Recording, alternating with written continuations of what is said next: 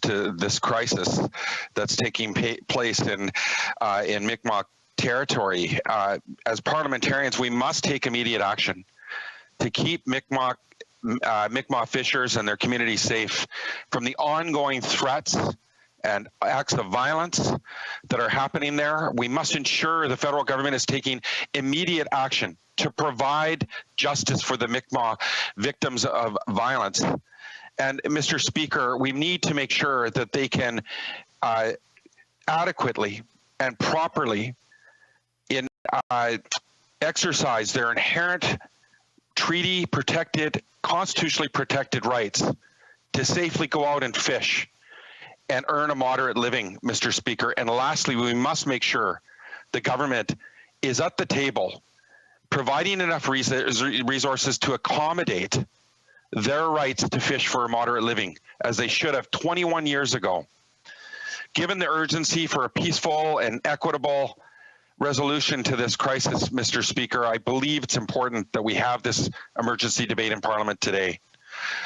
Well, I want to talk about why it's so important. The Mi'kmaq fishers in Nova Scotia have established a fishery, as we know, for beyond millennia, Mr. Speaker, in Nova Scotia. And as we know in their treaty right in the 1952 Treaty of Peace and Friendship, which was confirmed again in the Supreme Court of Canada in the Marshall case of 1999, the federal government has had over 21 years to accommodate and negotiate the definition of what a moderate livelihood with the Mi'kmaq and the Mi'kmaq people, which was confirmed but not defined in the Marshall decision.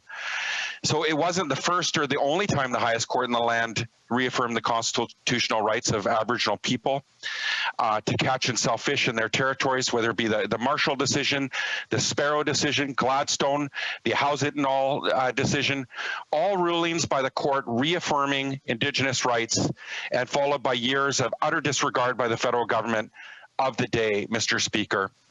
We talk about the treaty rights of the Mi'kmaq and their implementation. They're out there right now fishing to feed their families, to earn a moderate living with less than 1% of the traps of the crab pots out in St. Mary's Bay.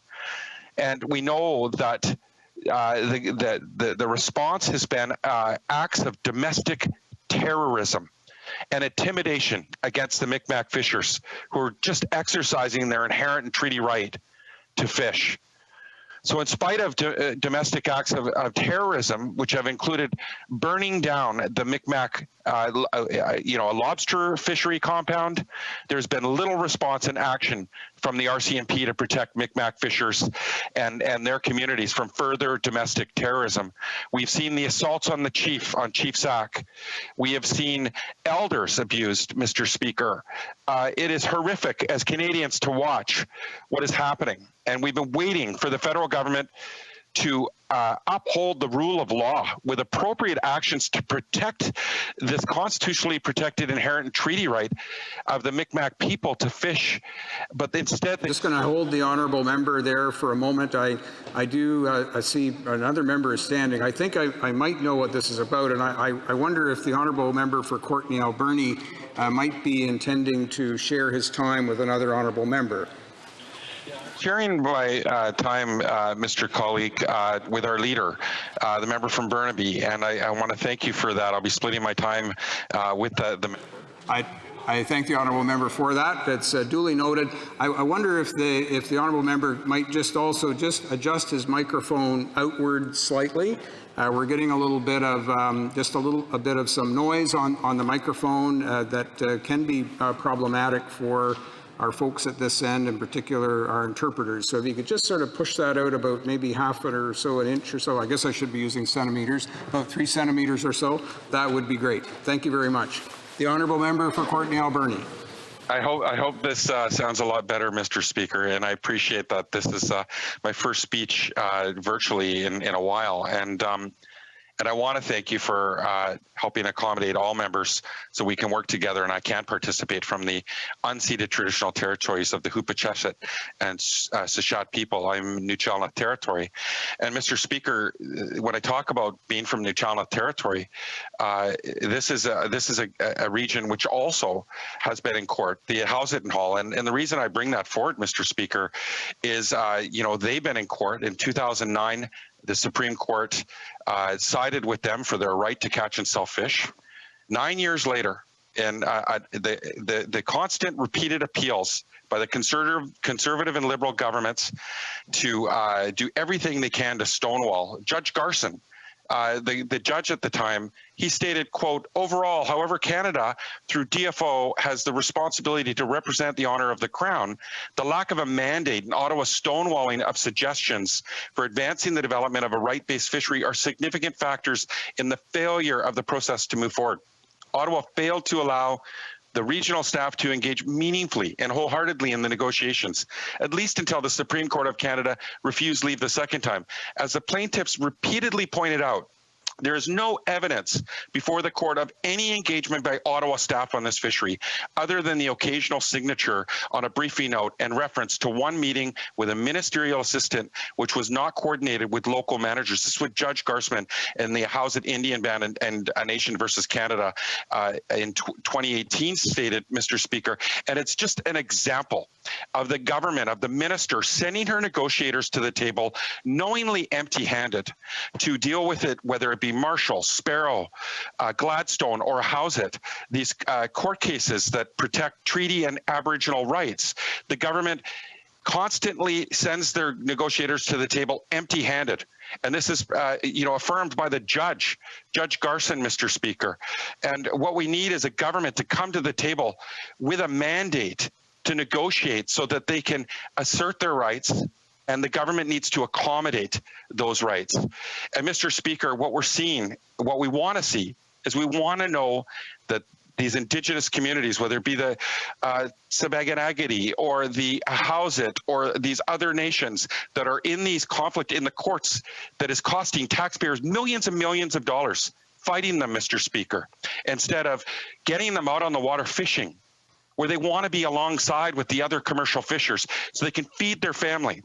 But instead, the government is fighting them every step of the way knowingly. And Mr. Speaker, they need to be able to go out on the water and fish and be safe in exercising their rights. And today we're asking the government to provide that safety, to come to the table with a meaningful mandate, and for justice, Mr. Speaker, so that those victims of the violence that took place in Mi'kmaq territory are held to account, Mr. Speaker. We've been asking for weeks for the government to provide the security and safety to the people of those communities as in support of Chief Sack and his community. But instead, we keep getting lip service from the government, Mr. Speaker. I am so appalled at the delays from this government in the response, and it's a miracle that nobody has died, Mr. Speaker, as a result of the inaction. We have heard the government say that RCMP will be enforcing and supporting with protection. But when we talk to the RCMP, they're saying DFO is responsible on the water. We talk to the Department of Fisheries and Oceans, they say that they're not equipped and prepared to protect fishers on the water and that it's RCMP. Mr. Speaker, these gaps need to be clarified tonight. We're looking for answers. These communities are looking for answers. And, for the Indigenous Services Minister to say that we were let down by police and throw the RCMP under the bridge. No, Canada was let down by that minister, the cabinet, and the Prime Minister of Canada and the government of Canada. And he can't absolve responsibility and just download it onto the RCMP or other departments. His responsibility is to provide federal support so that they have the safety to implement and exercise their constitutionally and treaty protected rights, Mr. Speaker. And I'm appalled. And Mr. Speaker, this is also an issue of international concern. Article 20 of the United Nations Declaration on the Rights of Indigenous People says, quote, in Section 1, Indigenous peoples have the right to maintain and develop their political, economic, and social systems or institutions to be secure in the enjoyment of their own means of subsistence and development, and to engage freely in all their traditional and other activities. This has not been upheld, Mr. Speaker, and Canada should be ashamed. We want to know what the plan is, Mr. Speaker. We've been asking for weeks. The nation has been asking for weeks. We want a commitment from this government that they're going to come to the table with a meaningful mandate to accommodate their right to a moderate fishery, and we want to know that they're going to come to the table with a meaningful mandate for the other cases that are before the Government of Canada and all Indigenous rights, so that they aren't being subjected to these violations of the United Nations and international law, Mr. Speaker, never mind violations of the Constitution of Canada. And I hope that the government comes to the table quickly so that we can heal as a country, and we can come together and we can fish alongside each other and support this moderate livelihood through and through. Thank you, Mr. Speaker. Questions and comments. Question commentaire, the Honourable Parliament Secretary to the Government House Leader. Thank you, Mr. Speaker. And I know I myself have had the opportunity to have some discussions with respect to this issue. I've had a number of constituents of mine actually via email express concerns, and they want to see the government to continue to build a more positive atmosphere in hopes that this matter can in fact be resolved. I think the Prime Minister and ministers have been very clear in condemning any sort of criminal activities, and I'm wondering if the member can just put his thoughts in regards to that this is an issue like many other Indigenous issues that is not only sensitive, but it's absolutely critical that we do move forward in the best way that we can. And I know at times it can be exceptionally frustrating, but we do need to continue to work at it. Member for Courtenay Alberni. Mr. Speaker, condemning the mobster terrorist type attitudes, these criminal activity is not enough. This community needs to know that they're safe, that they have the protection that they deserve. All Canadians need to know that they're safe, and Indigenous people, when they exercise their rights, need to know that they're protected. So, you know, what I'd like to say to my colleague, Ed, is that his government needs to provide that safety and security. They need to go to the table with a meaningful mandate. I cited what a judge said at another Aboriginal rights case. And the government's going to the table knowingly empty-handed, and they're leaving these files, and this is leading to tension that's unnecessary. It's all on the hands of the government, Mr. Speaker, and on his cabinet. Question commentaire, question observation. Questions and comments. The Honourable Member for Lac-Saint-Jean. Thank you, Mr. Speaker, and I'd like to thank my honourable colleague for his remarks. First of all, in the Bloc Québécois, we condemn the criminal gestures, the racism that we saw against the Mi'kmaq people. We can't turn a blind eye or put our heads in the sand. At home, we say to know where we're going, we need to know where we've gone. In the Bloc Québécois, we regret the capacity of the department. The current government needs to apply court decisions, needs to have a nation-to-nation discussion. So my question to the honourable colleague is this. Does he think that we are here tonight to debate what happened, the tragic situation? Is it because Ottawa dragged things on and did not act? Thank you, Mr. Speaker.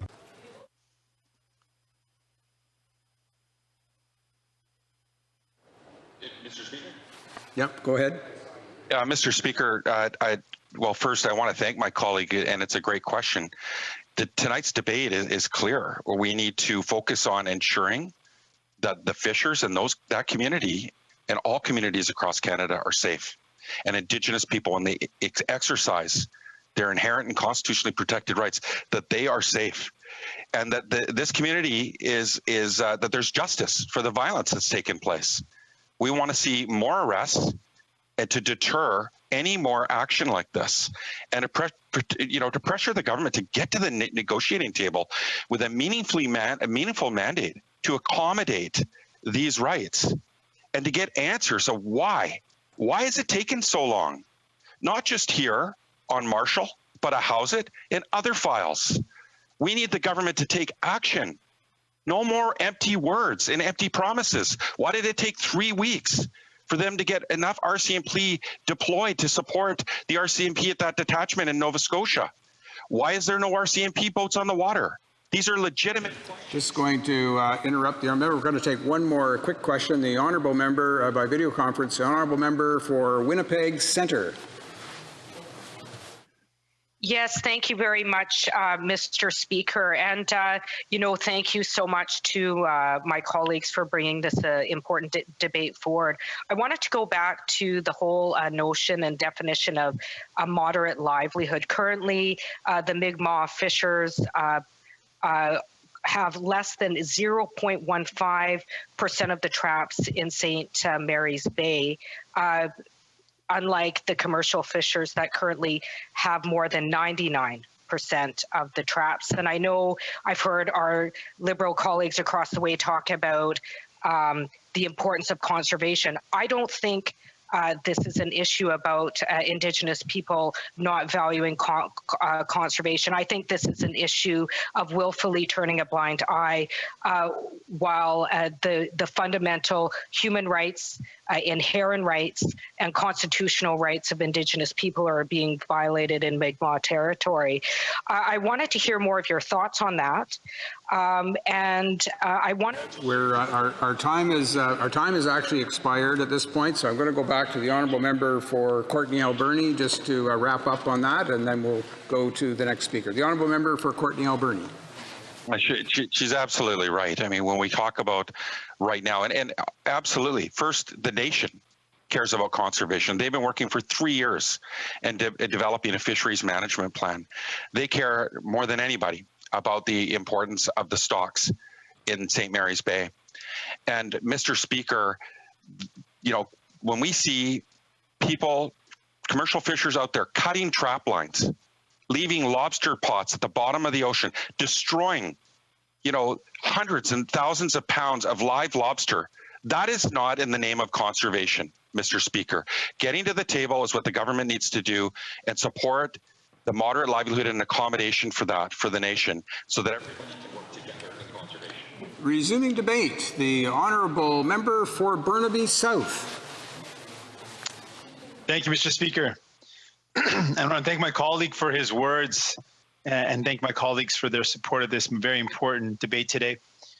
We all saw the heartbreaking images, the incredibly intimidating images, and frankly, the terrorism, the violence perpetrated against Indigenous people. We saw the images of Indigenous people, Mi'kmaq people, being physically assaulted, bullied, intimidated, threatened. And the threats were to burn the facilities, and then those facilities were burned. I ask everyone in the House to consider if those same threats were made against someone who was not Indigenous, a non-Indigenous community. If someone came in, physically assaulted, threatened to burn down someone's livelihood, if there would have been no action the same way as it happened with the Mi'kmaq people. If those type of threats were made against anyone else, do you think the police would have stood by and let it happen? If those type of threats were made against any other community, would there be a complete lack of protection for the Mi'kmaq people, for our community? I think the answer is very clear. In this circumstance, Indigenous people who have a Supreme Court supported decision, a right, a constitutional treaty protected right to live off the land, and to have that right 21 years ago, have hard won in court, to still to this day not have a federal government, whether it's liberal or conservative, willing to do the work to ensure that they have access to that right. 21 years. We've heard from ministers The reason why we have this emergency debate is to make this government, this Liberal government, do something about it. There has been a court decision for over 2 decades, and yet neither has the Conservative government or the Liberal government done anything to ensure that the decision that was made is now implemented in law, that there were steps taken to ensure that the Mi'kmaq people were able to follow the ruling of the court. Neither the Conservatives or Liberals have done anything. And you'll hear Conservatives pointing the finger at the Liberals and Liberals saying, okay, we're going to do something. It's been 21 years. 21 years. Nothing. So we want answers today. We want commitments today. This is an emergency because, as previous speakers have said, there is a real threat that this violence will escalate and people will lose their lives. And that cannot happen. And so we need immediate action right now. We need a clear plan. We need a plan that the Mi'kmaq people will be protected, that their livelihood will be protected, and that the violence will end. We need a clear plan that lays out a immediate course of action. We heard from the chief. The chief specifically related to these to where this violence has occurred. The chief said, we don't want a long drawn out process. And also the Indigenous community has also made it very clear that it should not be an imposed decision on what it means to be able to exercise the right that they have. It should be the Indigenous community that is at the table to determine what that is, based on the evidence, based on the science. But as previous speakers have said, there is no question here that there is any threat to conservation. The scale of the fisheries, the scale of the Mi'kmaq operation is in no way a risk to the conservation. And any suggestion that this is about conservation is wrong, is clearly an ongoing example of systemic racism when Indigenous people have a right, a constitutional right that's been upheld in court to earn a living. And when that right is not implemented into law, is not supported, and then the question of conservation comes up. This is not about conservation. This is about Indigenous people who have a right, and that right has been violated, that right has been threatened, and they need protection. They need the protection that they deserve. And so we need some clear answers from this government. What is the timeline? How quickly will this government act to make sure what was determined to be a constitutional right that's been upheld in court, how quickly will this government move to ensure that that is now put into a clear process to move forward? How quickly can that definition be determined? We need timelines. We need a clear plan of action to protect the Mi'kmaq people. We need to see a clear plan to protect them on land when their fisheries operations on land and in water. We need to ensure that there is no more violence or intimidation against the Mi'kmaq people. That it has to end. The violence must end. The fact that anyone feels they can in any way be emboldened to physically intimidate, to threaten violence, and to set fire to the Indigenous community's fisheries, it is a responsibility that lies squarely at the feet of this Liberal government and at the Conservative government. The inaction led to this. And the only way out of this is by clear action that is led by the Indigenous community impacted, in this case, the Mi'kmaq. And we also have to look at all the other examples.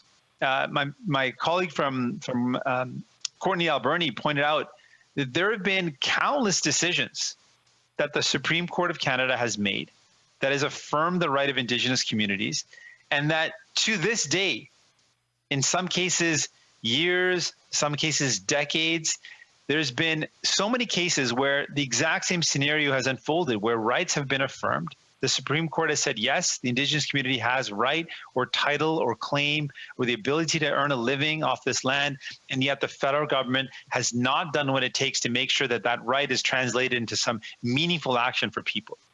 That this is an ongoing trend, and it has to end. This debate is about getting answers for the people, protecting the Indigenous communities, and really let's change the way things have been going on for so long. The process in the past has been one that has ignored and neglected Indigenous communities. They've been failed again and again. This is another failure of the federal government towards the Indigenous people, and this has to end. So what we're calling on is very clear.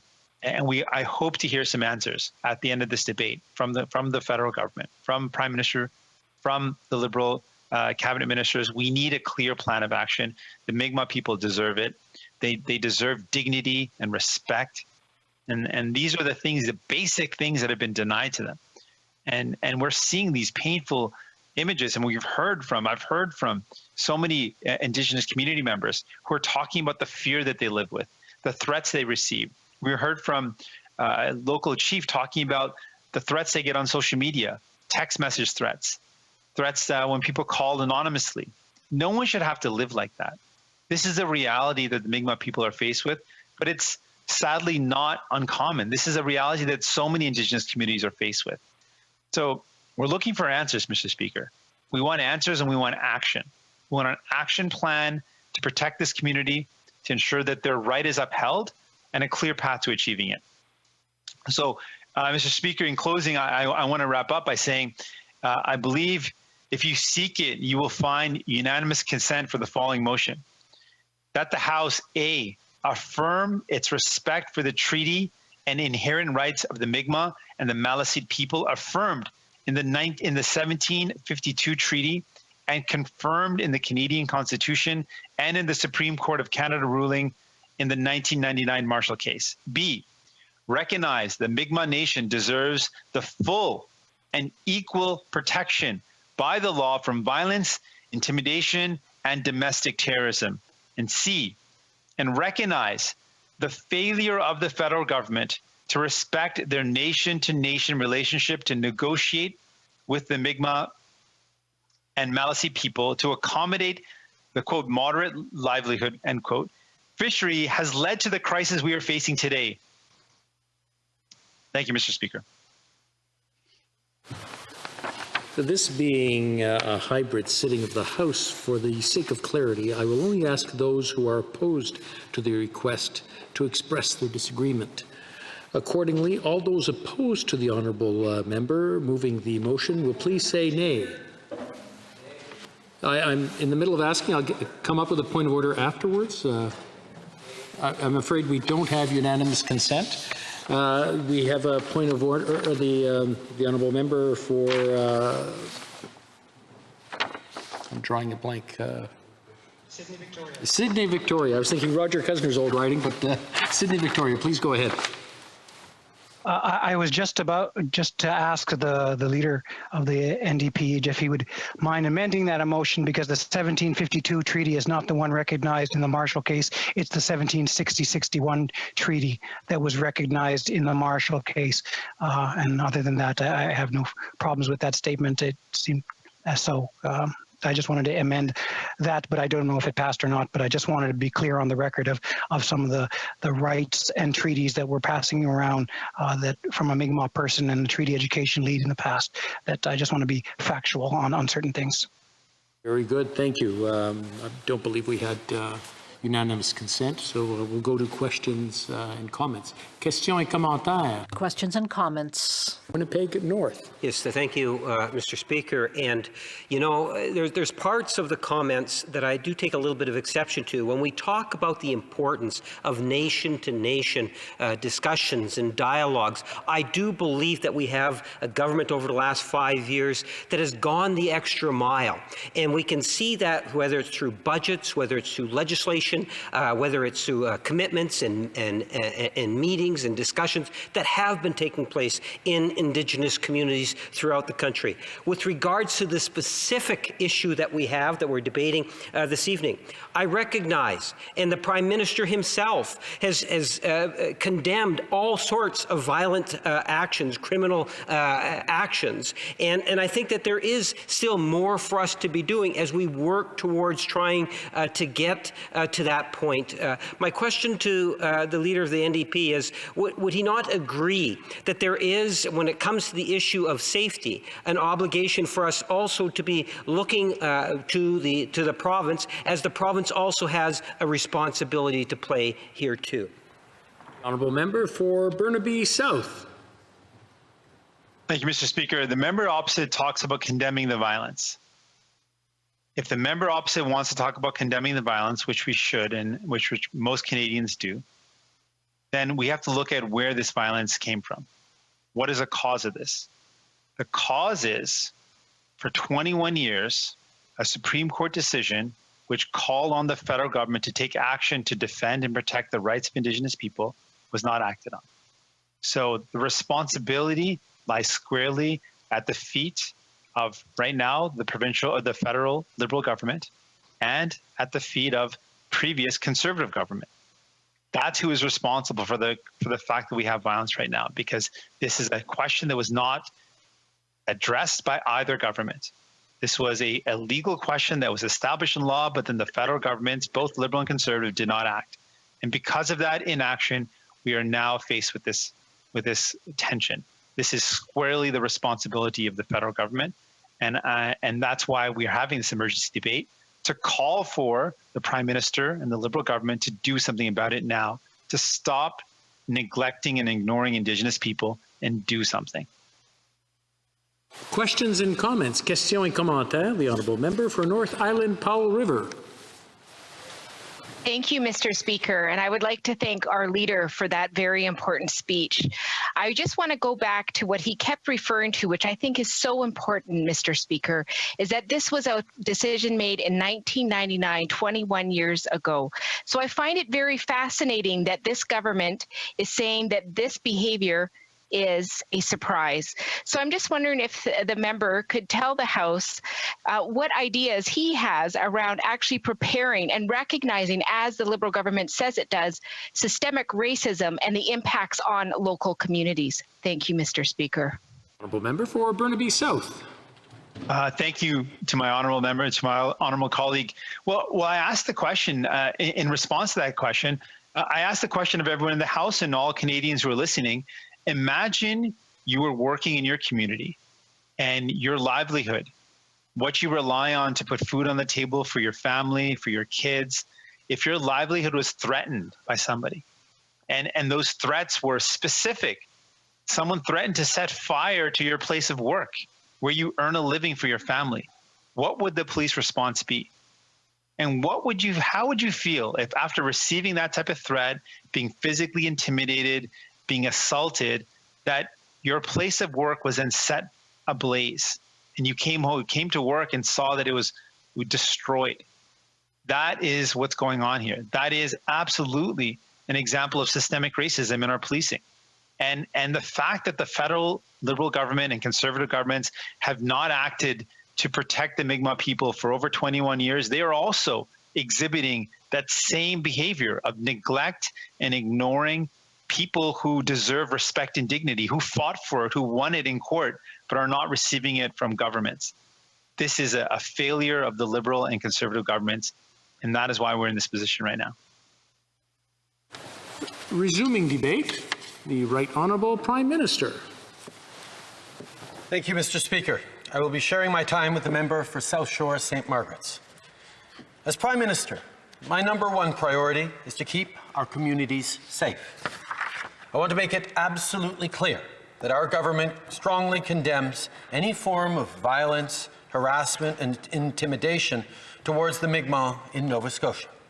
There is no place for racism in our country. The appalling violence in Nova Scotia must stop now.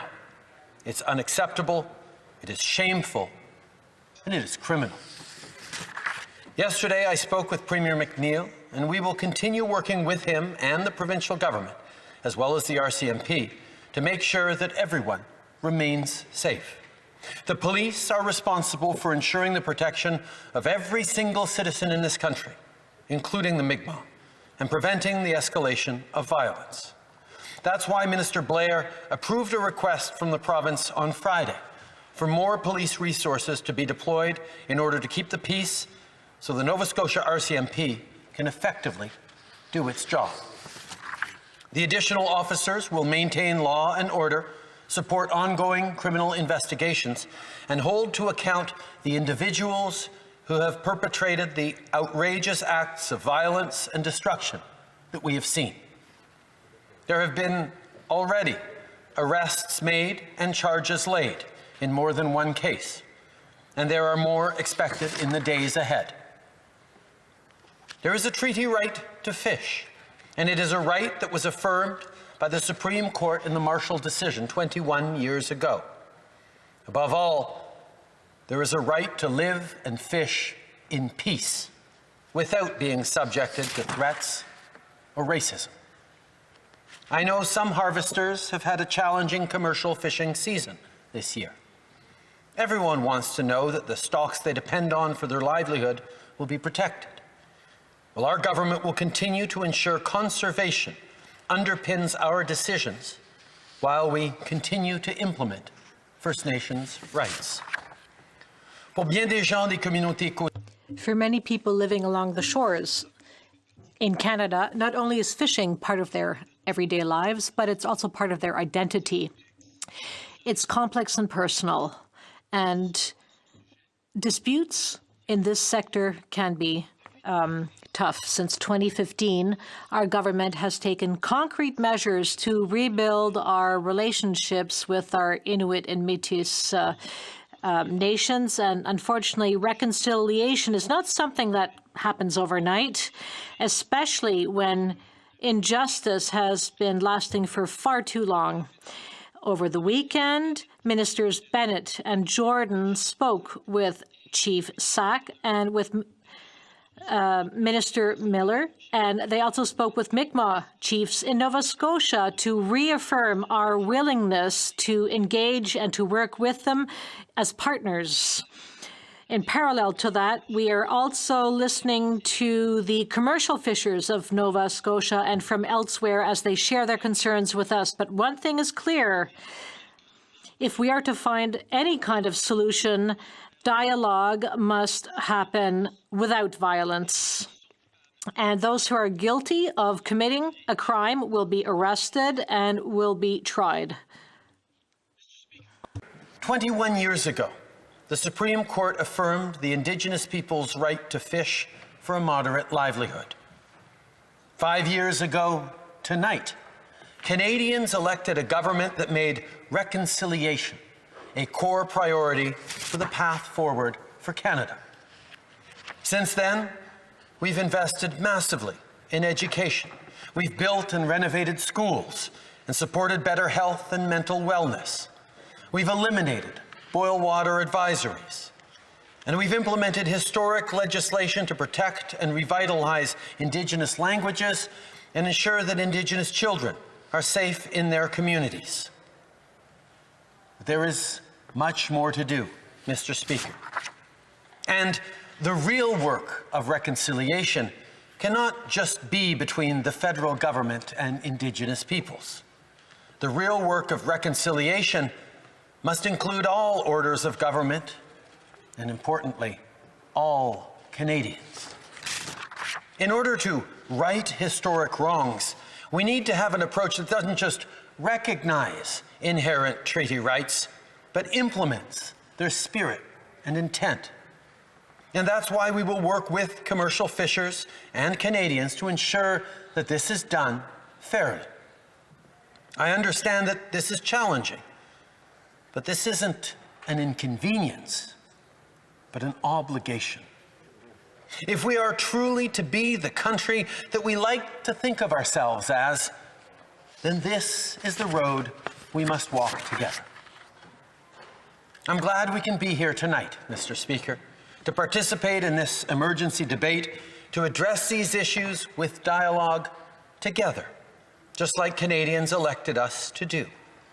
As we are still facing the health and economic threats of a global pandemic, this House should remain focused on the issues that directly impact the safety of our citizens and their livelihoods. And as always, our government is here to find solutions, to resolve conflicts, and to build a better Canada that works for everyone. Merci, Monsieur le Président. Thank you, Mr. Speaker. Questions and comments. The Honourable Leader of the Opposition. Thank you, Mr. Speaker. I thank the Prime Minister for his remarks on a very important debate, but I'm disappointed because in his remarks he said the real work of reconciliation should be driving a solution here. I agree. The trouble is he's been Prime Minister for 5 years, Mr. Speaker, and this Prime Minister has violated the duty to consult Indigenous Canadians on 2 separate occasions with the cancellation of Northern Gateway, the Arctic Exploration Treaty with the United States. Not a single Inuit or Indigenous community consulted in that. And now this Prime Minister has had 5 years, Mr. Speaker. He talks about real work. 5 years. For 4 of those years, every single member of Parliament in Atlantic Canada was a Liberal MP. 5 years of inaction, Mr. Speaker. So, my question to the Prime Minister is, when is the real work going to begin? Because, Mr. Speaker, I mentioned this to the Prime Minister a month ago, before Parliament reconvened, that tensions were rising. They ignored it then. The minister from the province ignored it for a year. So my question, Mr. Speaker, is why has there not been substantive mediation between the Mi'kmaq and the commercial fishermen? Because at its heart, Mr. Speaker, all Canadians, all fishers in Nova Scotia, Indigenous and non-Indigenous, want a moderate livelihood and well-being for their family to be focused on here tonight, Mr. Speaker. So when is the real work actually going to start? The Honourable Prime Minister. Mr. Speaker, it's a pleasure to hear from the Leader of the Official Opposition. I just wish he'd actually gotten his facts straight. Over the past 21 years since the Marshall decision, governments of all stripes, including the former Conservative government, have made progress on the question of resolving moderate livelihood. Licenses and tags have been transferred from commercial fishers to Indigenous Mi'kmaq fishers, and much work has been done. Over the past 5 years, we significantly accelerated that work and moved forward even further on reconciliation, as we did in many other areas of the country. So we will continue to do so. It's interesting that, yet again, the examples the Leader of the Opposition brought up were focused squarely on the oil and gas issues, which is an important issue, but only one of many issues facing Canadians right now. We will continue to work in partnership with Indigenous peoples. We will continue to put the nation-to-nation relationship first and foremost in our engagement with Indigenous peoples, and we will continue to build this path forward that all Canadians of every background expect this government and all governments to walk together. Questions and comments? Questions et commentaires. L'honorable député de Manicouagan. The member for Manicouagan, 30 seconds, please. Thank you, Mr. Speaker. I heard 5 years and the fact that nothing has been done in 5 years. Well, why not bring that to 21 years? Why don't we bring that back to the Marshall decision? Because there is no definition yet, and it is the prerogative of the Department of Fisheries and Oceans to define exactly what a moderate livelihood is. What's happening today in Nova Scotia, and the Leader of the Opposition stated well, both commercial fishers and the Mi'kmaq want answers. There's been a void for 21 years. We need to fill that void. How can the government explain that nothing has been done yet? The Right Honourable, the Prime Minister. Mr. Speaker, in this chamber, we are debating facts, and it's unfortunate to see that both Conservatives and the Bloc and the NDP are continuing to say that nothing has been done in 25 years. On the contrary, in the last 21 years, a lot of work has been done, especially in the last 5 years when we became directly engaged and the former Minister of Fisheries and Oceans from the riding of Beauséjour saw treaties signed and progress made. However, I agree, there is still a lot of work to be done, and that is what we are focused on today and for the last few weeks as well. And that is exactly what we'll keep on working on in partnership with First Nations across the country. Not to find facile and easy solutions, that doesn't exist, but we want to find solutions which are going to work for all Canadians and especially First Nations Canadians. Resuming debate. Honourable Minister of Oceans, Fisheries, Oceans and Canadian Coast Guard. Thank you, Mr. Speaker. Mr. Speaker, I'm joining you from Mi'kma'ki, the traditional and unceded territory of the Mi'kmaq people. Today we're discussing very important issues: the escalating violence in Nova Scotia, the Mi'kmaq Treaty rights to fish in pursuit of a moderate livelihood. I'm here before you not only as the Minister of Fisheries and Oceans, but as a Nova Scotian and as a lifelong member of the rural coastal community. I know how important the fishery is to families and communities, to our neighbors and our friends who head out on the waters to make a living. It's a way of life here. It's part of our culture as Nova Scotians. We've all witnessed the terrible rise of tensions and violence on the East Coast. The events that have occurred over the past week with the violence, the fires, the racism, it's disgusting, Mr. Speaker. And I know that Canadians across the country feel this way too, and that the current situation in Nova Scotia cannot continue. There's no place for the threats, for the intimidation, or for the vandalism that we've witnessed. I wholeheartedly condemn these actions. The escalating tensions in Southwest Nova Scotia highlight the issues around the implementation of the Mi'kmaq, Maliseet, and Passamaquoddy historic treaty rights to fish in pursuit of a moderate livelihood. They're a stark reminder that we must continue to do more and to work together. I cannot emphasize more the need for respectful dialogue and respect for treaty rights as we work towards a peaceful resolution.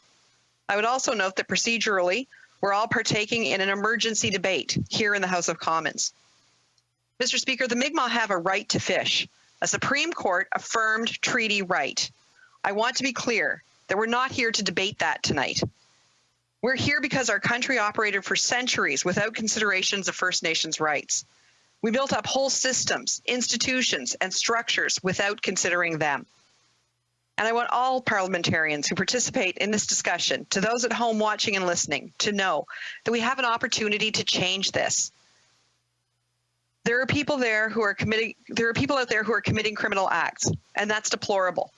But today's discussion is not even about them. It's about how we can all be part of a solution and work to help support a sustainable and productive fishery for all harvesters, First Nations, and commercial fishers alike. I truly believe that a fully realized, fully implemented right to fish for a moderate livelihood will only strengthen to strengthen our fishery.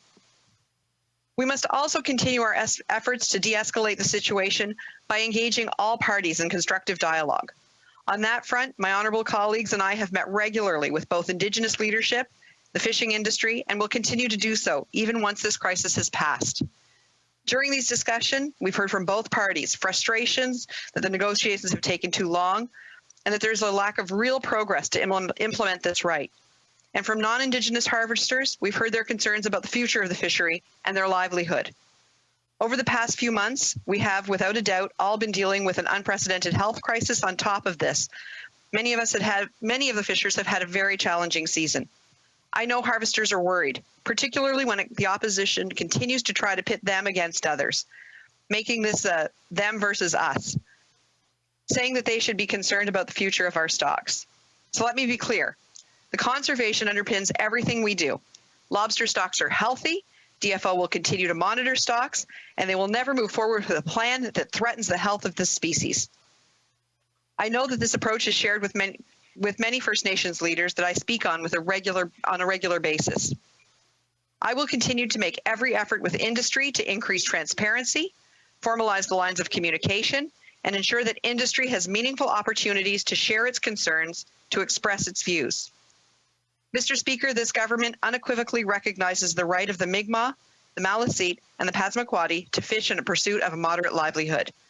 This right stems from the Peace and Friendship Treaties of 1760 and 61 and was confirmed over 20 years ago through the landmark Supreme Court decision, Marshall decision in 1999.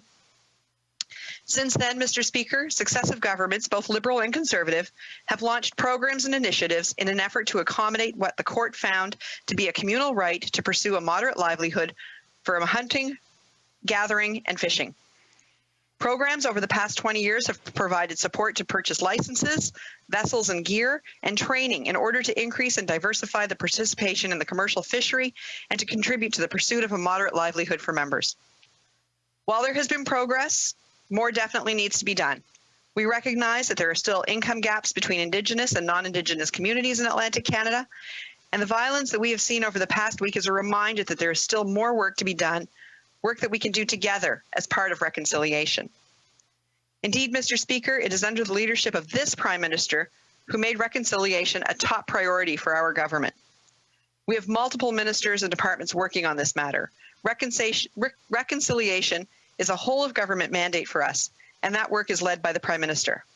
Myself, my department, and this government remain committed to working with First Nations leaders to implement their treaty right.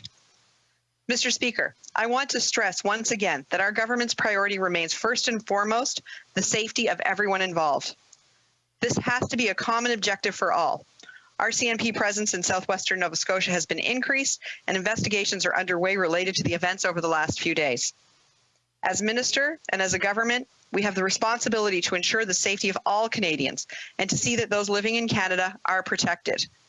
This past September marked 21 years since the anniversary of the Marshall decision. It's time that we make real progress forward on implementing the Mi'kmaq Treaty right, and I'm committed to making sure that we get this right. Mr. Speaker, honourable members, I think we can all agree that reconciliation is a Canadian imperative. Each and every one of us has a role to play. It's only by working together that we can achieve that goal. We have an opportunity to bridge the divisions in our community, to have First Nations and commercial harvesters fishing alongside each other, and I think this is achievable. This will strengthen our fishery. Thank you, Mr. Speaker. Questions and comments. Questions et commentaires. L'honorable député. The Honourable Member from Manicouagan. Thank you, Mr. Speaker. I have a question, a bit more information from the Minister, because earlier today I took part at the Fisheries Committee, and one of my colleagues from Nova Scotia talked to me, and we discussed communities that are under the Marshall decision. And the Minister mentioned a third band, but someone at the committee said that this third band, that was not Maliseet or Mi'kmaq, was not part of the discussion. But now the Minister has said that this community is actually, in fact, part of the discussion. So I'd like to get some clarifications. It's very interesting to hear that there is a lack of communication. We need more information so that we can act in an enlightened way to truly help our communities. Thank you, Mr. Speaker. Honourable Minister. Thank you, Mr. Speaker. And Mr. Speaker, I would like to thank my honourable colleague for the question and also for her work on the Fisheries Committee. I will say that the Marshall decision was actually a decision that affirmed the treaty right of the Mi'kmaq, the Maliseet, and the Passamaquoddy. This is something that we recognize as something that needs to be implemented. We are working diligently right now to make sure that we're implementing that treaty right. We have been very active on this file since we were elected. We have seen agreements signed with some communities and others. There has been ongoing discussions with them for quite some time now. But with regards to the Mi'kmaq in Nova Scotia, particularly the band in Sabaganagati, we are working with them diligently right now through negotiation process to make sure that we implement their treaty right. Thank you, Mr. Speaker. Questions and comments. Questions et commentaires. The Honourable Member for New Brunswick Southwest. Thank you, Mr. Speaker. It's good to be here tonight. I note the debate is entitled Fisheries in Nova Scotia, but of course this issue is gripping all of Atlantic Canada, where the importance of the fisheries is not just in this one part of Nova Scotia, but throughout the region. All eyes are fixed on this. One of the challenges, and I'd like to hear from the Minister on this, and she went through talking about law enforcement. Where's DFO? DFO has been virtually absent on this. The Minister will say her department's negotiating with First Nations, and that's well and good. But what about also negotiating with traditional fishing families that have been fishing in these waters, in some cases before Canada was also founded? Thank you. Honourable Minister. Thank you, Mr. Speaker. Mr. Speaker, DFO has been actively engaged with a number of commercial harvesters, with commercial harvester groups. I have met with them directly myself over the past number of weeks, actually over the past number of years, since before I was the Minister of Fisheries. We recognize that the commercial harvesters are they've had a very challenging season this year. We know that they're concerned about moderate livelihood. We want to make sure that that we're listening to them, that we're listening to their concerns. That is one of the things we are absolutely very well apprised of. But we recognize also that the negotiations that we are having right now with the Mi'kmaq are on a nation-to-nation basis. And that means that those are the people who are at the table. We will make sure that we continue to discuss with the commercial harvesters what their concerns are. We will make sure that we're listening to all sides in this, but we are looking forward to making sure that we implement the rights that were affirmed by the Supreme Court of Canada to the Mi'kmaq people. Thank you, Mr. Speaker. We have time for a 40-second question and a 40-second answer. The honourable member for Courtenay-Alberni. Thank you, Mr. Speaker. I want to thank the Minister for her speech. Minister, it's been 3 weeks since Chief Sack identified that he didn't feel safe, nor did his fishers and his community. And there has been assaults, intimidation. They've been calling for more support. And it took a lobster pound to burn down and an assault to take place and more intimidation. Why is it taking so long for you to call on the federal government, for Ottawa, to get involved and help support the Nova Scotia RCMP? And who is responsible? We still are trying to get clarity. Andrew Joyce, the public information officer for the RCMP in Nova Scotia, stated that the RCMP presence RCMP is responsible for the presence in the community, but DFO is more appropriate on the water. DFO is saying that it's RCMP that's responsible for public safety on the water. Will you clarify and will you assure and give certainty to the community that they will have protection while they're out on the water exercising their right? They need. I just want to clarify, and I want to remind the honourable members when posing a question to ask them through the Speaker, not directly. The honourable minister, in 30 seconds or less, please. Thank you, Mr. Speaker. And Mr. Speaker, I will say that, we're all very much condemning the violence, the intimidation, the threats that we have seen coming out of Southwest Nova Scotia. Nobody wants to see this happening. Nobody wants to feel unsafe as they go to work. That is one of the reasons that we have agreed to increase the resources to the province of Nova Scotia in order to make sure that there is more resources available to the RCMP so that they can bring more members from other provinces to help deal with this situation. We recognize that it needs to be addressed. I will say that DFO has been engaged primarily since the very beginning of this, both on the water and on land. We will continue. Resuming debate, reprise du débat, the Honourable Leader of the Opposition. Thank you very much, Mr. Speaker. I'll be dividing my time with the Member of Parliament for West Nova, who has been thoughtfully raising this issue for months, Mr. Speaker, and that could have helped avoid an emergency debate if we'd had a government that was more seized with this issue, Mr. Speaker. Let me be clear off the top about two distinct issues, Mr. Speaker. Burning down buildings, that's always a crime, always. Destroying property is a crime, always. Whoever commits crime should be held accountable under the law. Je le répète. I repeat. He or she that commits a crime must be punished by the law. Second point I'd like to make, Mr. Speaker. The very fact that the government joined an opposition party that was going to raise this emergency debate is a sign they're calling for an emergency after 5 years of their own inaction on this issue, Mr. Speaker. It's quite unusual for a government to call for an emergency debate on a domestic issue that they've had carriage of for 5 years, Mr. Speaker. In fact, we tried to get research done on this point, and I think, but I can't be sure, it's never happened. Usually emergency debates would be called with respect to international issues that the government isn't able to lead on. But with this government, there's rarely leadership, Mr. Speaker. The Marshall Supreme Court decisions from the Supreme Court of Canada, and there are two, Mr. Speaker, many Canadians may not know that. Many members of this House may not know there's two. Affirmed the right of First Nation communities to earn a moderate livelihood from the fishery. But it also affirmed the Canadian rules related to conservation and the system around regulation were to be respected as well. The Aboriginal right is paramount, Mr. Speaker. In our Constitution, in our duty to reconciliation, it is critical, Mr. Speaker. And in the 21 years since Marshall, there have been governments of many stripes that haven't been able to get this right, Mr. Speaker. But when fishing is happening out of season, or when we don't have a properly regulated season and regulatory process for a fishery, that can deteriorate the stocks and deteriorate the economic potential of the region, non-Indigenous and Indigenous.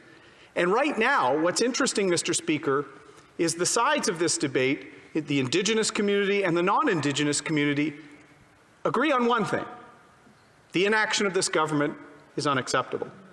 We've had some suggesting that a peacekeeping operation is needed, Mr. Speaker, and that should tell you that the situation is troubling.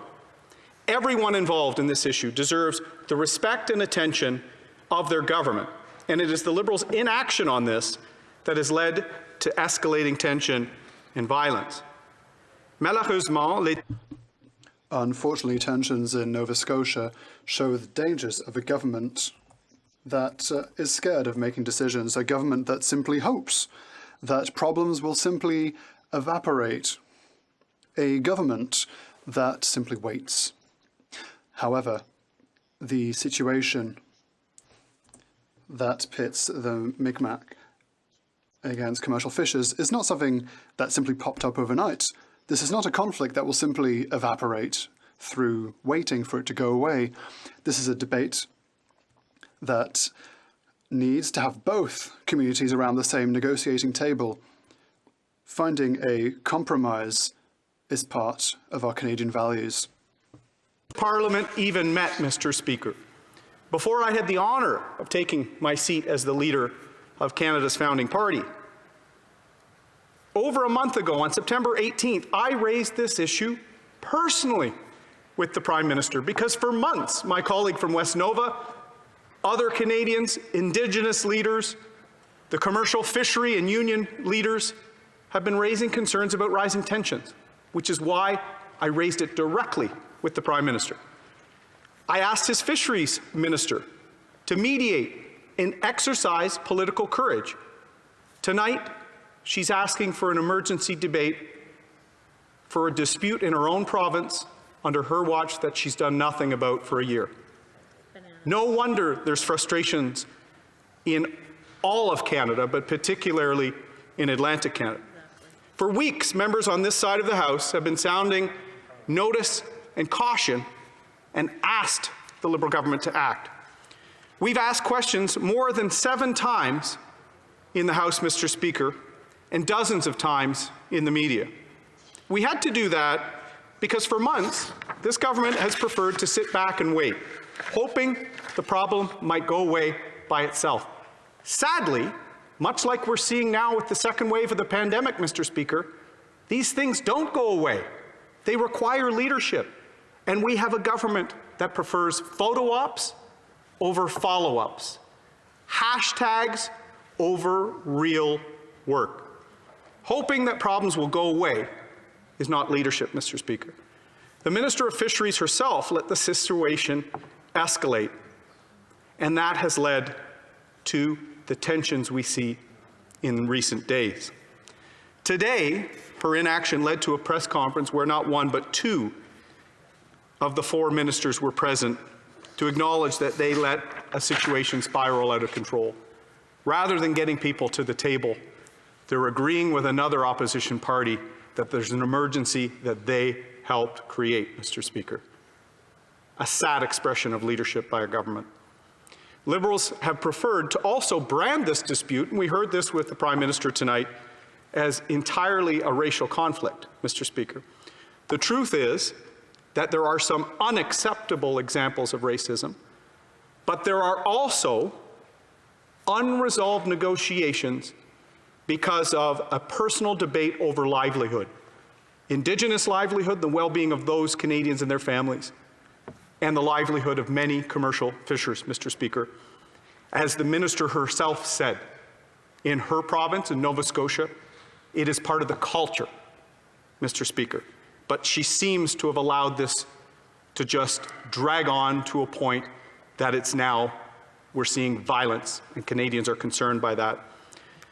So this is less in the way they're describing, and more about a failure to mediate and come to an agreement. And that's where leadership is needed. It's hard, Mr. Speaker, but that's what we've been asking for, the Conservatives, for months. It's made worse by the fact that in this pandemic, all families are worried about providing for their family. Indigenous, non-Indigenous.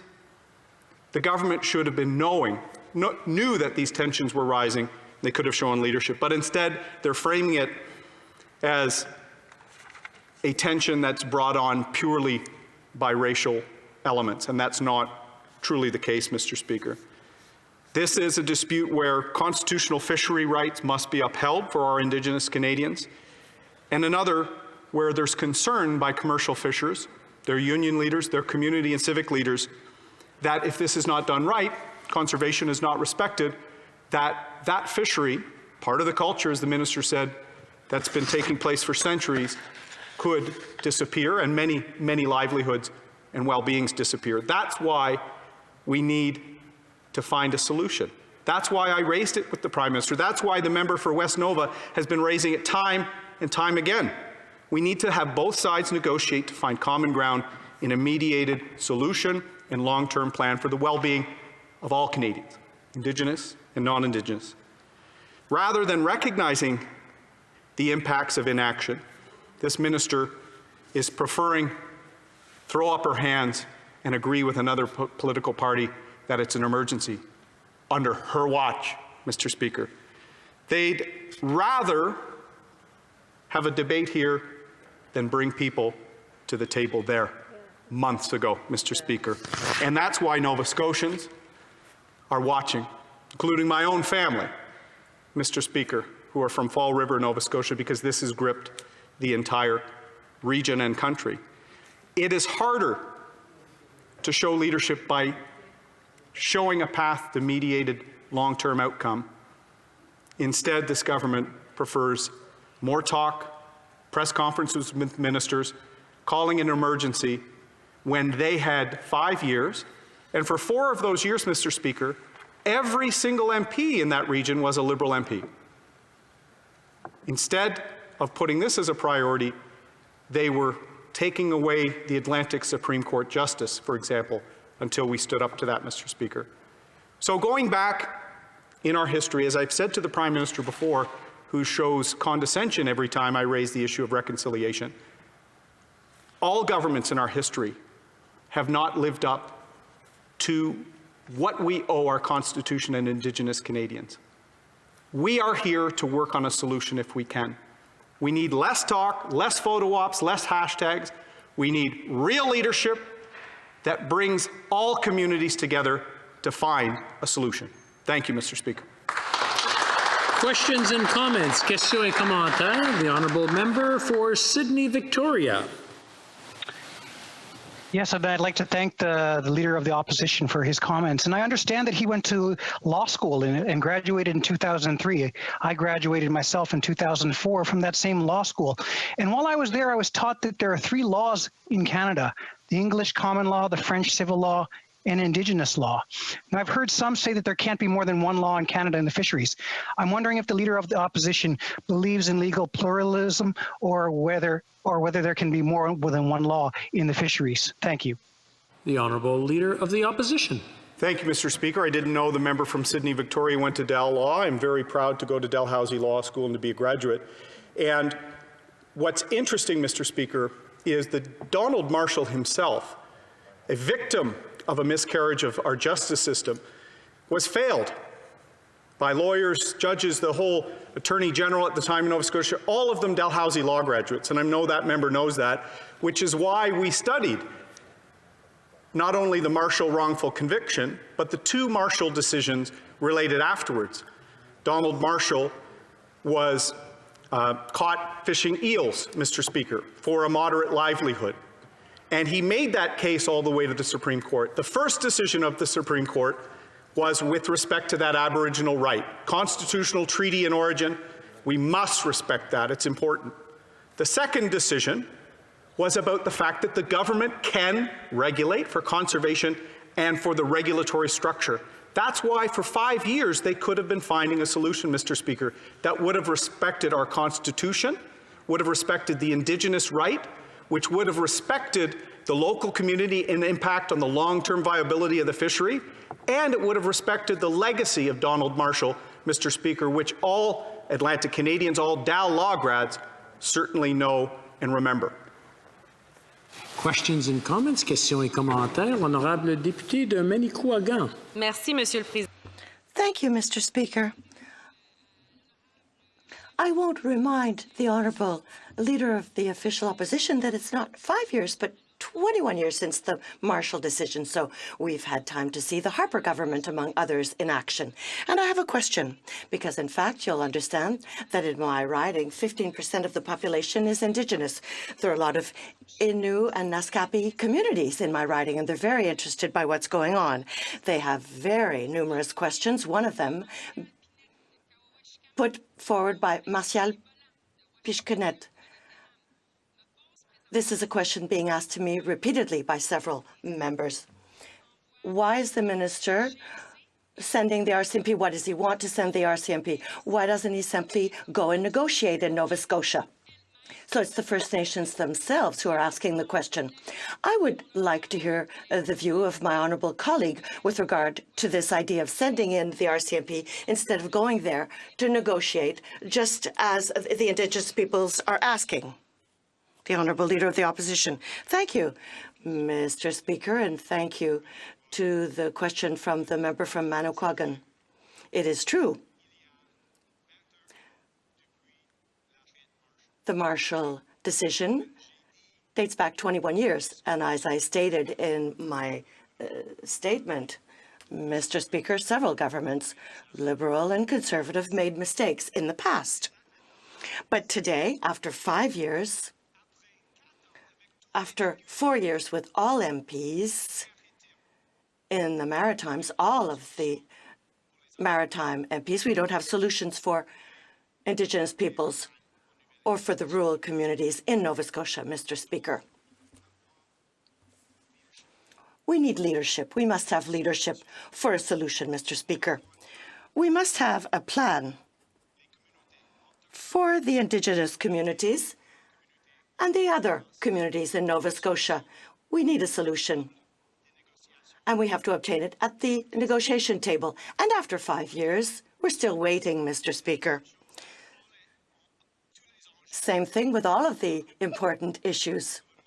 This government is always in waiting mode, and it's unacceptable, Mr. Speaker.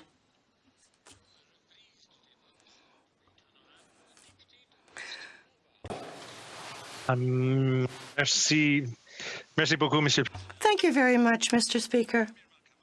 I would like to begin by denouncing the violence in my region in the southwest, in Bay Ste. Marie. As I change, Mr. Speaker, everything that we've been seeing to date is happening in the riding of West Nova. And I wish I wasn't here tonight talking about this. I wish there would be a solution at hand that would have been brought forward days, months, years ago to solve the issue of moderate livelihood for our Indigenous people. But during that process, I would have thought along the way that there would have been some consultation with the people of West Nova whose lobster fishery is being affected by this. This has been happening for weeks. This has been happening for months. I wrote my first letter to the minister at least 2 months ago, underlining the issue that is before us. I've asked questions in the House. I've brought it up in my debate to speech and reply. Finally, now, when these threats have been thrown around, when the violence has gotten too much, finally, people seem interested in what's happening in West Nova. Where the heck were, excuse me, where were you? Where were the other MPs? You'd think at some point I would have gotten a phone call from someone asking about what the situation really means. You know, what is causing the problem that we're seeing here in West Nova? I can tell you, Mr. Speaker, that the people that I represent are scared. They're worried about what's happening in their communities. They're wondering what is going to happen next in their communities. Before I get to the current situation, I want to say to the minister and to the people that are speaking here today, please don't paint my area as racist. There's probably a few, as in many of our ridings. Systemic racism is true in Canada, but my area is not by default racist. It does not represent the majority of my citizens.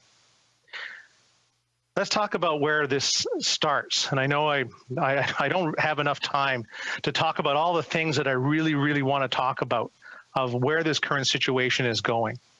But the concern of an illegal fishery in St. Mary's Bay has been known by the DFO for many years, with some natives and some non-natives involved. It's just, we just need to look at the recent charging of Sheng Ren Zhang of China, who was charged for selling Indigenous lobsters in Nova Scotia back in August. Residents tell me in the constituency of Clare, or the siting of the community of Clare, that this is still going on. And the DFO and RCMP need to continue and make public the information from these investigations. That extra illegal activity has been affecting the local lobster stock by about 60%. The people of Clare are very worried about retaliation, and to date have been very quiet about this. But this is one of many points of discussion, not about the current situation of moderate livelihood. You know, the Marshall decision and the treaty rights are accepted by local fishers in the area. But as it will affect their livelihood, it should be discussed and consulted with them. That is at the base. Marshall 2 and the subsequent fisheries committee, the FOPO committee, led by the member from Malpeque at the time, was very expressive in including all participants in the discussions when we start to define what a moderate livelihood fishery actually is. You know, I guess the DFO needs to learn that consultation requires listening, not just talking, which is all they seem to do. Is I've talked, I mean, I've heard it from the minister a number of times already. I've talked to fishers. She's made a couple of phone calls. She doesn't really understand what their concerns are, or at least it hasn't been shown that she knows what the core of this discussion really is. You know, I made a number of points in my letter about the Marshall decision, of what the Marshall decision is and what it isn't. And I thought I'd read probably the one point that's in here, but the letter is available on my website. First and foremost, the court claims that it did not hold that the Mi'kmaq Treaty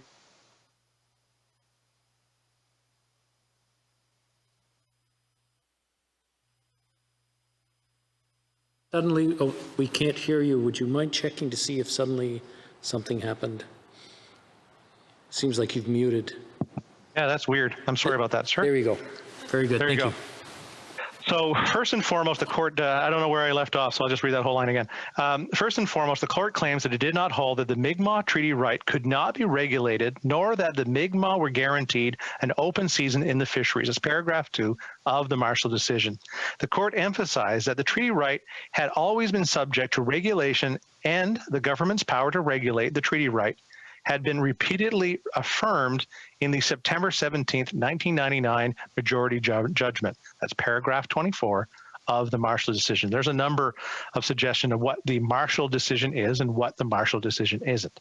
And I can tell you that most fishers that I talk to, most associations that I talk to, accept the decision of Marshall 2 and look forward to negotiation, discussions, and consultation when it comes to this issue. I also hear from the minister, and I know I'm getting closer to the end of my time, about nation-to-nation negotiation, and that there is no seat for commercial fishers at the table. Okay, I'm okay with that. I think commercial fishermen are okay with that as well. But in most negotiations, there's always a second consultation table where experts sit, so that you can go back and say, okay, well, this is what we're thinking. This is not what we're thinking. As a matter of fact, in the recent negotiation with the United States, nation to nation, on NAFTA, we know that Jerry Diaz was sitting at the table with negotiators representing workers.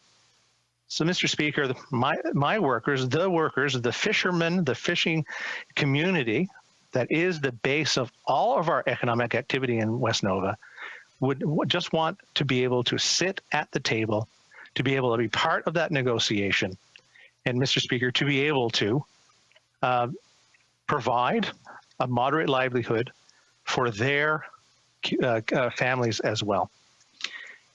There's tensions on all sides. Not everyone is subject to this, but I've seen threats from all sides. Tensions need to be brought down. I spend my days talking to fishermen and telling them to stand down while negotiations are ongoing. I'm quite honestly getting very tired of it, and I just ask for everyone's help to continue to bring down this pressure. This morning at a rally in Barrington, the previous Minister of Fisheries in Nova Scotia, Sterling Beliveau, said something important that does worry me.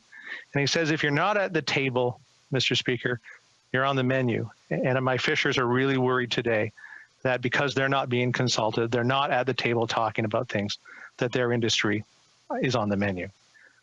With those short words, I thank you for your attention on that.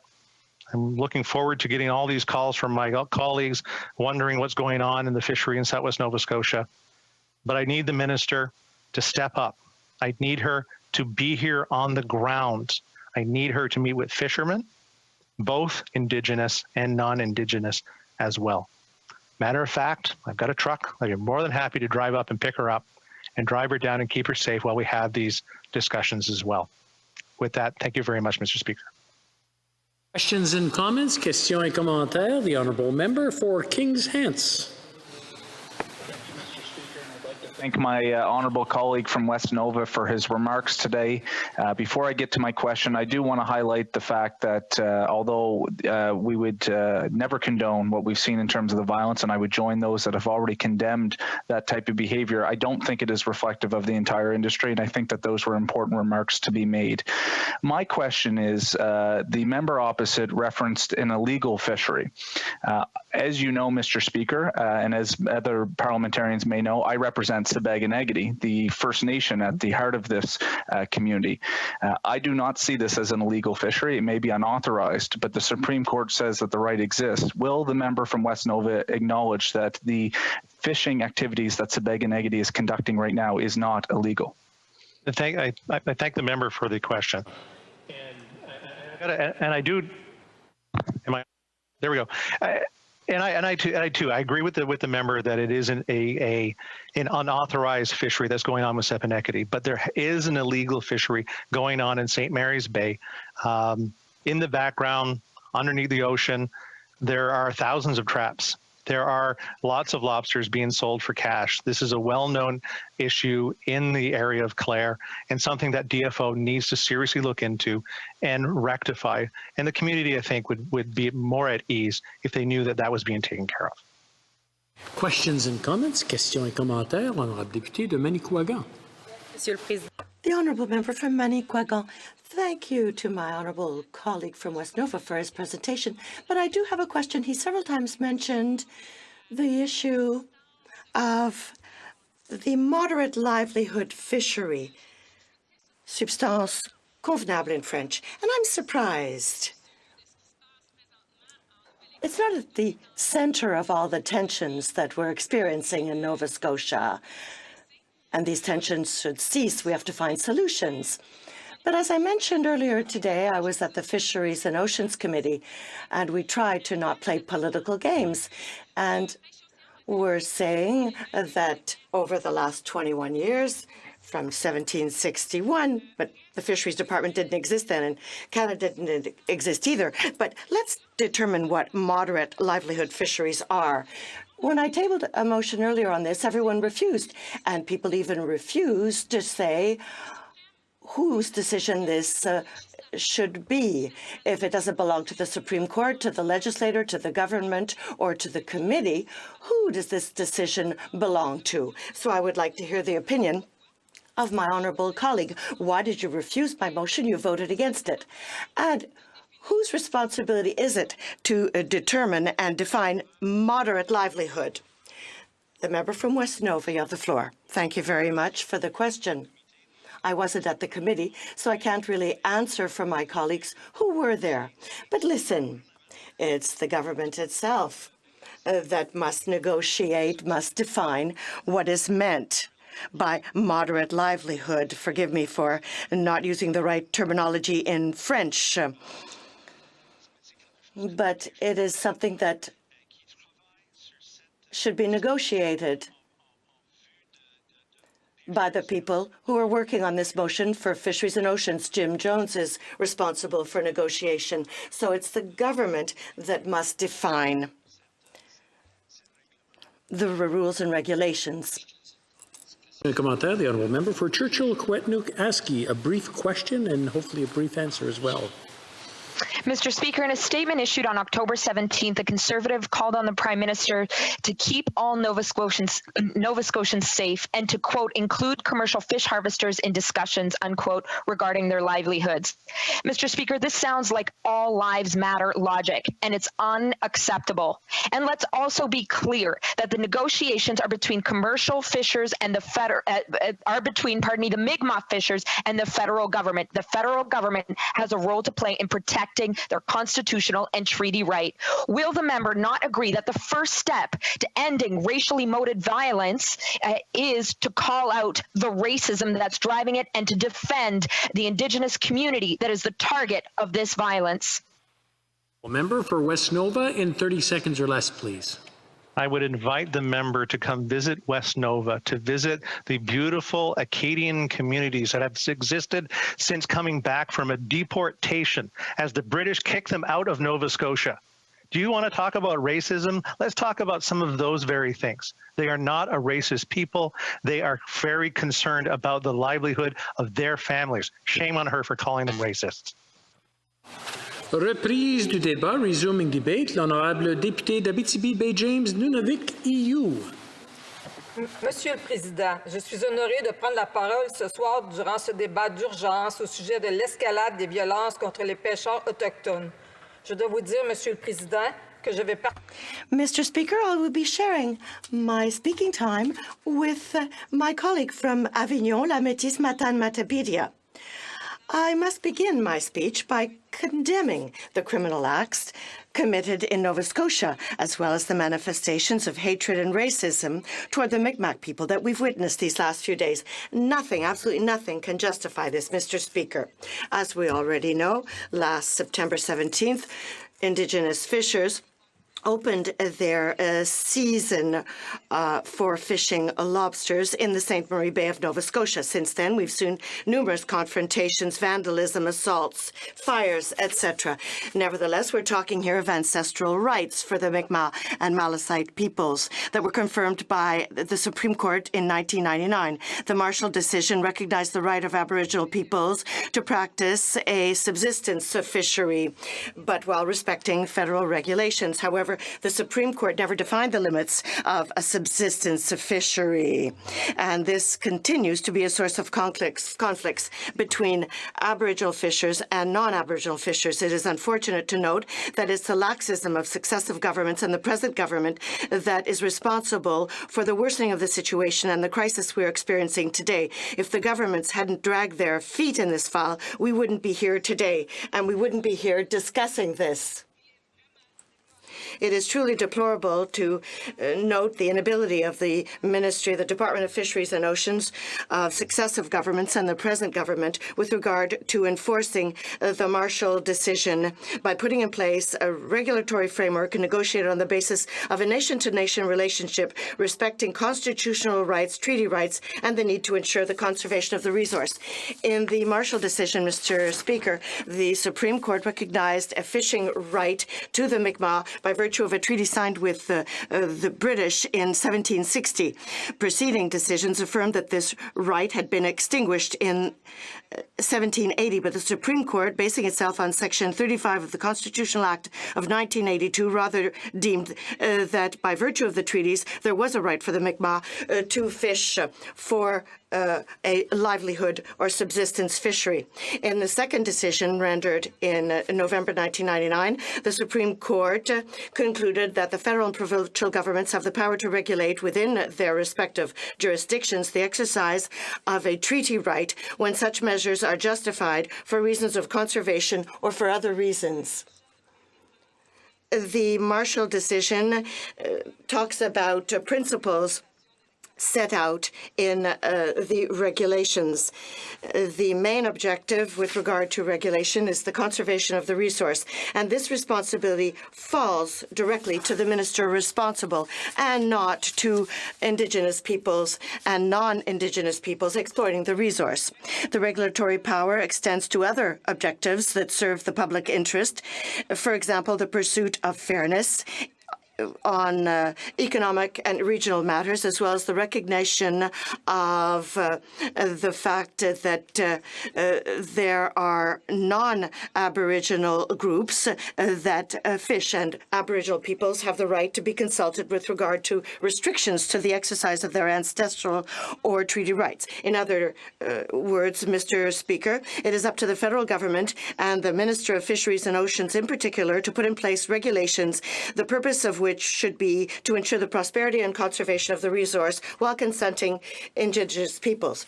The Liberals have been in power for 5 years now without taking into account the other years that they spent in power since 1999. Why did they wait to put in place this regulation?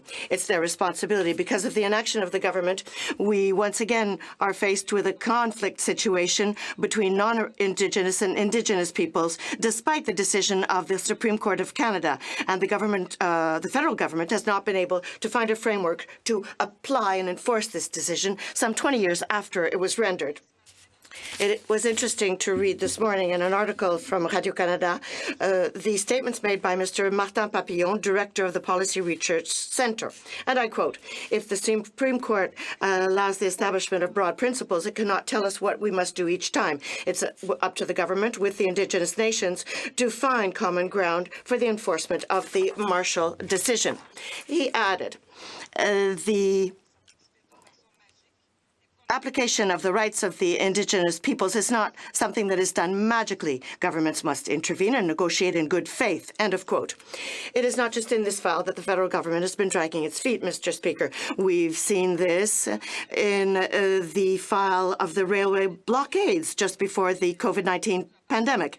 Instead of having a global strategy, the government intervenes only when tension reaches its peak. So the conclusion is that we now witness unfortunate events. Still in the same Radio-Canada article I quoted earlier, Judge Jean Leclerc stated, and I quote, "Once again, it's the failure of the government to act so as to prevent this kind of explosion. It's its fault. It's always piecemeal until we reach a crisis situation. It is fertile ground for violence and racism." End of quote. It is important to frame negotiations rather than proceeding case by case. We know that every issue opposing the government to First Nations has its specificities. General principles are required to frame negotiations. In conclusion, I know I'll be repeating myself, Mr. Speaker, but it's important to do so. I strongly condemn the criminal acts committed in Nova Scotia, as well as the manifestations of hatred and racism vis-à-vis the Mi'kmaq that we've been witness to. I find regrettable the inability of the Department of Fisheries and Oceans, of successive governments, and of the present government to apply the Marshall decision by putting in place a regulatory framework negotiated on the basis of a nation-to-nation relationship respecting the constitutional treaty rights and the need to ensure the conservation of the resource. Why did Fisheries and Oceans wait until so many years after the Marshall decision to begin negotiations with the Malisite and Mi'kmaq people in the Atlantic provinces and Quebec? Why is this crisis still ongoing? What has the Fisheries and Oceans Minister done to resolve the situation? Several representatives of the Mi'kmaq Committee expressed doubts with regard to the desire for the RCMP to really protect them. How is it that this situation is still here? What are we going to do with regard to police forces? The Minister of Aboriginal Services declared earlier today that Aboriginal fisheries represent just a small portion of the fisheries occupied by Mi'kmaq fishers. Is this the truth? If the minister is saying the truth, why is it so difficult to agree with the Mi'kmaq communities? Is the government afraid of discontent? And I also denounce the inaction of successive governments and of the present government, which is responsible for the worsening of the situation, having led to the crisis that we're experiencing at present. All of this could have been avoided a long time ago. The government must do its duty and stop dragging its feet in this file, as is the case in several other files. Thank you, Mr. Speaker. Questions and comments. The honourable member for Victoria. Thank you, Mr. Speaker.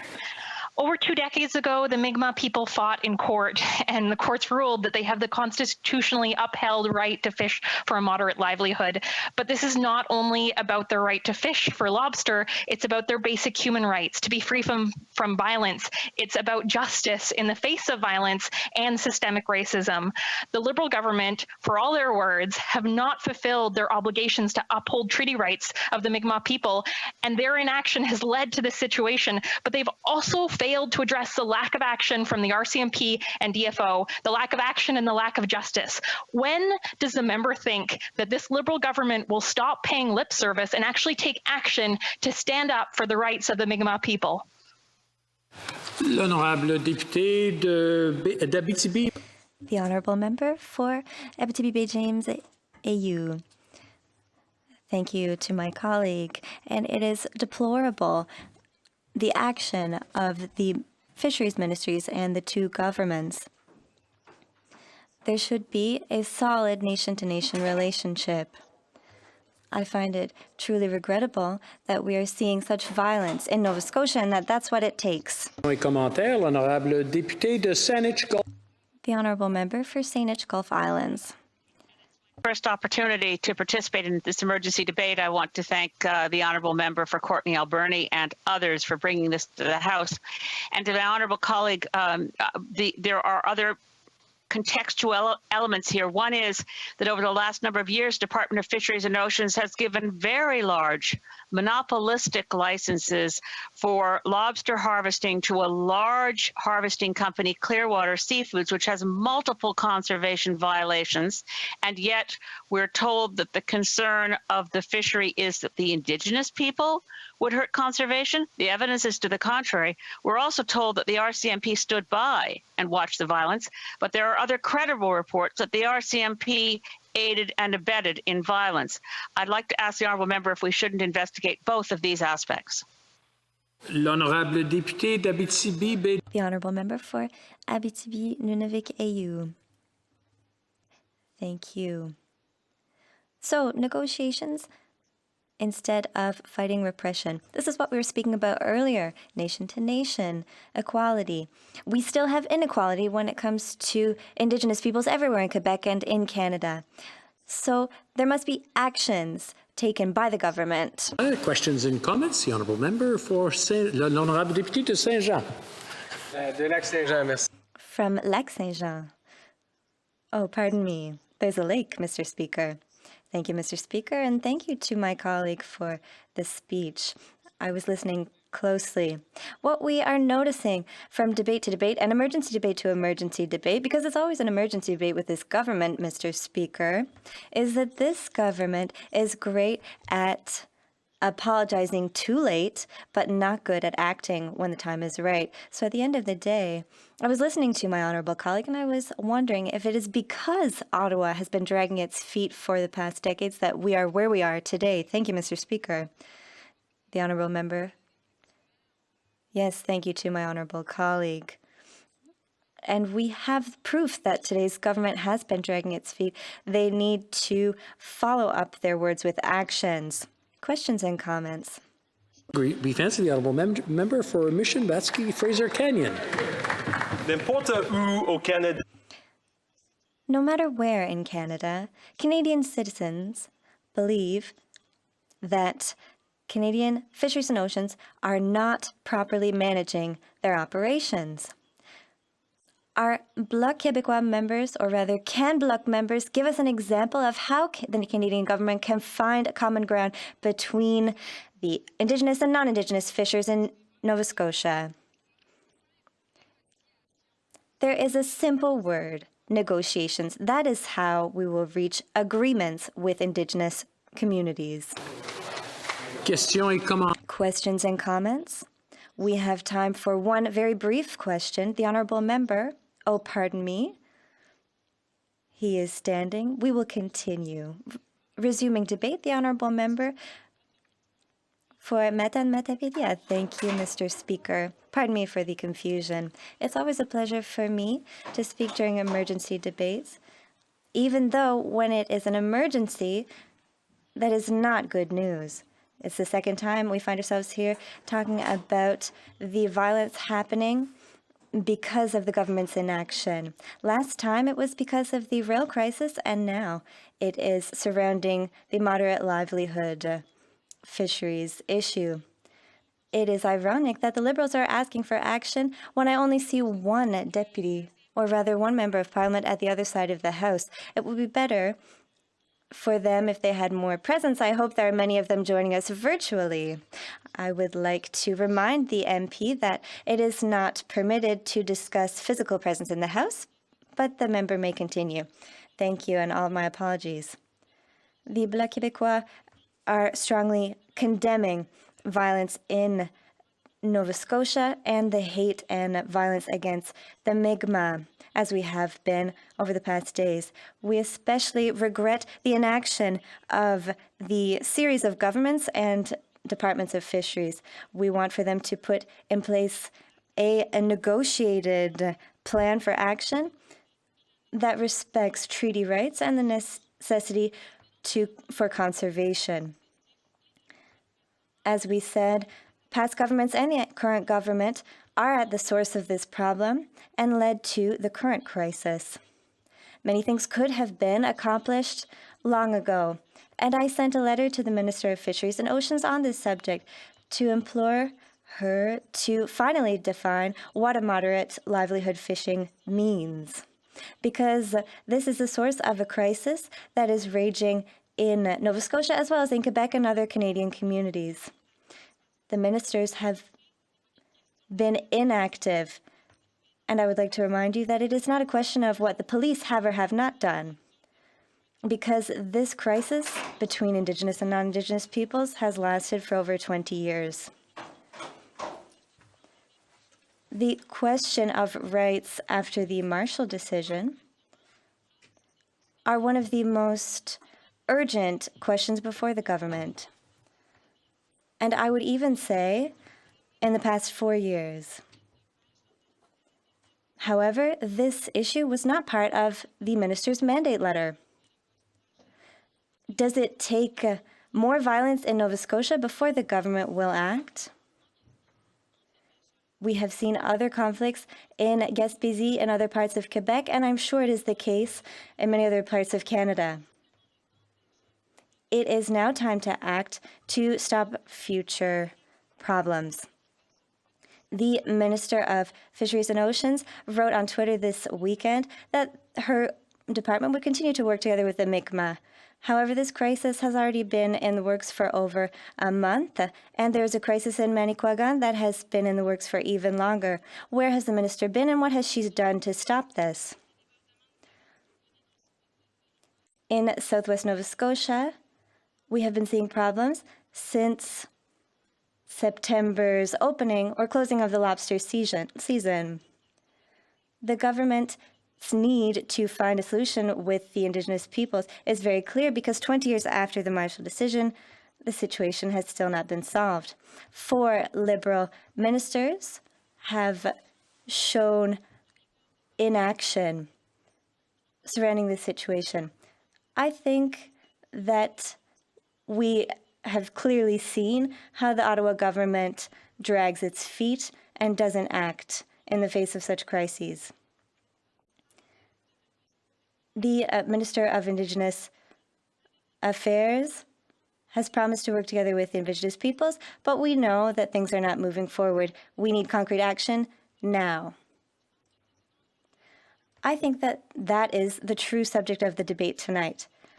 The Liberal government needs to solve the problem and take responsibility for its choices regarding areas shared by Indigenous and non-Indigenous fishers. And Madam Speaker, this brings me to a very similar situation regarding Nova Scotia.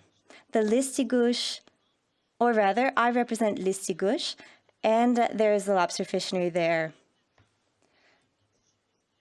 The fishery issues between Indigenous and non-Indigenous groups is still contentious.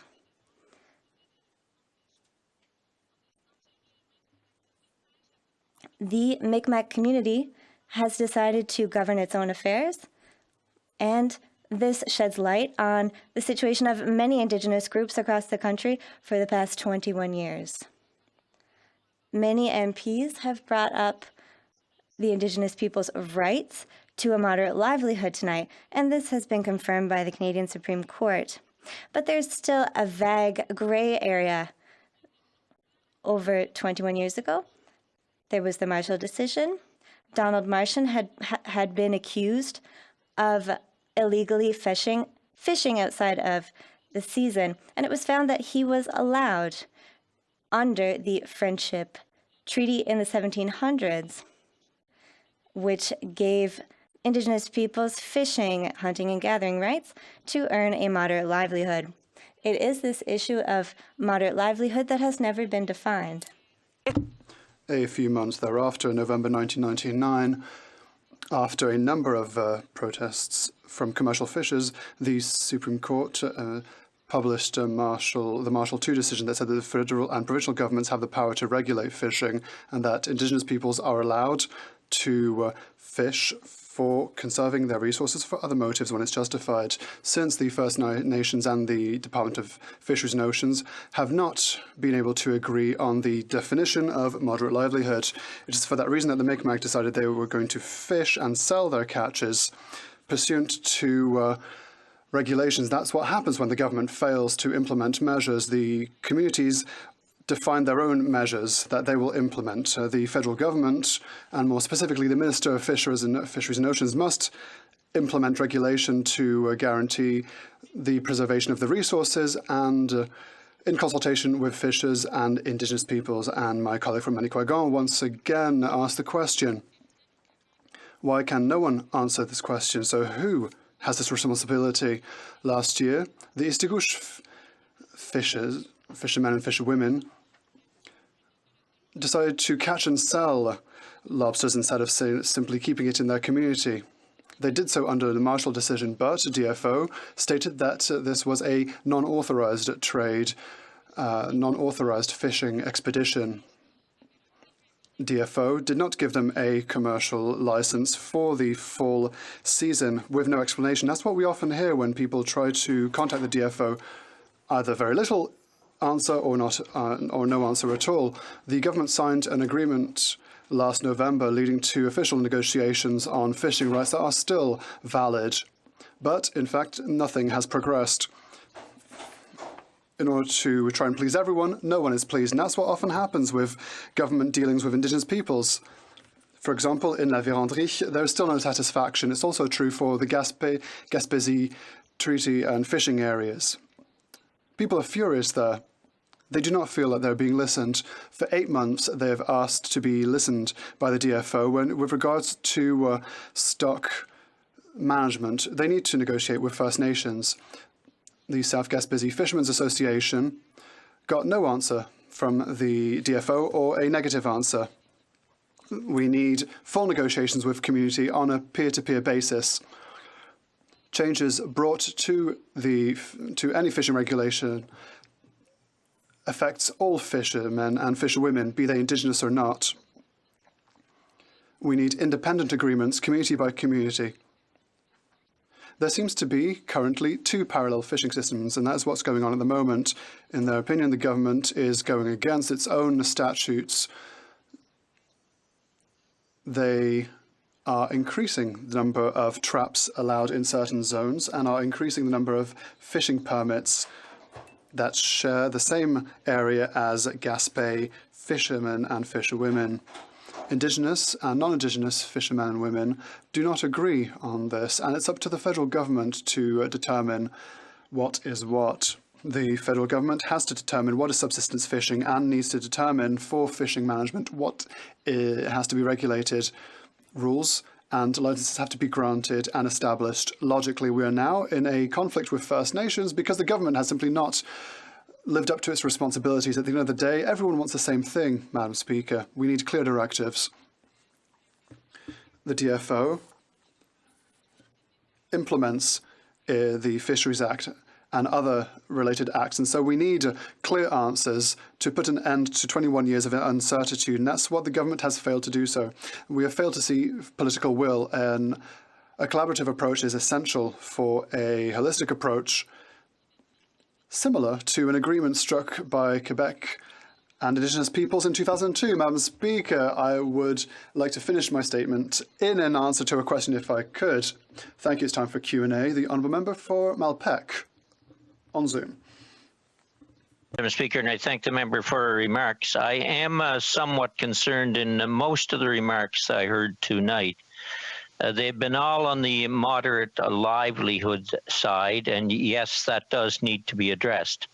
But there was also another key point in terms of the Marshall decision, and that relates to conservation. The court stressed the priority of conservation and the responsibility of the minister. And let me quote, "The paramount regulatory objective is the conservation of the resource. This responsibility is placed squarely on the minister and not on the Aboriginal or non-Aboriginal users of the resource." End of quote. That's from the Marshall decision. So that's a point that's not talked about in the media, hasn't really been talked about tonight, Madam Speaker. And so my question to the member is, both those issues have to be addressed. The right for a moderate livelihood and the conservation of the resource for both commercial fishermen and Aboriginal fishermen. Would the member agree? The Honourable Member for Avignon La Métis Matapédia. Thank you, Madam Speaker. I think that this goes hand in hand. We want the federal government to establish clear directives. We saw what the Indigenous fishers want to do, what commercial fishers want to do, and we understand tensions because the federal government simply has dragged its feet in setting out clear definitions and clear terms. And a clear definition of moderate livelihood and subsistence fishing. What could be a solution to the current conflict is that the government sits around the negotiating table with all concerned parties to establish what moderate livelihood is at the end of the day. Questions and comments? The Honourable Member for Kenora. Thank you, Madam Speaker. And we've heard from this government and from this Prime Minister many times that no relationship is more important to this government, supposedly, than their relationship with Indigenous peoples. However, they've had an opportunity to show that by addressing some of these long-standing issues, and they failed to do so. And now the government has, or the minister has failed to take appropriate action to help keep everyone safe and to go to Nova Scotia and meet with all parties involved and have those negotiations. So I'd like to hear from my colleague from the Bloc Québécois to know if she agrees that if the minister were to go to Nova Scotia and to have those negotiations and to have those conversations, that it would go a long way in easing the tensions. Thank you. The Honourable Member for Avignon-La-Métis, Madame Matapédia. Thank you, Madam Speaker. Thank you to my colleague. I believe that the Minister has to go to Nova Scotia and has to sit with the different parties to negotiate an agreement. It's high time to do so, and that's the problem with the current government, that simply always waits and waits and waits for something serious to happen before they act. And as parliamentarians, we are always reminded what the real world is, because we see the atrocities happening here within our very own communities, and that is what leads to emergency debates, and that kick-starts our capacity to act. And now we can act before this happens in other communities where there are similar tensions, including in Istigouche, in my own area. And so it's a perfect opportunity for the government to act and to be a bit more proactive upstream in the future for this kind of negotiations. The Honourable Member for Fredericton. Thank you, Madam Speaker. We're hearing a lot about a nation-to-nation relationship. We're hearing a lot about constitutionally enshrined rights from treaty negotiations. It is important to understand that a treaty is among sovereign nation to sovereign nation. So I would like to ask the member what she thinks about the idea of sovereignty and whether or not it should be the Indigenous fishers who have the right to determine their own moderate livelihood. Thank you very much. The Honourable Member for Avignon-La-Métis, Madame Matapédia. Thank you, Madam Speaker, and I appreciate the question that my colleague asked. When we talk about sovereignty, I have a rather positive connotation to the word sovereignty when it comes to Quebec, the environment, and various land masses for Indigenous people. So, of course, in an ideal world, everyone would be able to determine their own sovereignty, but we need clear guidelines, clear directives, and I think in this case it is up to the federal government to delineate these guidelines. They should have done so 21 years ago. It's time to act. Thank you, Madam Speaker. Debate the Honourable Minister of Crown Indigenous Relations.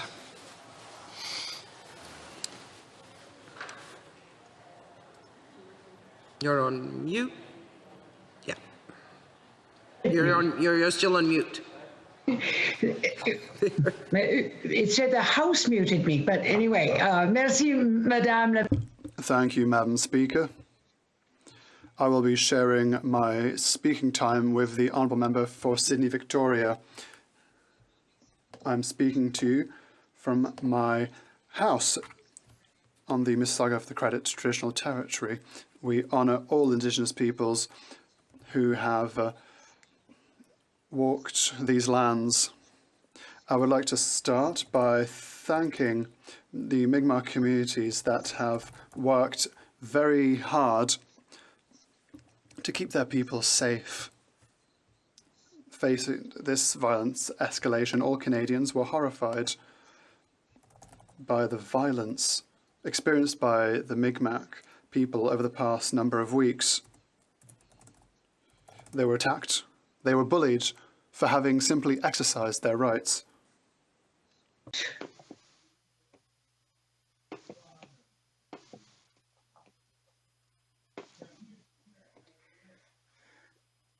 The destruction of property, attacks on a people's attempt to obtain a moderate livelihood. Unfortunately, this escalation of tension has exacerbated divisions. No dispute can be settled through violence, and no durable solutions are found through threats and intimidation. It has to stop. Human rights and the treaty and inherent rights of Indigenous peoples must be respected. That commitment is at the very heart of our country's very identity and enshrined in our Constitution. We have much more work to do to forward the unfinished business and work of Confederation. We need to accelerate the progress, and we need all Canadians with us on this journey. Racist colonial policies have resulted in denied opportunity, sustained harassment, and a justifiable mistrust of all of our institutions and civil society. Systemic racism is evident in all of our institutions, and all Canadians need to know that it's their responsibility to end it. The Government of Canada is committed to a renewed relationship with Indigenous people in Canada, nation to nation, Inuit to Crown, government to government, built on the affirmation of rights, respect, cooperation, and partnership. It's been over 20 years since the Marshall decision reaffirmed the right of the Mi'kmaq people to fish in pursuit of a moderate livelihood. The court upheld the treaty right of Donald Marshall to fish. The court found that his treaty right was protected by the Section 35 of the Constitution. The Mi'kmaq people have the right to exercise their rights free from violence, threats, and racism. Canada has reaffirmed our commitment to working in partnership with the Mi'kmaq to implement their treaty rights on the path to self-determination. Over the weekend, in our conversations with Chief Sack and the Assembly of Nova Scotia Mi'kmaq Chiefs, we reassured them that we agree with them that the safety of their communities is the priority. The violence is unacceptable, and the perpetrators will be brought to justice. We heard their frustration with respect to the implementation of their right to a moderate livelihood. The Marshall decision was a long time ago, but is not where this story starts. In 1760 to 61, the Crown signed peace and friendship treaties with the Mi'kmaq people. Treaties that guaranteed hunting, fishing, and land use rights for the descendants of these communities. These treaties are the foundation of our relationship and remain in place today. Canada and all Canadians have a responsibility to understand this and ensure that these treaties are upheld and implemented. To achieve this, Canada is currently engaged in discussions on Aboriginal and treaty rights and self-government with 10 of the 13 Mi'kmaq First Nations in Nova Scotia. We are also pursuing discussions with the remaining 3 communities, which are not involved at the self-determination table.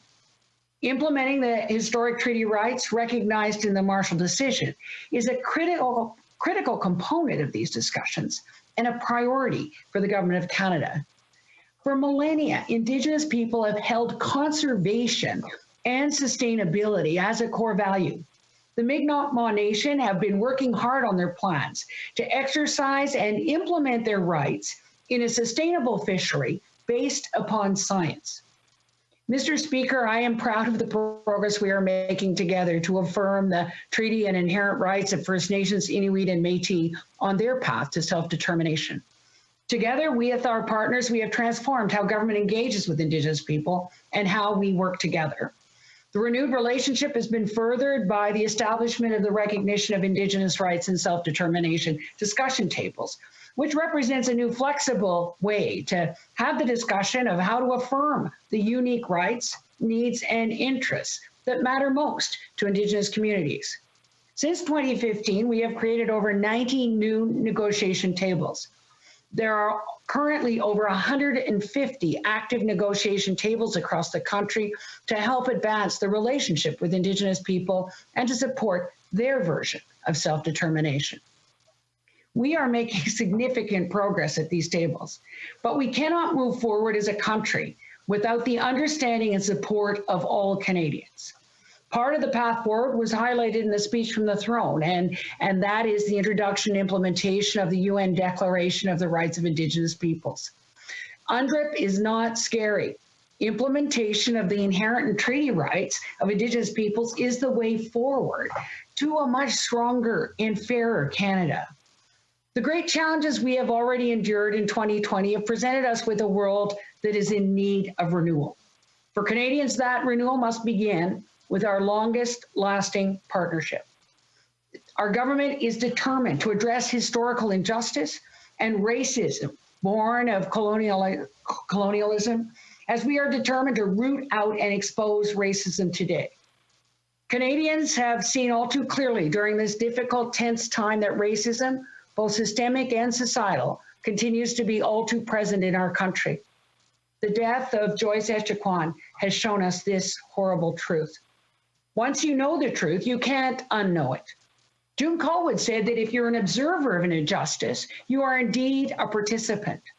All of us need to identify racism in all its forms and then speak up, call it out, and be part of the concrete changes that will stop it.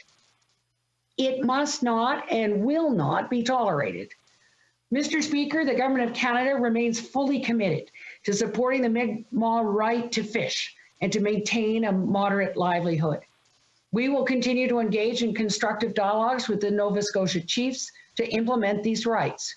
I'm working closely with my colleague, the Honourable Minister of Fisheries and Oceans and the Canadian Coast Guard towards a peaceful resolution and the advancement of Mi'kmaq rights. The Mi'kmaq leadership is inspiring, and I'm confident that we will be able to find a path forward together that affirms their right to fish and creates the certainty so that the Mi'kmaq people are able to live with dignity and security, free from violence. A timely and peaceful resolution will make Nova Scotia and Canada stronger and fairer. Willawin. Questions et commentaires. The Honourable Member for Kamloops, Thompson Caribou. Thank you, Madam Speaker. And I would suggest that the minister is forgetting that their government, they have the responsibility and the ability to be out there resolving this issue. I know in past crises, ministers have hopped on planes and they've sat there and they put their energy and focus into getting a negotiated solution and getting it done now. So why is the minister sitting in her home talking to Parliament tonight instead of being out in Nova Scotia saying we are not going to leave, we're going to go through sleepless nights until this issue, until we have a resolution and we've de-escalated the situation? Honourable Minister. I would like to just advise the Honourable Member that we are in the midst of a pandemic. I have not been on a plane since March. That I have been conducting my business from here and from Ottawa throughout this time, and we have had very successful negotiations, including the signing of the agreement with the Wet'suwet'en here from my home. So I think that the member needs to understand about the Atlantic bubble, and that is 14 days of self-isolation. So that it is really ridiculous, actually, for the member to speak like that in the middle of a pandemic when we are trying to be able to do real work at a distance, together while apart, as we fight the pandemic, put Canadians first, and only do the kinds of urgent visits that don't put ourselves, our families, and our communities at risk. The Honourable Member from Manicouagan. Thank you, Madam Speaker. I would like to thank the Honourable Minister for her presentation. We often hear about reconciliation. We agree that we are 150 years too late. Let's not forget the Indian Act, which is still very retrograde, and that is a completely racist act. When we talk about systemic racism, we talk about the Indian Act. I have a question, however. We often hear about delays, and at the Fisheries Committee today, we're talking about the Maliseet and the Mi'kmaq. It's all very important, but there are 634 First Nations in Canada, and all negotiations for fisheries is on a case-by-case basis. So what is the Minister's calendar with regards to all of these requests that are all very, very urgent for every single individual Indigenous community in Canada? Thank you, Madam. Sure.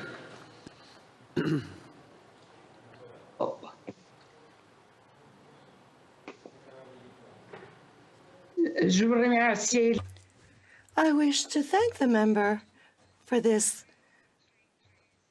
very important question. The Indian Act is truly a leftover of the colonial policies. It's very important for me and for my government to ensure that all Aboriginal communities be removed from the Indian Act. And half of communities are now at the table, involved in discussions with a view to self-government, with their priorities in a more flexible way. Questions and comments? Sure. Thank you, Madam Speaker. The member across the way spoke a lot about systemic racism, and unfortunately have yet another example of this government's systemic racism, their failure to uphold their constitutional duty to ensure the rule of law was applied and take the necessary actions to protect the Mi'kmaq fishers from experiencing acts of domestic racism. Mr. Speaker, the Mi'kmaq are experiencing their constitutionally recognized right to fish being violated, and the federal government continues to watch. Violence that's a direct result of this government's failure to negotiate a definition of moderate livelihood, which has led to the Mi'kmaq having to self-regulate a fishery that in fact honors and supports the practice of conservation. They currently have less than 1% of the traps that are being used to date. My question is, instead about talking about this nation-to-nation relationship that this current government claims is so important to them, when will they stop stalling and immediately begin to negotiate with the Mi'kmaq, give clear directions to the RCMP and Departments of Fisheries to support a swift end to these acts of violence? And sorry, the Honourable Minister. I thank the member for the question, and I really do think that she knows that the government does not direct the RCMP to do anything. That this is about protecting populations and maintaining the law as peace officers, hopefully. But I do want to reassure the member that the fish plans being put forward are based on science and conservation. And I believe that the Mi'kmaq people really do want to be able to regulate a fishery in a way that is in keeping with their customs, and that they have the right to do that. And so I think that the conversations going on with the Assembly of Mi'kmaq Chiefs. I'm sorry, but we have to resume debate. The Honourable Member for Sydney Victoria. Madam Speaker, I'm joining you today from the Eskasoni community, Mi'kmaq community, the largest Mi'kmaq First Nation that's in the heart of Mi'kma'ki on unceded territory of the Mi'kmaq. I rise today as the only lone Mi'kmaq MP in this House, the only MP this House has ever known of Mi'kmaq descent. But also as someone who has a large fishing community as well. I told constituents that I would always look for a collaborative solution to the challenges we face in Canada. I've spoke to many stakeholders over the past month, Mi'kmaq fishermen, Mi'kmaq leaders, and fishing associations, as well as the RCMP. I do believe in my heart that there's room for all of us and that we together can move forward. Before I address the solutions that I'd like to put forward, I would like to share with you all a little bit about how we've come to this escalation. Mi'kmaq values that are ingrained in our language, Nedgalimk. It talks how Mi'kmaq worldview is that we are connected to our environment, not above it. Chief Seattle, who isn't a Mi'kmaq, said it best. Man did not weave the web of life. He is merely a strand. Whatever he does to the web, he does to himself. And with this in mind, I want to give you a little bit of the treaty history and saying that in 1605, our Grand Chief of the Mi'kmaq Grand Council, Henri Member II, on the shores of Port Royal in the Southwest Nova area, welcomed French newcomers, took them under his wing, showed them how to survive in the areas, and they created a great friendship between the Mi'kmaq and French. So great that in 1755, when the Acadians were being expelled, that the Mi'kmaq hit him. In fact, I heard from the Lieutenant Governor Arthur LeBlanc tell me a beautiful story about how his family was saved by the Mi'kmaq. The covenant chain of treaties within the Mi'kma'ki from 1725 to 1778 began a process where the British Crown began negotiating with the Mi'kmaq. Early treaties between the Mi'kmaq and the Crown were based on peace, friendship, and trade. The common misconception is that the Mi'kmaq gave away resources or surrendered resources. The Mi'kmaq were a fighting force, and I want to quote a clause in Marshall, where it's Donald Marshall's case, 1999. It said, "It should be pointed out that the Mi'kmaq were a considerable fighting force in the 18th century. Not only were their raiding parties effective on land, Mi'kmaq were accomplished sailors as well." In 1982, the Section 35 of the Constitution Act said that the existing Aboriginal and treaty rights of Aboriginal people of Canada are hereby recognized, affirmed. That, together with the Section 52 Supremacy Clause, means that Aboriginal and treaty rights are the supreme law of Canada once recognized. In 1985, 1752 treaty was recognized in the Simon Hunting case, and where it said the treaty was an exchange of solemn promises between the Mi'kmaq and the King's representatives, entered into to achieve and guarantee peace. It is an enforceable obligation between the Indians and the white man. And that's their language, not mine, in 1985. Just want to say that. So we get to the Marshall decision in 1999, we're talking about now. And I've heard members of the opposition quote one section of the clarification instead of looking at all of the Mi'kmaq case law combined and all of the case law in Canada. But it is true, the Mi'kmaq were granted a moderate livelihood, not once, but twice in 1999. And the fact that today the Mi'kmaq are asking for a right that they've always had, that it wasn't just recognized, it wasn't created in 1999. In 1999, the court said that our right existed the whole time. And the fact that Mi'kmaq aren't looking for reparations or revenge, rather they're looking for reconciliation, shows our commitment to this country and our allies. Not once, but twice. I want to remind people that the Supreme Court of Canada recognized that moderate livelihood. So I've also heard this conversation about regulations of our fisheries. I want to be very clear that the Mi'kmaq right is constitutional in nature. That means it's the supreme law of Canada. And the only way to infringe a treaty right is through conservation or safety. But before you go into safety, the 2005 Mikisew Cree First Nation stated that before you go to that conservation or safety, you have to show that the honor of the Crown has been meant in this negotiation or in any infringement that takes place. And any infringement must be compensated. And that has never happened to this date. So where we are today, what have we learned since 1999? Have we learned anything from the Burn Church crisis where we are today? But I also think that when I remember back as a young man watching the things in Burn Church, I never thought today that we would have 2 Mi'kmaq senators appointed in the past 5 years, as well as an elected Mi'kmaq MP. You know, during this first escalation, which didn't happen last week, it happened in mid-September. I went to Sauniaville with the Grand Captain of the Mi'kmaq Nation, Andrew Denny, the political spokesman of the Mi'kmaq Grand Council, which represents the 7 districts of Mi'kma'ki. And we went and we talked to the Mi'kmaq fishermen. We talked to the RCMP. We talked to the community. And what we saw was a perfect storm of frustration that has got us to where we are today.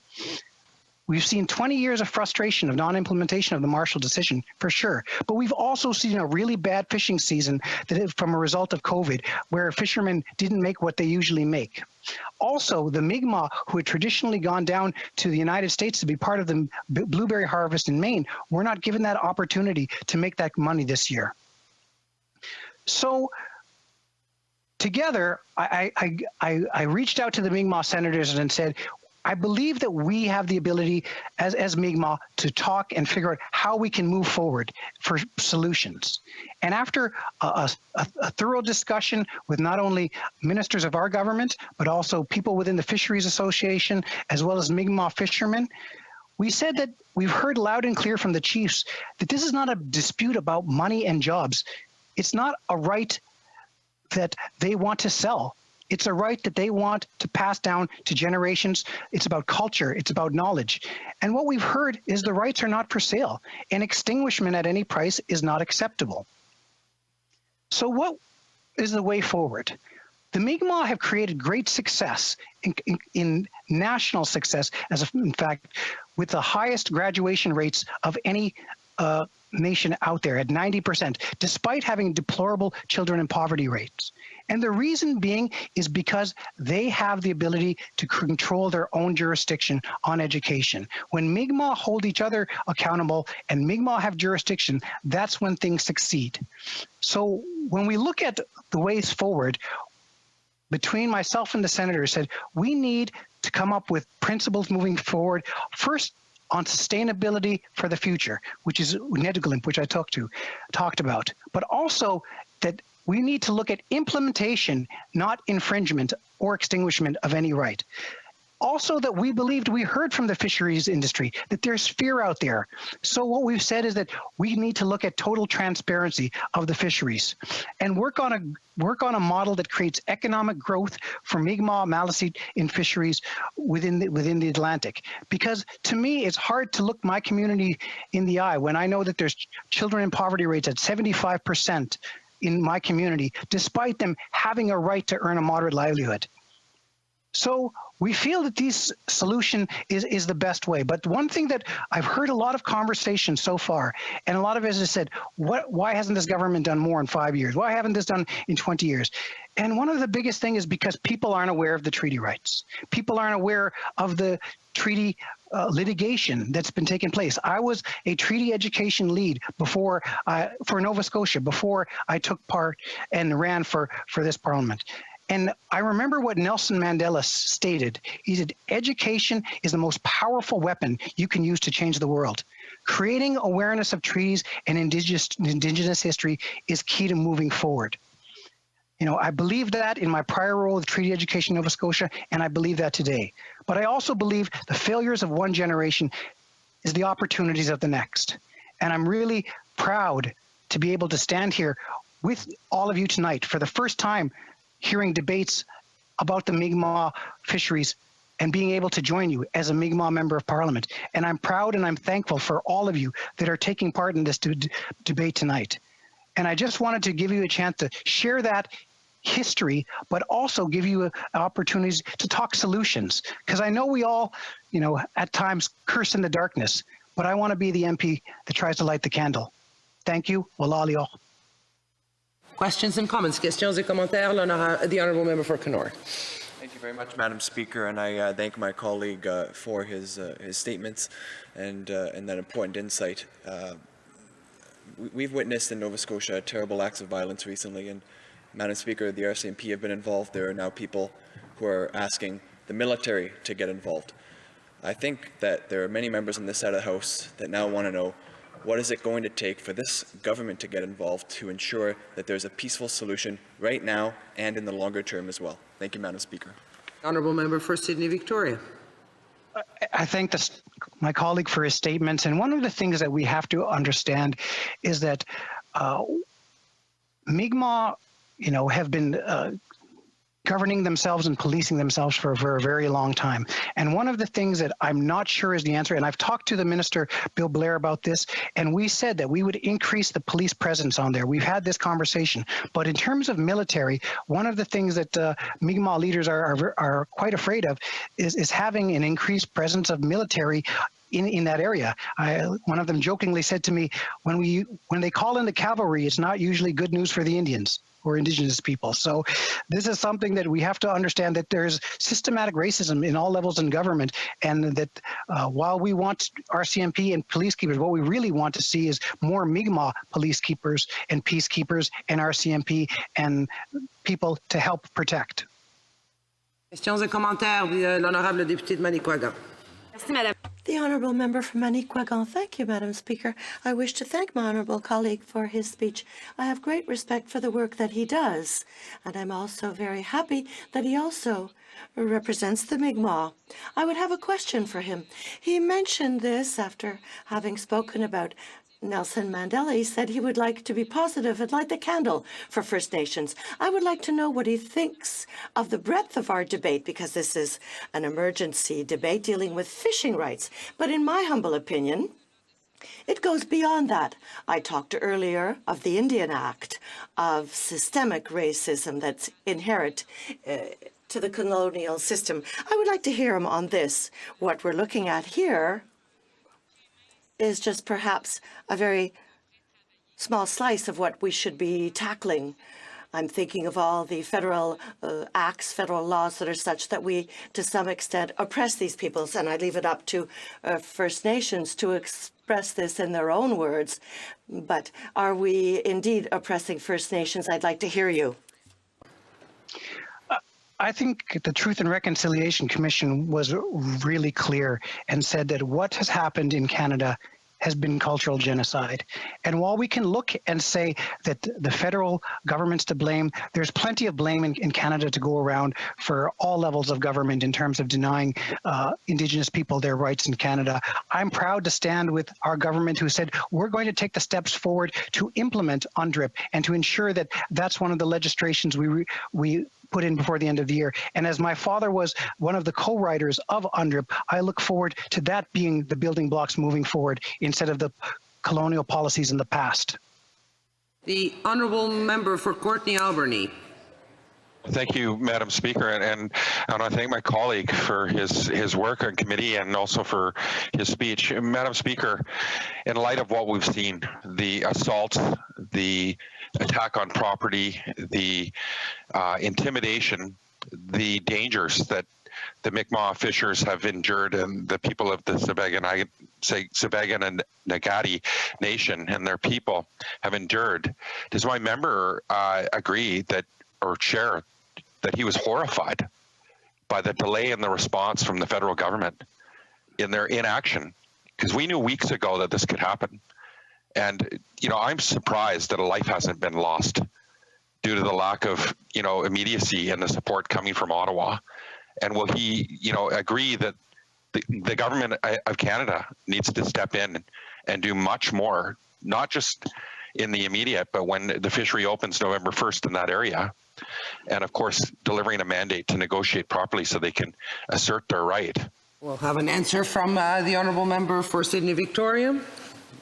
I was absolutely horrified at what I was seeing down there. But as a member of parliament who had the ability to travel down there, I wanted to see it for myself and talk to the people themselves. And I've always said that, you know, I would be the one who goes down there and listens and hears them. And so as a person, you know, while I can look at, we could talk about federal inaction, I am a part of that federal government. I am part of the Liberal government, and I was down there looking for solutions. And I was talking with my ministers the whole way. And so a lot of the discussions that most people aren't privy to, these are discussions that have been going on with our government. And I know that I haven't quite been a member of parliament a year, but I do feel that this is something that's important to me, and that I want all of my colleagues to be allies moving forward on how we can solve years and years of if not centuries, of reconciliation that we've needed to move forward on. And I ask colleagues to help me as a Mi'kmaq and to help us by making sure that you're part of the solution as well. I'm sorry, but we have to resume debate. The honourable member for Kamloops, Thompson Caribou. Thank you, Madam Speaker. And before I start, I'd like to note I'm going to share my time with the member for Tobique-Mactaquac. So like many, I've been increasingly concerned over the last couple of weeks as we watch the escalating dispute and the violence in Nova Scotia. As you may be aware, the Crown signed peace and friendship treaties in 1760 and 1761. And this, of course, included a right to fish, to hunt, and to gather in pursuit of a moderate livelihood. And these rights were affirmed by the Supreme Court in the Marshall decision of 1999. And there was further clarification in November 17, 1999, that this right was not unlimited and regulations could be introduced if it was justified for conservation or other important objectives. So, you know, I think it's important to note that history, and I know many have repeated it, but I always think this is a right that has been around for many long years and has been reaffirmed. The Sipganati fishers in southwest Nova Scotia launched a moderate livelihood fishery last month, and protesters that were concerned about this, the protests have become increasingly violent with tensions rising, and I think we've all been witness to some very dramatic footage over the last few days in particular, and of course, very, very concerned. What I'd like to say is this current dispute is a failure of the Crown, and in this case, the Liberal government, who had promised to do better. 5 years ago, they came into office, they were elected, they had a majority government. they promised to do better. You know, certainly we've been calling, and I've been in conversation with the member for West Nova for many, many weeks, knowing that he has been very concerned and he's been calling for serious action. So what have we got instead of serious action? We had 4 ministers taking the unprecedented step of, calling for an emergency debate. So as I said earlier, do they not realize, first of all, that their government, that they have the ability to resolve this crisis, and they have the responsibility that rather being in this house, they need to be on a plane. Lives and livelihoods are at risk and they matter. I know the minister suggested there's a pandemic. Well, I would suggest if the intergovernmental affairs minister can do a meet and greet with the new premier in Newfoundland and have an exemption, this is so much more important that they do need to, you can't do everything by Zoom. You have to sometimes be there and put that energy and that time to say, we're going to resolve it. Put some urgency to it. Let's not just be talking in the House. This is a government asking for a domestic debate on an issue that they have the ability to resolve. So if they're looking for, obviously Canada must fulfill its obligation under the Marshall decisions. And of course, a negotiation around what a moderate livelihood means is probably one of the important steps. The Minister of Public Safety must ensure Nova Scotia has the resources they request to effectively manage the escalating tensions, fully investigate criminal activity, and keep everyone safe. And of course, we all know that Canadians have a right to peacefully demonstrate or protest. That is constitutionally protected, but we are also a country of the rule of law, and those laws must be respected. So anyone that has crossed over those boundaries between peaceful protests and criminal activity must be held to full account. So what I would suggest is that failed policies and unfinished business of successive generations truly is our shame. And the results for Indigenous people across Canada for too many have been catastrophic, and we must do better. And I think, the realization, the court decisions, I think there's an understanding from Canadians from coast to coast to coast that we have much work to do towards reconciliation. And I have seen, certainly since the Truth and Reconciliation Commission, a real understanding by Canadians that we have and we must do better. But as we are working towards reconciliation and correcting the injustices of the past, we cannot create new injustices. So the government has to have a process that includes third parties in the conversation. And I'll go back to the treaty process in British Columbia in the 1990s. It was a very flawed process, but one of the things that they did right is they had side tables of people that had a special interest, whether it was hunting and fishing or other areas. They had a special interest in terms of what was at that table. And Madam Speaker, they added, what they ended up doing is you could create the win-win-win as opposed to a win-lose. So that was certainly something that I believe is what this government hasn't done. They go out to meet with the Wet'suwet'en and they don't even bother to include the elected chiefs in the conversation.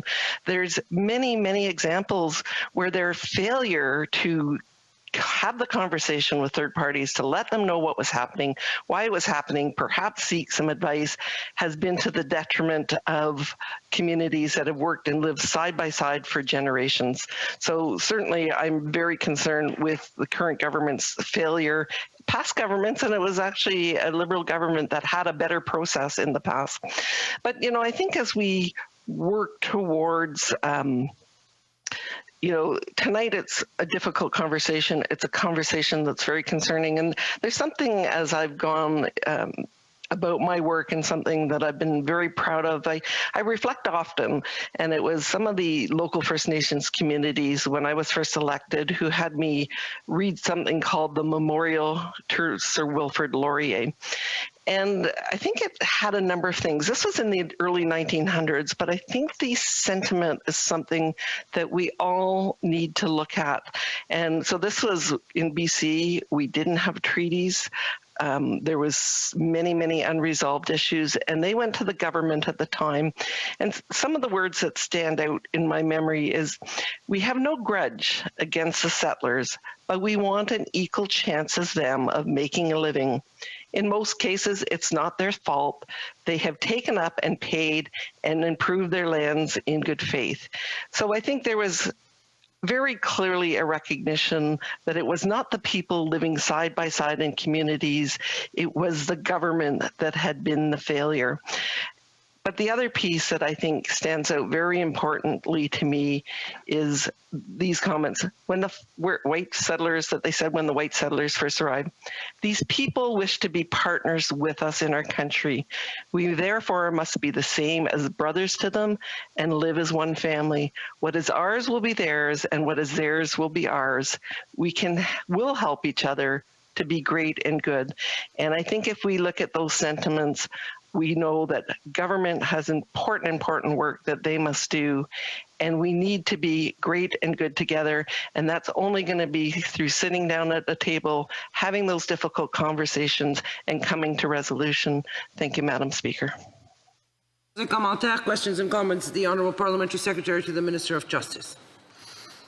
Thank you very much, Madam Speaker. And it's 9:47 in Toronto and not a large fishing community here as such, but I'm participating because my constituents have rightfully expressed through me horrification at the violence that they've seen and at the systemic racism that's being displayed. I wanted to put to the member opposite a question. Two clarification points: that we have, as a government, participated in other emergency debates such as climate action, which we initiated, and secondly, that the Intergovernmental Affairs Minister is a member of the Atlantic Bubble. But that aside, what I want to ask the member opposite, based on her experience in Indigenous relations, is whether she believes a top-down method would be appropriate here. I think clearly on our side of the House we think it would not be.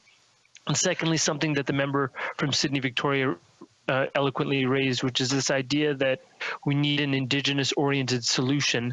The education example was raised by him as one that is very readily prospered in Nova Scotia, when Indigenous folks took control of their own education, and the results have been shown to bear great results. Would the same apply here in the context of policing and in terms of keeping the peace and law and order, having more Indigenous involvement with the policing so that we could rectify some of the scenes that we've seen and rightfully disturbed so many of us? Thank you. Honourable Member for Kamloops, Thompson, Caribou. Thank you, Madam Speaker. And a top-down approach is absolutely not negotiation. Negotiation is that conversation. It's being at the table. And, you know, certainly as someone from British Columbia who has traveled back and forth to Ottawa a number of times, yes, we have a pandemic, but we also have critical work that we have to get done. My colleague from West Nova just finished his isolation period after spending time. So yes, there's a bubble, but sometimes you have to be there. You have to have the hard conversations face to face. You have to say we're going to get this job done. No, it's not top down, but it's negotiation and it's conversation, and it's making sure that you have found a way for everyone to contribute to the discussion so you get to the win-win-win instead of the win-lose. The commentaire, l'honorable député de Jonquière. The Honourable Member for Jonquière. Oh, wait 1 second, please. We don't have your microphone. There we go. Oh, thank you so much. Many speakers pointed out this evening that the government might have dragged its feet. Not maybe. The successive governments did drag their feet. The Marshall decision was in 1999. It's great to have a conversation with Indigenous peoples. It's even essential. But the key to the solution is what Indigenous peoples are asking for, which is acknowledgement. And that acknowledgement goes through political autonomy. No government ever, not conservative or liberal, has wanted to give that autonomy to conservative peoples, Indigenous peoples. We have to be aware of what we're saying. So no government ever wanted to grant that autonomy to Indigenous peoples. And why? Well, I often have the impression that we have a little difficulty in Canada to recognize autonomy of nations, and that includes Quebec's. What does my colleague think of this? So I would suggest that, and I did make comment in my remarks, that there have been successive failures from Confederation of governments in terms of doing the right thing. I do believe that the Truth and Reconciliation Commission, which a Conservative government spearheaded, was an important step. And I think the awareness of Canadians across the country is only increasing in terms of what the unfinished business is, what the tragic impacts have been of not doing the right thing. And so I think certainly there is more positive movement, I believe, in the last number of years than there has been in a long, long time. Thank you. Ms. Gommans, the honourable member from Fredericton. Oh, I'm sorry. No. Sorry. Edmonton Strathcona, yes. Thank you, Madam Speaker. I'd like to thank the member from Kamloops, Thompson Caribou, for her comments. And I will say, too, that I do agree with her that does the government not understand that they actually can fix this, that they are the government, that they can make these changes? But the one thing that I have found over my 1 year of being a member of Parliament is that I come to this House and I listen to the Conservatives blame the Liberals and the Liberals blame the Conservatives. And frankly, it has been 21 years we have been waiting for there to be action on this. So could the member please tell me why Indigenous people should trust anything that the Conservatives say any more than what the Liberals say? Member for Kamloops, Thompson Caribou. Thank you, Madam Speaker. And again, I think within my remarks, I talked about a history that no one should be proud of in terms of the unfinished business. I think, there were certainly some really positive examples in the last Parliament of great goodwill as we worked in partnership in terms of, the child welfare legislation, the Indigenous language legislation, certainly when we were government, matrimonial real property rights, and there's example after example. And so when I said in the last number of years, I want to remain optimistic and I want to look at those words that I quoted at the end of my speech and hope that we're headed in the right direction. Debate, reprise du débat. Resuming debate. For Tobic Mactaqua. Thank you, Mr. Speaker, or Madam Speaker, sorry. Let me start by saying that the Indigenous right to fish is without question and has been firmly established. And as our leader previously mentioned, all acts of violence and arson are wrong and a crime and must be dealt with by proper authorities. The safety of all Canadians must be the priority of any government. I also concur with the honourable member from West Nova when he stated clearly that these violent acts were wrong, as we've seen, but they do not reflect in any way the overwhelming majority of the good people of West Nova, who are hardworking, good members of their communities and residents and citizens of Canada. And we find ourselves here today debating this issue because of the inaction of this particular minister and this Liberal government. For weeks and months now, they have failed to act as tensions continue to rise in southwestern Nova Scotia.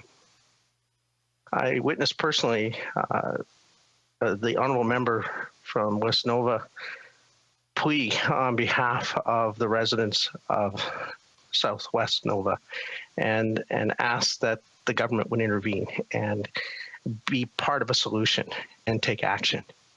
It is because of this minister and this government's lack of action and failing to take the necessary steps to find a peaceful solution that we have found ourselves in a place where neighbor has been pitted against neighbor and tensions have been rising.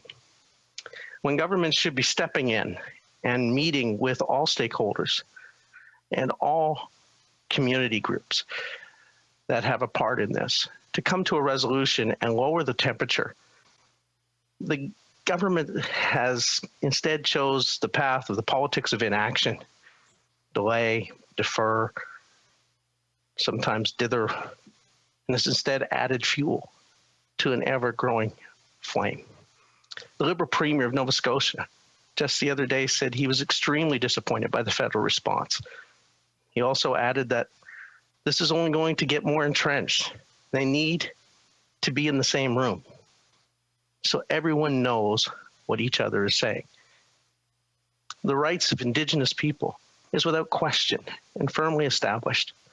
What is lacking is proper clarity from this government and proper consultation that incorporates representatives from all interested parties, including both Indigenous and non-Indigenous fish harvesters, local community leaders, union representatives, and local authorities. There will be no true reconciliation until there is meaningful dialogue and understanding amongst all affected parties. True reconciliation cannot be achieved if whole communities and interested parties are isolated from the process. It is time that we sat down together. There is no path forward until we first sit together. I echo the comments of my colleague from Kamloops Caribou, where she pointed out quite clearly that there hasn't seemed to have been a sense of urgency around this. And when the government should have been getting to the scene and engaging all those who were affected directly and making sure we came to a peaceful solution, instead, they delayed, they waited, they held back, and there's been limited consultation, limited discussions, and the dialogue has been far less than what any of us would have anticipated at this point. Madam Speaker, any decision regarding this must, as the honourable member from Malpeque pointed out earlier in the discussion this evening, must have conservation top of mind and as a key part of this discussion. And we need to make sure that there is going to be plenty of stock and lots of species and lots of lobster and fish in the sea for all to enjoy, both Indigenous and non-Indigenous, for many generations to come. This minister and her Liberal colleagues have repeated tonight and throughout the last few days how important conservation is in any of their discussions. But yet, when we had the opportunity to discuss this, and we bring it up at the Standing Committee on the motion today for Fisheries, Oceans, and Canadian Coast Guard, even in those deliberations, when we brought forward an amendment to study the fisheries crisis and the fisheries issues that we're facing today, though all of us in the opposition voted for the amendment to make sure that conservation was part of that consideration, the members on the governing side opposed that amendment and stood in the way of that. And I think you can't have a meaningful discussion around this without obviously making sure conservation is part of that discussion and study. But I know even though these are heavy times and we're in the midst of facing a crisis that none of us want to see, and all Canadians want to come together and find reconciliation and get to the future. I think it comes down to whether or not we're going to be and have a proactive type of leadership or a reactive style of leadership. And right now we find ourselves having to be in a reactive place or state of leadership rather than having been proactive from the beginning, recognizing that tensions were escalating long ago and work towards a solution. There's so much potential within the fisheries. There's so much potential within the blue economy for Canada. And we can get to realizing that potential for both Indigenous and non-Indigenous fishers if we will sit at the table and come to a solution and work towards true reconciliation at this moment. Recently, just this past week, I had the privilege of being in Prince Edward Island and meeting with some local fish harvesters and hearing of the potential that there is within that sector for both Indigenous and non-Indigenous fishers. They talk about the potential of a blue economy and what it could be if there was just some strategic investment in marine infrastructure, and what it would mean to the local communities, and what it would mean to our region here in Atlantic Canada. But instead, we find ourselves in a crisis mode right now with all the emphasis, understandably, on this situation to get to resolution. And I've been reflecting a lot on this, and I've heard very compelling testimony from all sides of this House. And I found myself personally reflecting on an old story. It's an ancient one. It goes back many, many years. It's the story of a wise old fisherman the master fisherman, as it were, stood on a seashore one day. And there was some fishermen that were out in a boat, and they'd fished all night, but they'd caught no fish. And the master fisherman looked at them and said, "Why don't you try again? Go out and let down your nets." And of course the fisherman said, "Oh, no, we fished all night and caught nothing. But nevertheless, you are the master fisherman. At your word, we're going to go do it." So they went out and they threw their nets out again. And the story is familiar to some, I'm sure. And they caught a tremendous amount of fish. In fact, so many fish that their nets began to break. And they had to call other fishermen and other boats to come over and help harvest the great harvest of fish at that time. And what was it that kind of stood out to me as I reflected on that story is that the challenge that the master fisherman gave to those seasoned, experienced fishermen who have been trying all night but caught so little, the challenge he gave them was this: try where you just had failed. I know you fished all night and you didn't get results, but go once again and try where you once failed. And of course, when they did that, they got a great harvest. Perhaps there's a lesson here. I know for generations, we haven't done well with reconciliation. We haven't got this right. Various governments of various stripes, and we all have ownership in that. But we have an opportunity in this moment to get it right. Perhaps we need to listen to the words of the master teacher, the master fisherman, who said, "Try again one more time." And if we try again one more time with the right heart, the right motive, with all key stakeholders at the table, I have a feeling, just maybe,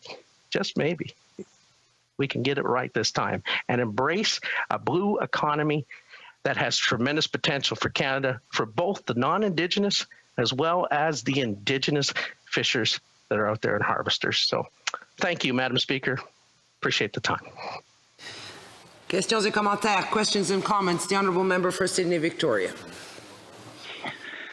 Yes, I'd like to thank my colleague for his comments, and I'm glad he brought up the Fisheries Committee today. And it appears that you framed it as that the government members not supporting conservation.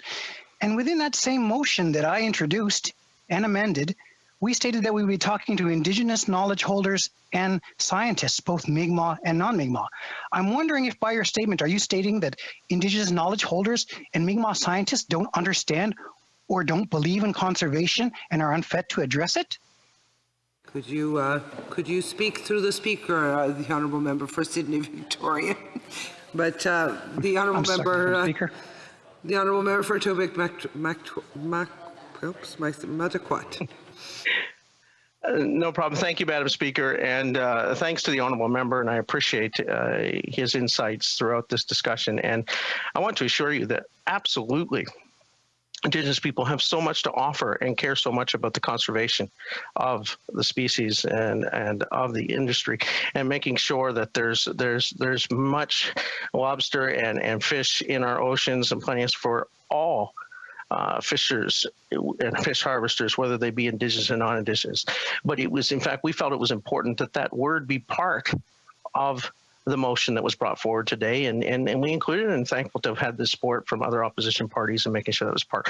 But what's so important to realize in this is that we are once again at this place because there has not been a proactive approach by this current government to get to a resolution and to make sure that all interested parties are at the table. And there hasn't been a sense of urgency until now.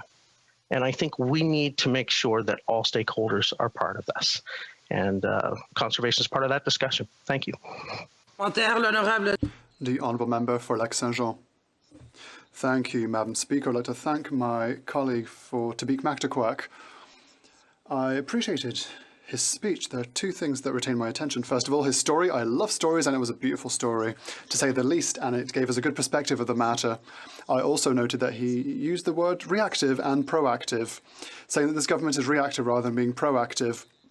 I cannot agree more with what the Honourable Member said. That's what happened as well during the railway crisis in January, February, and the way in which the government acted at the time with the Wet'suwet'en people. The government dragged its feet before meeting them. Once again, I wonder If it's not a question of government culture to do so, federal leadership does not have the reflex of talking nation to nation to First Nations. A quick history lesson. The first Prime Minister in the history of Canada who recognised First Nations as such was René Lévesque, a sovereignist. On the 17th of March 1985, he recognised First Nations officially. This was the first premier. And now we have another problem. I would like to hear what my colleague has to say on the matter, because the Conservative leader earlier pointed a finger to the government saying, you've done nothing in 5 years. But before the Liberals, there was a 10-year Conservative government. So perhaps it's just a federal government culture. Maybe that is where the problem is. Thank you, Madam Speaker, and thanks to the honourable member for his thoughts and input. I concur that successive governments of various stripes at all levels of government have not gotten it right many, many times as it pertains to reconciliations with Indigenous peoples. And we all bear responsibility for that. I think what's important is that from this day forward, from this time forward, we cannot undo the errors and mistakes of the past, but we can make a difference going forward. And part of making that difference going forward is being proactive, as I discussed in my speech, that right now we start not only talking to the peril that we face currently, but also speak to the potential that the fishing and marine sector has within Canada for both Indigenous and non-Indigenous peoples. And I believe that we can experience tremendous opportunities for growth and financial prosperity for many, many Canadians, regardless of whether they're Indigenous or non-Indigenous. But we need to start speaking to that potential and get beyond this crisis. And how we get beyond that crisis is making sure that all key stakeholders and all interested communities are at the table. Thank you, Madam Speaker. Resuming debate, reprise du débat, the honourable member for Cumberland Colchester.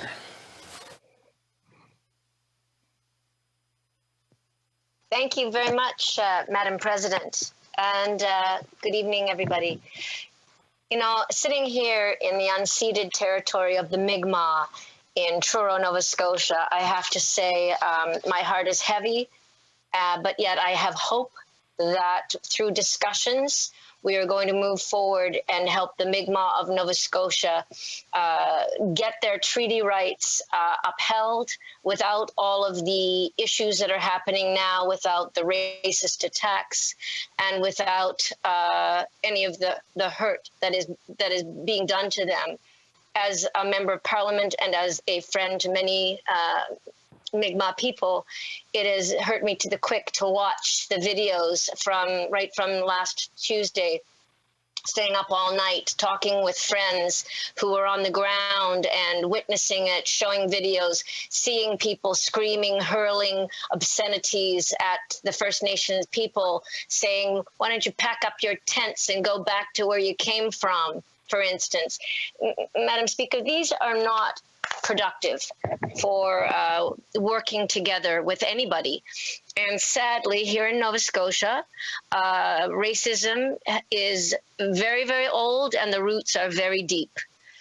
And it's not just the Mi'kmaq people, but the Blacks of Nova Scotia also have suffered greatly. And to be honest, the Acadians as well. So Indigenous peoples here, they've faced systemic racism and discrimination, and we need to change this, and this is what our government is determined to do. The Crown, we have to say, has previously prevented a true equal partnership from developing with Indigenous peoples and imposing instead a relationship based on colonial ways of thinking and doing, on paternalism, on control, and on dominance. And Madam Speaker, this has to change. The current situation in Nova Scotia is very, very difficult for everyone. And Canadians have watched with growing horror what I have been watching, what my friend from Sydney has also been watching, and we're just horrified. Now, some people, Madam Speaker, call it a lobster fishery dispute, but the Mi'kmaq call it the survival of a nation, Madam Speaker. So we are all concerned for the safety of the Mi'kmaq, of the fishermen, for all Nova Scotians. It's also been said, and I think it's important to repeat, that there is no place for threats, intimidation, violence, or vandalism that we've witnessed in Southwest Nova Scotia. Respectful and constructive dialogue is essential to the path forward.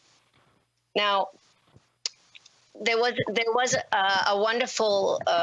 Just a moment. I have a point. We have a point of order. Yes, the Honourable Parliamentary Secretary. It's getting a little late, but I believe if you canvass the member, Madam Speaker, I believe she meant to split her time. The Honourable Member for Cumberland Colchester, would you like to tell us if you'd like to split your time? Yes, Madam Speaker. Sorry about that. I'd like to share my time with the member from King's Hands. Thank you. So, Chief Terrence Paul stated in September of this year, "We are not taking anything away from others. We are just trying to get back what was taken from us." And Madam Speaker, I think this is at the crux of what is going on now. 20 years ago, the Marshall decision reaffirmed the treaty right of the Mi'kmaq people to fish in pursuit of a moderate livelihood. And dialogue has been part of how we are working towards its implementation, and we must continue the dialogue. And that dialogue, I know, has been ongoing for the last several weeks because I have been in meetings with the chiefs and I am aware of what is going on. I think it's time. I think it should have happened a long time ago, but there's no better time than the present to redress the wrongs of the past, and the time is now, Madam Speaker. Our commitment to redefine the relationship between the Crown and Indigenous peoples was underscored in the speech from the throne. And one of the core pillars of the new legislative agenda is walking the road of reconciliation. And that means combating discrimination and working towards a better relationship and partnership with Indigenous peoples and non-Indigenous peoples across this country. We have a chance, Madam Speaker, to create an environment that supports self-determination, self-governance, and economic growth. And Madam Speaker, it must include the ceremonial and spiritual relationship that the Mi'kmaq have with fishing, hunting, and gathering. And like most indigenous peoples around the world, we colonialists have much to learn from them about conservation and how to protect Mother Earth and her creatures. Madam Speaker, the First Nations in the Atlantic have proven time and again the power of partnership through a number of initiatives. And when I say that, I'm thinking about the Atlantic First Nations Health Partnership. I'm really encouraged by the strong First Nation engagement in this co-management structure that's enabling them to improve First Nations communities' health. And there's still much more to do. I'm equally excited by the framework agreement signed last June for an Indigenous-led water authority in Atlantic Canada, the first in this country. This framework agreement is an important step towards fully autonomous First Nation-led operation of water and wastewater services. And another great example is the Nova Scotia Mi'kmaq education system. In 1997, the governments of Canada and Nova Scotia signed an agreement with 9 Mi'kmaq communities, restoring their control over their education system. And at the time, less than a third of youth from those communities finished high school, and today more than 90% of Mi'kmaq students graduate.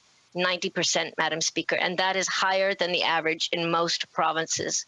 But this is what is born of self-governance and self-determination. So we must build on this renewed relationship between the Crown and Indigenous peoples and address past wrongs. A recent example, Madam Speaker, is the recognition of the Shubenacadie Residential School site in Nova Scotia as a National Historic Site. Recognizing these schools and the experiences of former students and survivors of residential schools across Canada is important to the journey of self-healing. And Madam Speaker, there was an elder here in Millbrook First Nation, Nora Bernard, who helped the Indigenous peoples receive recompense for this injustice. And I would like to pay my respects to her tonight. Madam Speaker, also, environmental racism is a huge problem across Canada, and I'm very proud that I was able to introduce my private member's bill about that, and it shall be coming for second reading soon. Madam Speaker, tonight we all think of what is going on in Southwest Nova Scotia, but we must remember that this is about nation to nation talking, dialogue. It's time. It has taken too long to happen. And Madam Speaker, I'm glad that it has begun, and we need to get it finished, and we need to have peace on the water, peace on the land, so that this dialogue can be accomplished between the Mi'kmaq and the Crown. And I'm glad to be part of a government that is actually finally doing that. Madam Speaker, Mi'kmaq treaties and treaty rights across Canada are so important. The Indigenous peoples of Canada have been lied to and deceived so many times, Madam Speaker, and my heart breaks for what they have lived through and for the all of the years of abuse ever since colonials came to this country. I'm from Australia originally, and the same thing happened there, sadly. And sadly, if people had have listened to the Indigenous peoples in the beginning, they would have looked after the land much better.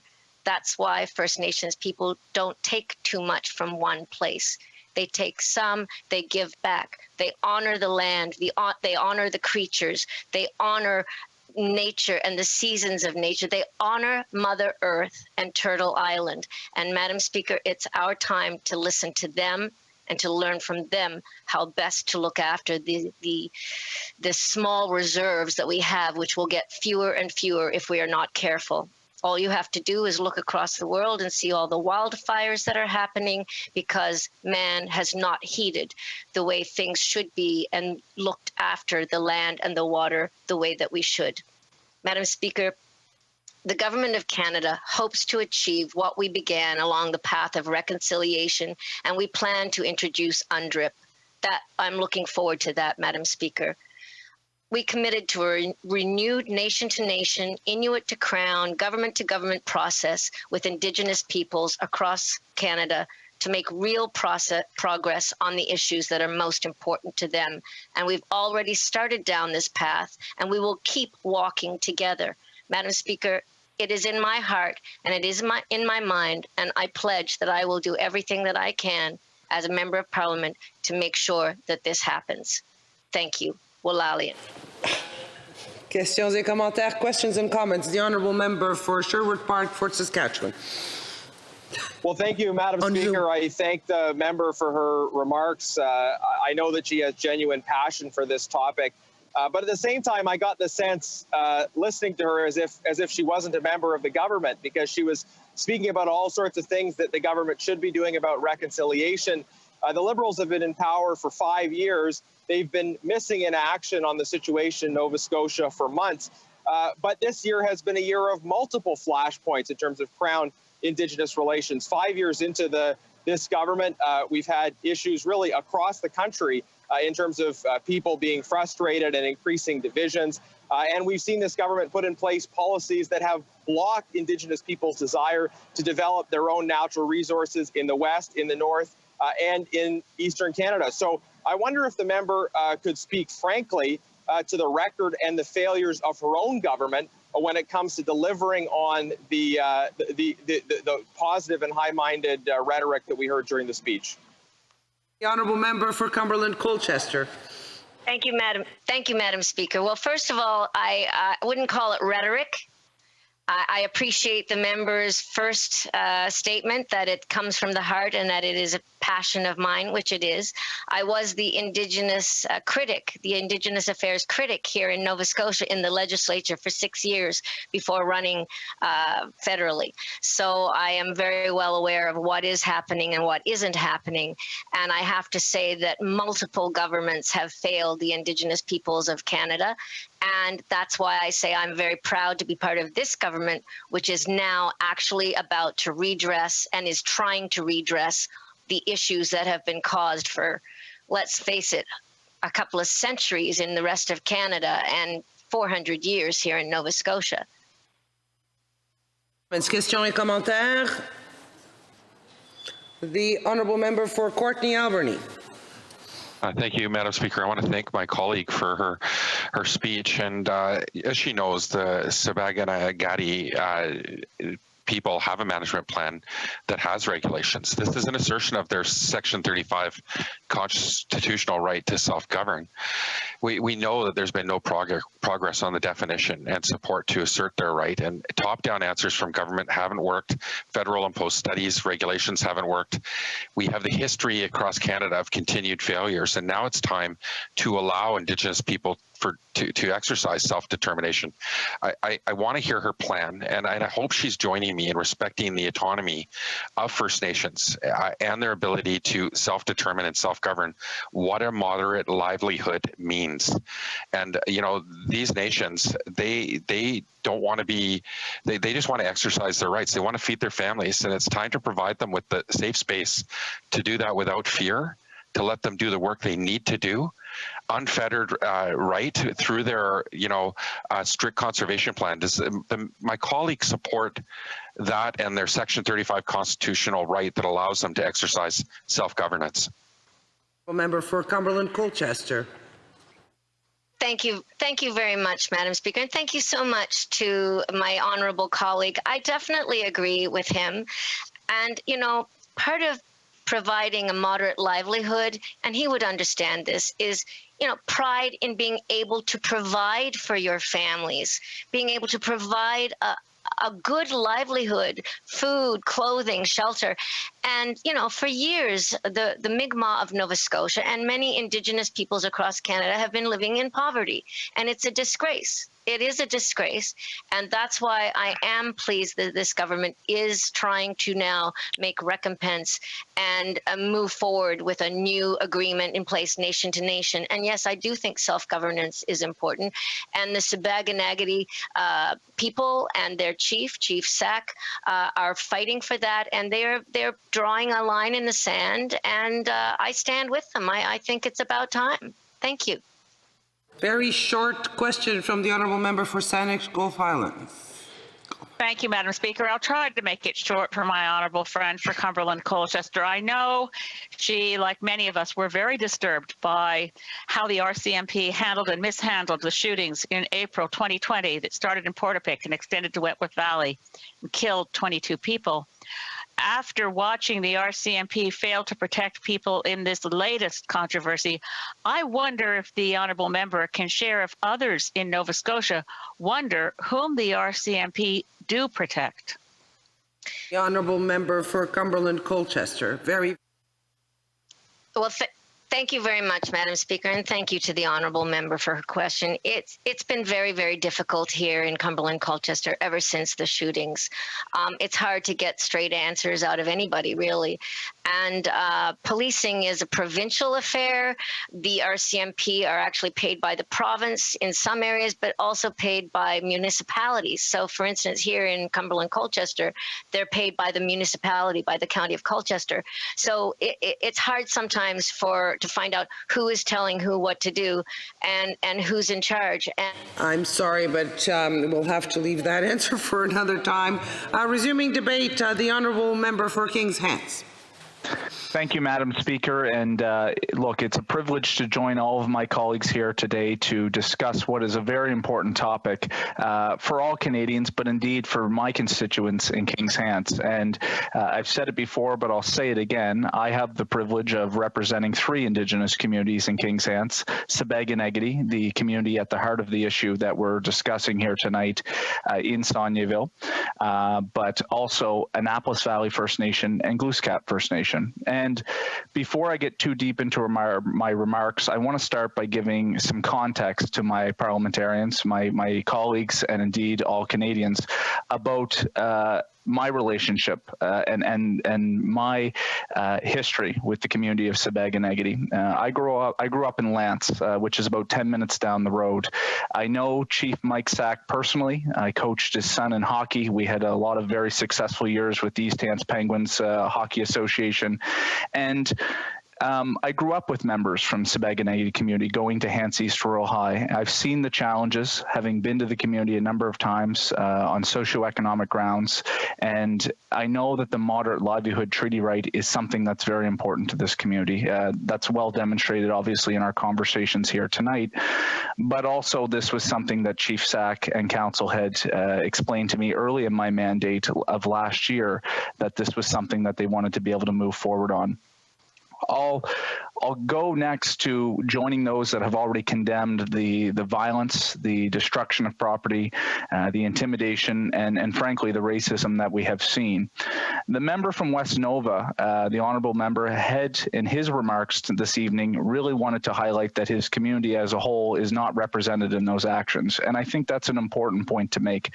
I have had conversations with Chief Mike Sack. I have had conversations with commercial fishers in my community. Many exist, of course, in West Nova, but I do have a commercial fishery in my riding as well. And it's important to note that the actions of the individuals in question do not represent the whole industry. They don't speak for the industry. And I think it's important that we focus and denounce those that have been part of that, but also recognize that that is not necessarily conducive of the entire industry or the communities that they represent. I want to begin, Madam Speaker, by also highlighting the history of where we found ourselves to and where we are here tonight. It's been well canvassed, of course, but the Marshall decision of September 1999 from the Supreme Court of Canada established the moderate livelihood treaty right. They said it was communal in nature, but that it was provided to Mi'kmaq and Maliseet communities. 2 months later, as the member from Sydney and Victoria explained, the court not only reaffirmed the moderate livelihood treaty right, but they provided a clarification that the Government of Canada has the ability to introduce a minimally impairing regulatory framework. Of course, that has not yet been done, Madam Speaker, 21 years later, and I would assert that at least that is at least a contributing factor to some of the tensions that we've seen over the past 2 decades. And the aspect around minimally impairing goes back to the Badger case in the Supreme Court of Canada, established in the mid-1990s, that said when the Government of Canada would even consider impugning a constitutionally protected treaty right, it has to be minimally impairing in nature. It has to be proportional to the substantive public policy objective that is being achieved. Now, the court provided conservation as one example, but they left the door open for other substantive public policy objectives that the government saw as important. After that decision, the governments from Chrétien and Martin really focused on ensuring that Mi'kmaq communities had access to the commercial fishery. And it's well established that there was hundreds of millions of dollars spent. And I think at one point in 1999, the value of the commercial fishery for Mi'kmaq communities was about $3 million. It now is well over $150 million because of that initiative that was established. Those agreements, the commercial licenses that were provided to Mi'kmaq communities did not impugn or infringe any of the existing treaty rights. So the moderate livelihood issue was not resolved or dealt with in those initiatives. We had the Harper government from 2006 to 2015 that had a program to provide additional capital to Indigenous communities. It's obviously, we're partisan in this House, but I think it is objective that that government, this was not a priority for them. And from 2015 to now, we've had a government that has been very focused on trying to make reconciliation a pillar of its work. There has been, as has been mentioned by other members in this House here tonight, to be done. And so I also want to highlight, and in speaking with Chief Sack this morning, the fact that yes, although there was Marshall Initiative commercial licenses provided to many Mi'kmaq communities across Atlantic Canada, Sibäganagati had not signed on to those, and also that they were not part of any subsequent commercial funding to help support their community.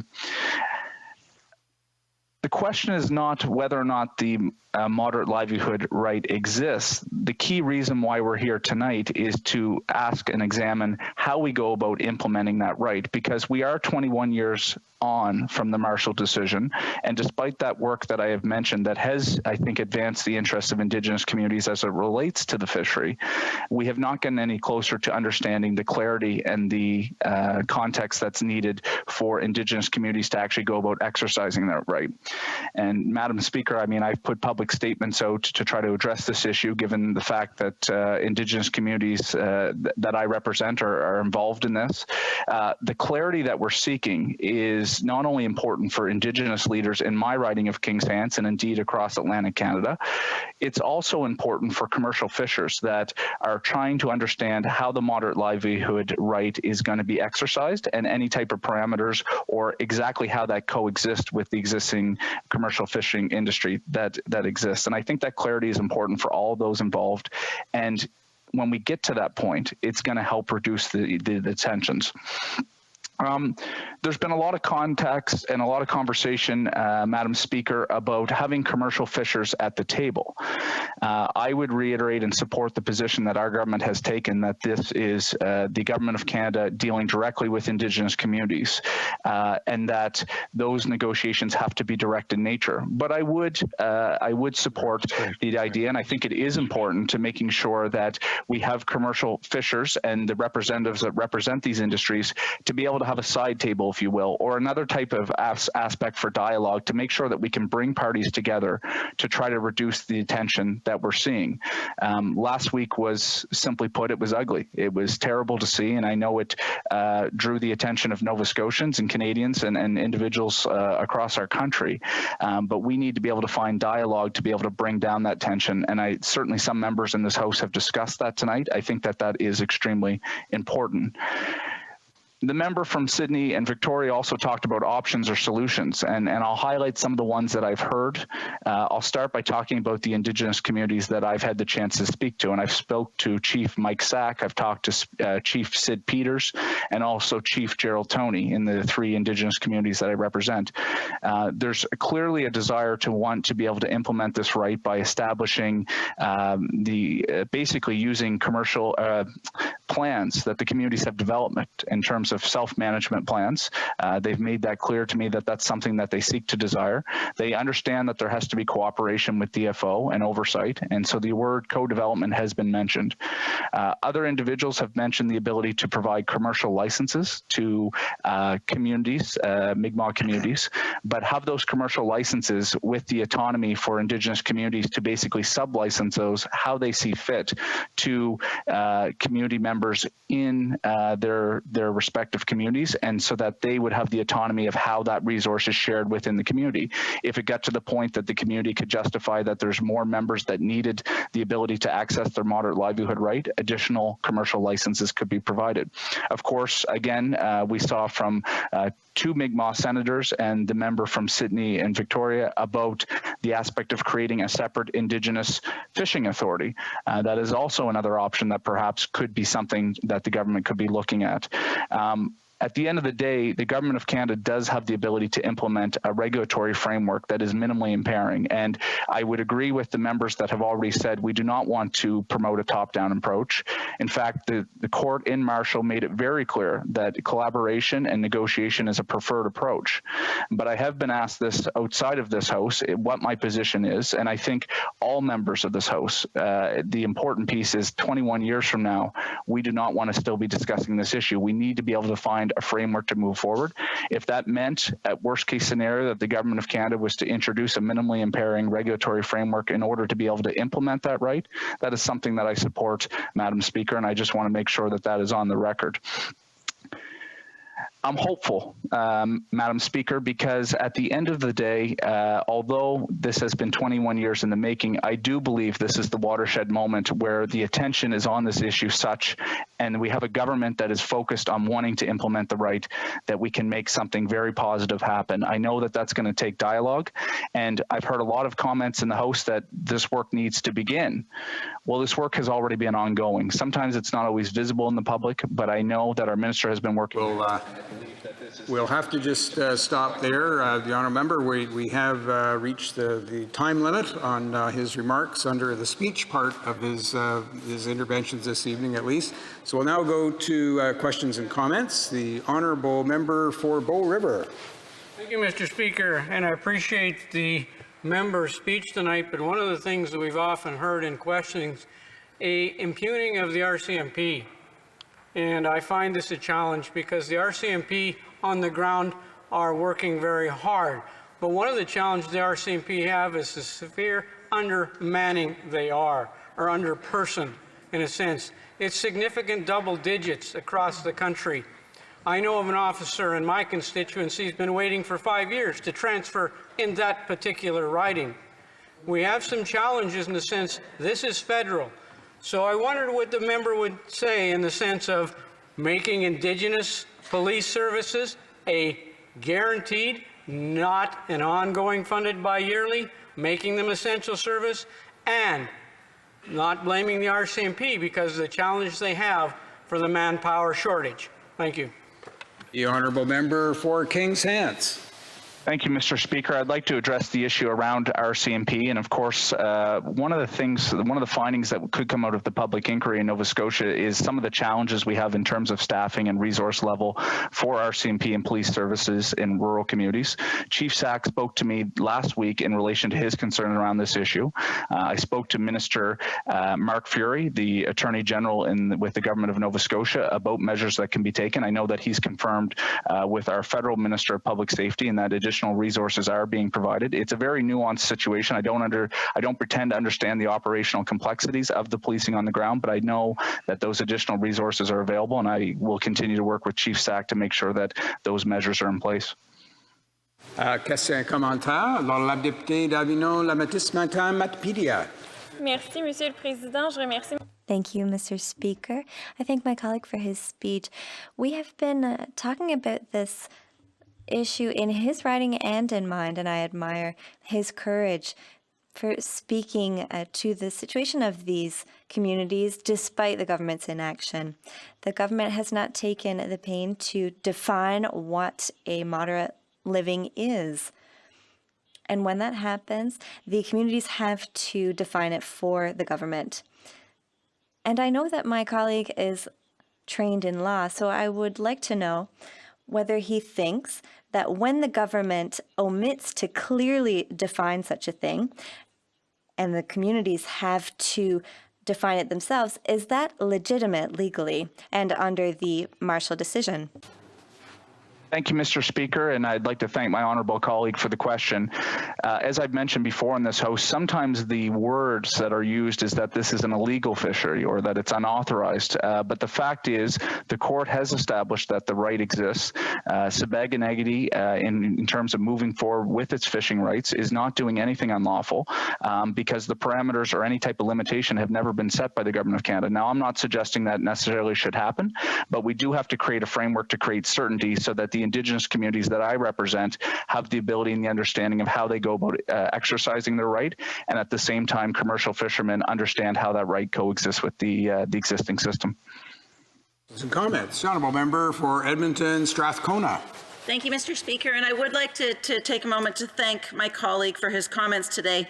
I have a very simple question, and I would like a very straightforward answer if I could.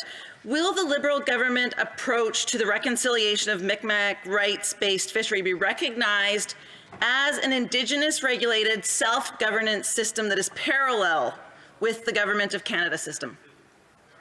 For King's Hands.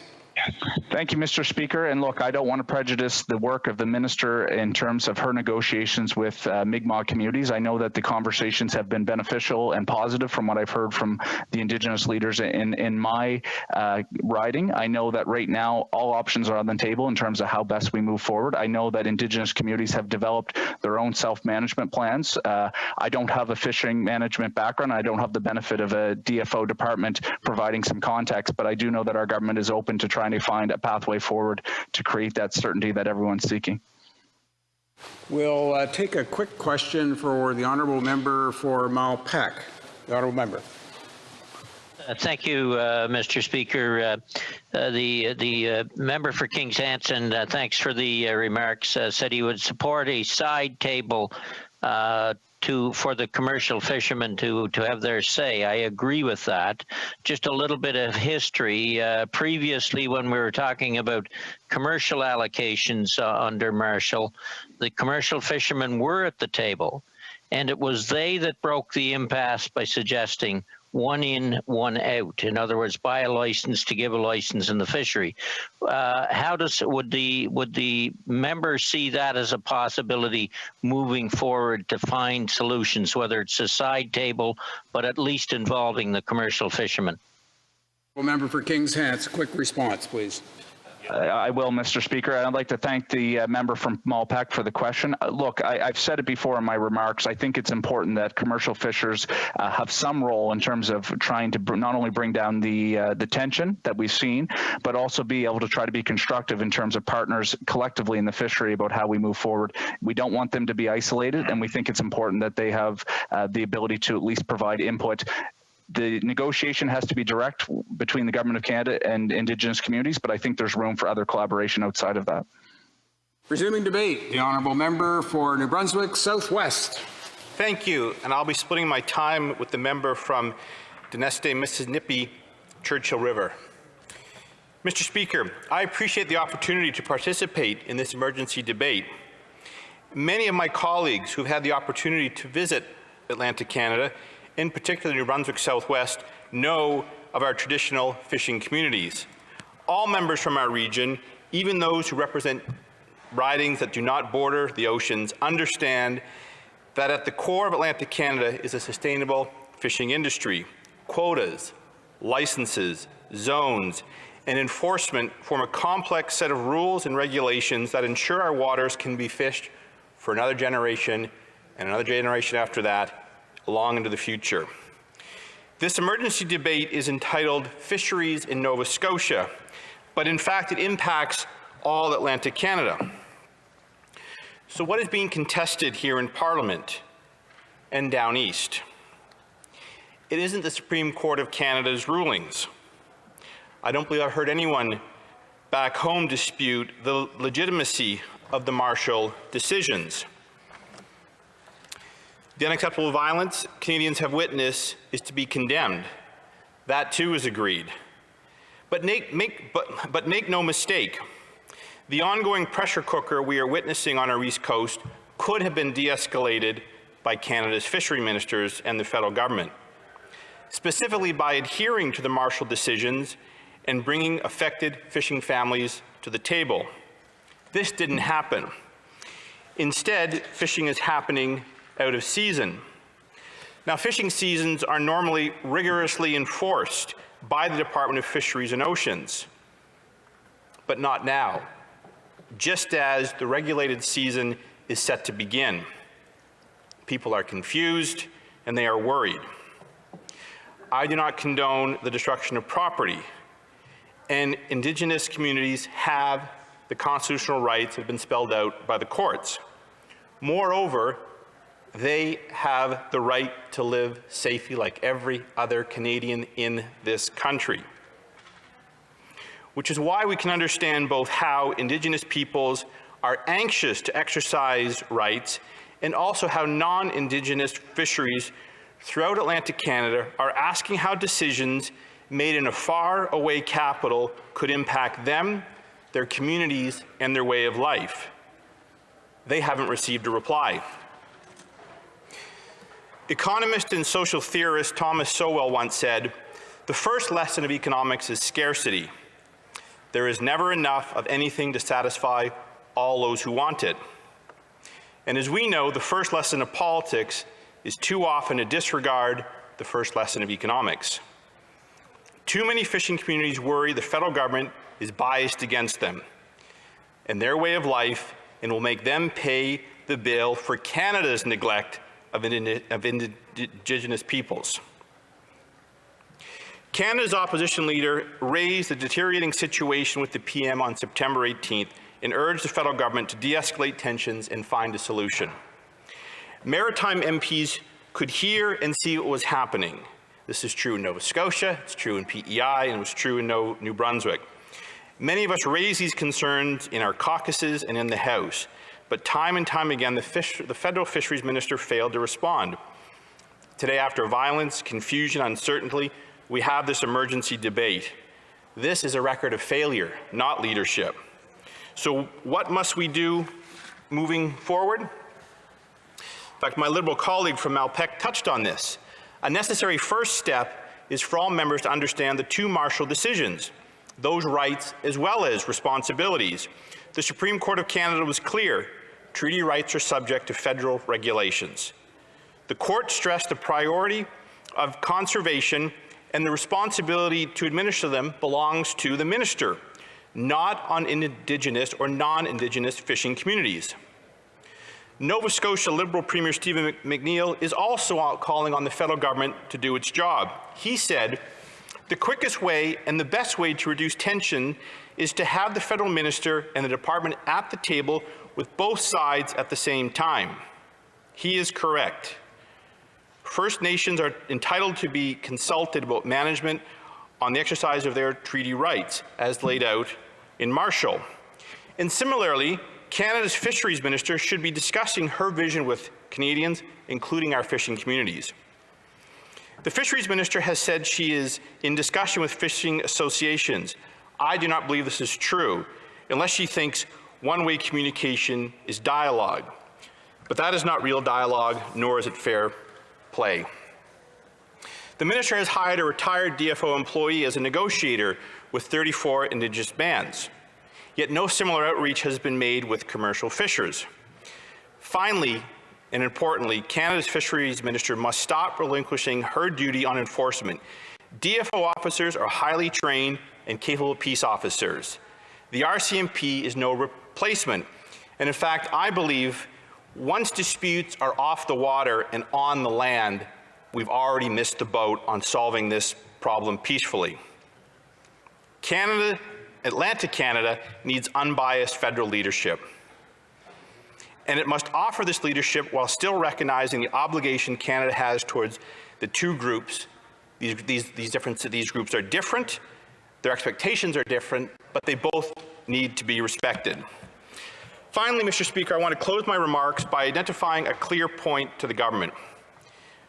Indigenous communities are already part of Canada's traditional regulated fishing communities. It started small, it's growing, but it is happening. They hold licenses, they adhere to DFO guidelines, and they follow the rules. When the government works in silos to change the rules of the game, it is working to undermine the progress that has already been made. Thank you.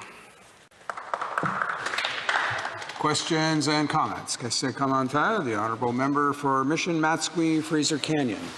I'd like to thank the Honourable Member for his very, very important speech and the insight he provided as an Atlantic Canadian in tonight's discourse. I'd like to ask the member specifically what the Minister of Fisheries and Oceans could do right now to get over this severe lack of leadership in this sad debate we're forced to have in this House of Commons tonight when she should be meeting with the people already. Thank you. The Honourable Member for New Brunswick Southwest. Thank you, and I thank my colleague for his question. The most important thing the minister could do, the federal fisheries minister could do, would be to reach out and sit down with the fishing communities throughout Atlantic Canada. It's as simple as that. Many of these families invest considerable amount of their savings every year into the fishing industry. Those seasons are set to open, yet they're not sure how the season's going to operate. So the minister could sit down with these individuals, these families, and assure them that the federal government has their welfare at its focus, along with First Nations. Is there comments? The Honourable Parliament Secretary to the Minister of Small Business and Export Promotion.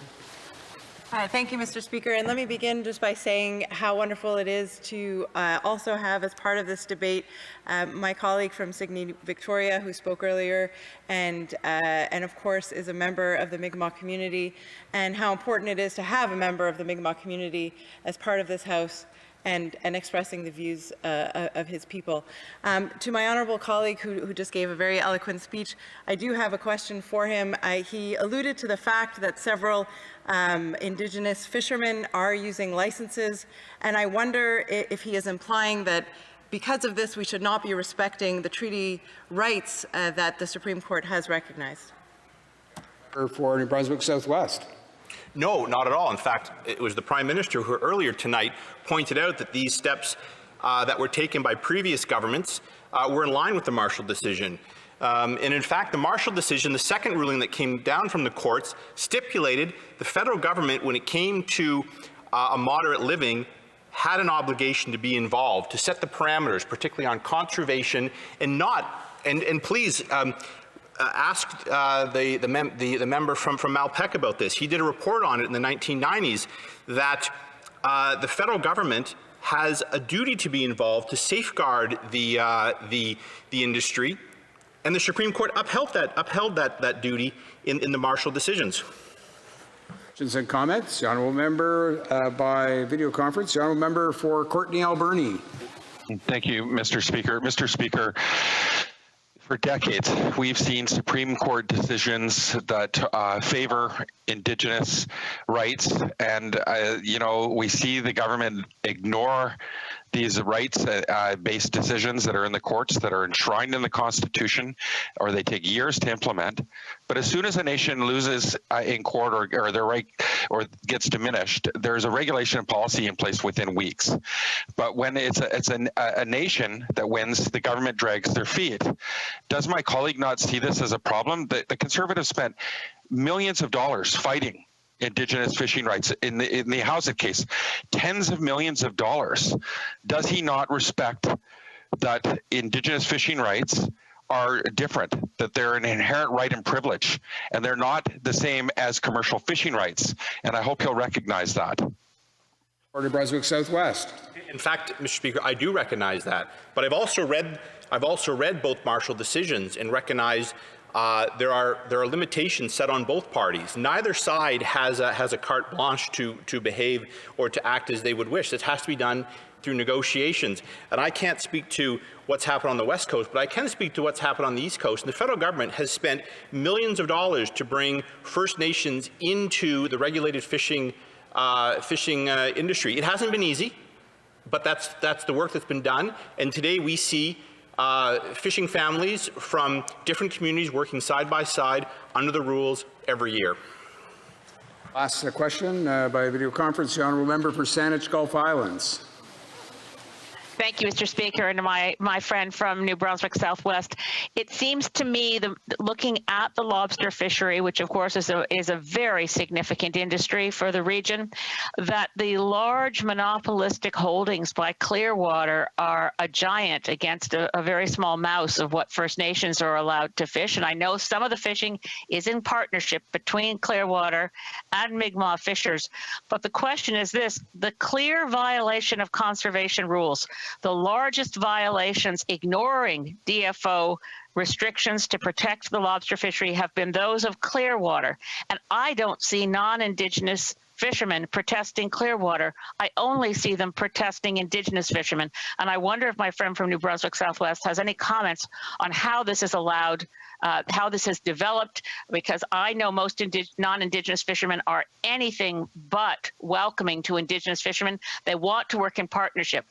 The honourable member for New Brunswick Southwest. So I agree that there is room for a lot of partnership. I do take exception that the non-Indigenous fishing community wants the rules maintained on owner-operator, which means the owner of the license is the person that fishes.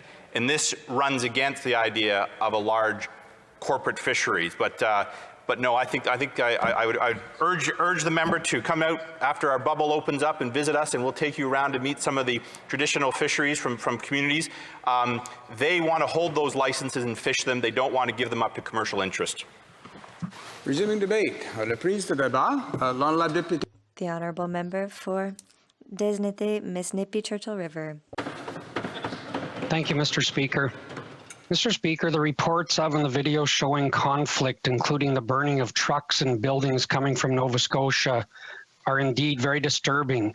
And First Nations people across Canada are justifiably angry by the action or inaction from this Liberal government and their lack of leadership in directing the RCMP. Mr. Speaker, let me be clear.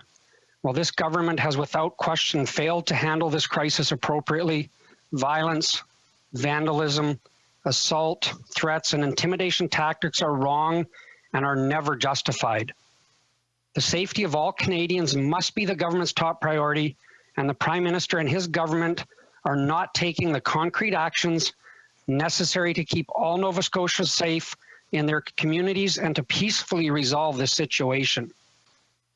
Senator Murray Sinclair, the former chair of the Truth and Reconciliation Commission, had this to say yesterday.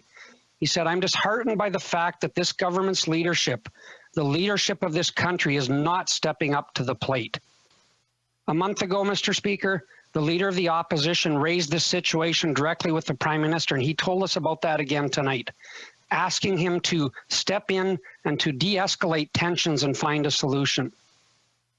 Chief Sack, who himself has been assaulted during these demonstrations, released a statement that the arson, and I quote, illustrates the need for greater police presence in the region, and then he added, "I do believe with the proper police presence, however, this could have been avoided." Mr. Speaker, during question period earlier today, my colleague from Lakeland, the Shadow Minister for Public Safety, asked the Minister why it took him so long to act and to ensure the safety of the Mi'kmaq people. Why did it take a very serious act of arson for this government to act? This sort of after-the-fact crisis management seems to be the only way that this government deals with issues. Why is it that almost all affected groups can agree that the path forward is open and honest dialogue, yet it is the path that this government seems unwilling to take? Mr. Speaker, I agree that this situation is in fact an emergency, but the fact that the ministers in this government have requested an emergency debate perfectly sums up this government's preference of symbolic measures rather than action. In my meetings and my discussions with Indigenous people that I deal with, what I'm hearing is that they're tired of this government's talk. They need action. Instead of debating this in Ottawa today, participating in press conferences and repeating talking points here in this House, these ministers should be on the ground in Nova Scotia talking to the people there. Mr. Speaker, many people have compared this situation to others earlier in the year. However, the similarities begin and end with the lack of proactive leadership. These issues have been allowed to simmer over a long period of time, with groups from all sides calling for action and leadership from this government. Instead of early actions, what consistently happens is that these simmering issues become full-blown fires that result in political talking points, finger pointing, and crisis management rather than respectful dialogue and peaceful negotiation. So what do we see in Nova Scotia at the moment? I know I'm a long ways away, Mr. Speaker, but here's what I'm seeing. The Minister of Fisheries and Oceans, who lives in the same province that this emergency is taking place, is now holding press conferences and calling for late-night debates in an attempt to distract from the fact that she and her government have mishandled this issue for months. Mr. Speaker, Canadians are tired of this and they're not buying it anymore. This is not a new issue, Mr. Speaker. The Liberals have now sat on the government benches for 5 years, and as a result of their failures, we now have seen people injured, property damaged, and livelihoods challenged, and tensions between Indigenous and non-Indigenous fishermen at an all-time high in this region. Mr. Speaker, I would never pretend to speak for First Nations people. However, my experience growing up in northern Saskatchewan has showed me that relationship building is important and valued. It is something that I think all Canadians could learn from. That is why it is counterproductive for the Liberal ministers to be here in Ottawa debating this issue rather than meeting with people on the ground and developing real and authentic relationships, working towards actual solutions. The last thing this issue needs is more political debate. It needs actions. Mr. Speaker, in both Marshall decisions of 1999, the Supreme Court of Canada clearly affirmed the right of the Mi'kmaq to hunt, fish, and gather in pursuit of a moderate livelihood arising out of the peace and friendship treaties of 1760 and 1761 with Britain. However, there were restrictions outlined by the court, and the Department of Fisheries and Oceans was to regulate. First, this is where the term moderate livelihood is first introduced. In Marshall, the Supreme Court of Canada wrote, catch limits that could reasonably be expected to produce a moderate livelihood for individual Mi'kmaq families at present-day standards can be established by regulation and enforced without violating the treaty right. The Premier of Nova Scotia has now joined the call of many others for the government to seek a definition of present-day standards of moderate livelihood and to give guidance to all of the parties. Premier McNeil stated, and I quote, "This is only getting more entrenched. They need to be in the same room so everyone knows what each other is saying." He said, instead of seeking this clarity, the government has decided to hold press conferences and late-night debates. Again, Mr. Speaker, talk but little action. Second, the Supreme Court of Canada outlined that the Department of Fisheries and Oceans has the responsibility of ensuring proper conservation. And I quote, "The regulatory device of a closed season is at least in part directed at conservation of the resource. Conservation has always been recognized to be a justification of paramount importance to limit the exercises of treaty and Aboriginal rights in the decisions of this court, cited in the majority decision of September 17, 1999, including Sparrow Supra and Badger Supra, as acknowledged by the Native Council of Nova Scotia in opposition to the Coalition's motion. I quote, "Conservation is clearly a first priority and the Aboriginal peoples accept this." Mr. Speaker, the Minister of Fisheries and Oceans could have requested her department undertake a study that determines whether or not the out-of-season fishing endangers lobster stocks and makes the results, and I could have made those results public, but instead, she and her colleagues chose to hold press conferences and late-night debates. Again, talk but little action. Mr. Speaker, let me be clear. As I said when I began my discussion or my comments tonight, while this government has without question failed to handle this crisis, violence, vandalism, assault, threats, and intimidation tactics are always wrong and they are never justified. And I repeat again, the safety of all Canadians must be the government's top priority.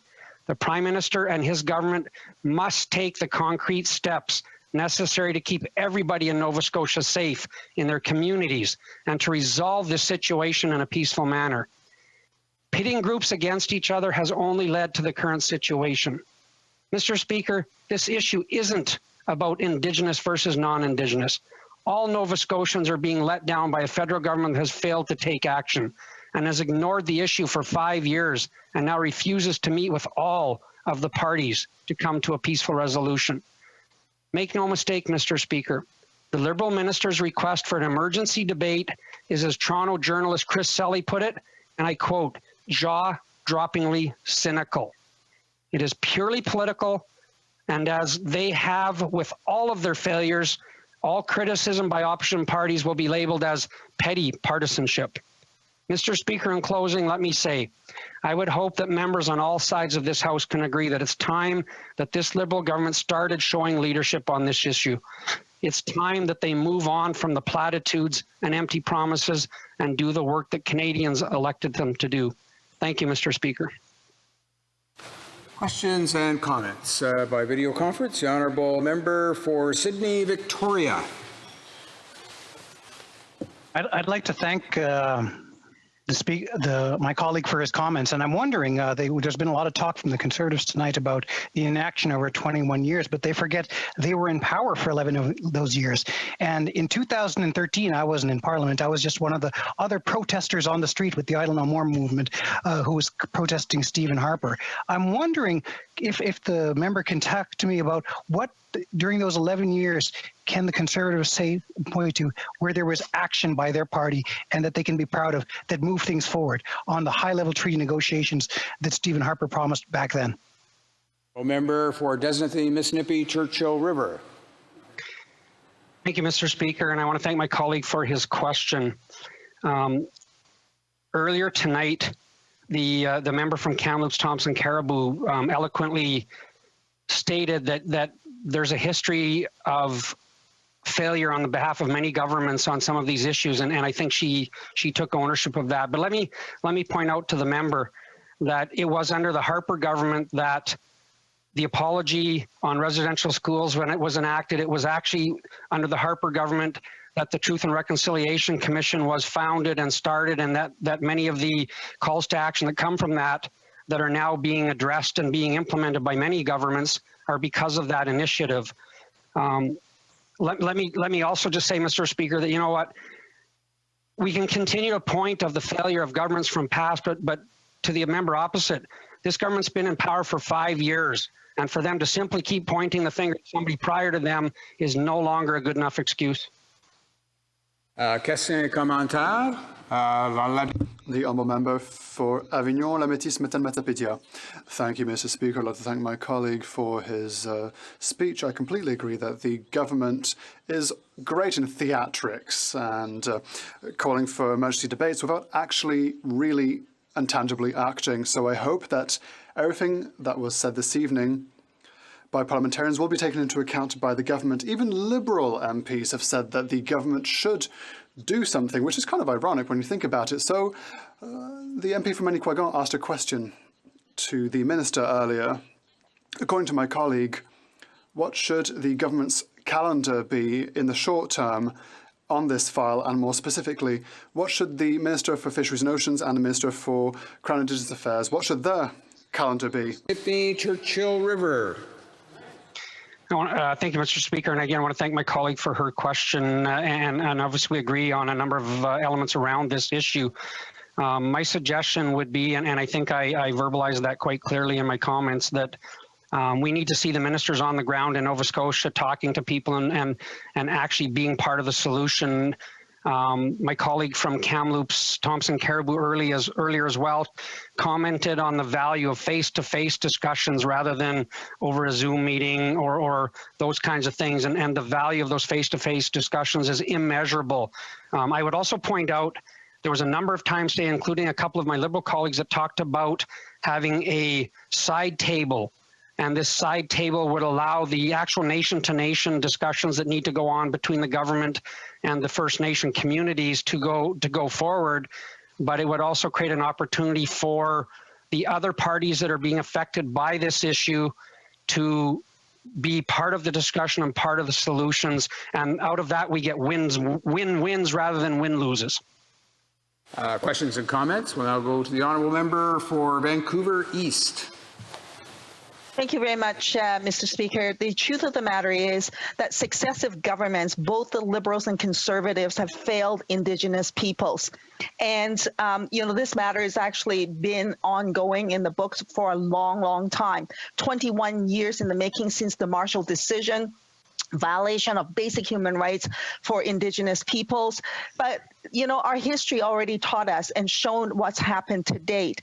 And so far, either previous government has taken a incremental approach to addressing the rights of Indigenous peoples or taken no action at all. That's on the Conservatives and that's on the Liberals.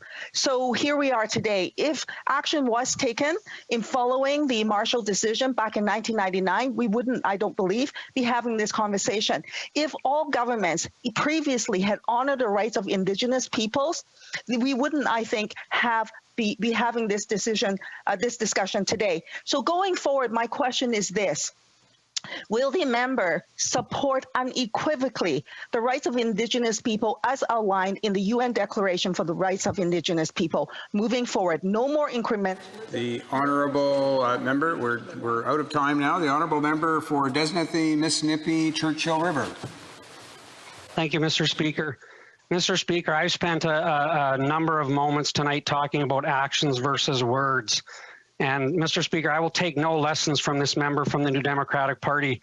For the brief time that this New Democrat Party has had some power in this history of government, where they've had what they believe to be the balance of power and have chose to prop up this Liberal government, not once have I seen in any of the negotiations any matters where they've stood up for Indigenous people in their negotiations. All we've seen is rhetoric and talk and talk, and I'll come back to the same thing: actions and words, Mr. Speaker. I think it's the honourable member for Courtenay Alberni. Is this on a point of order? The honourable member.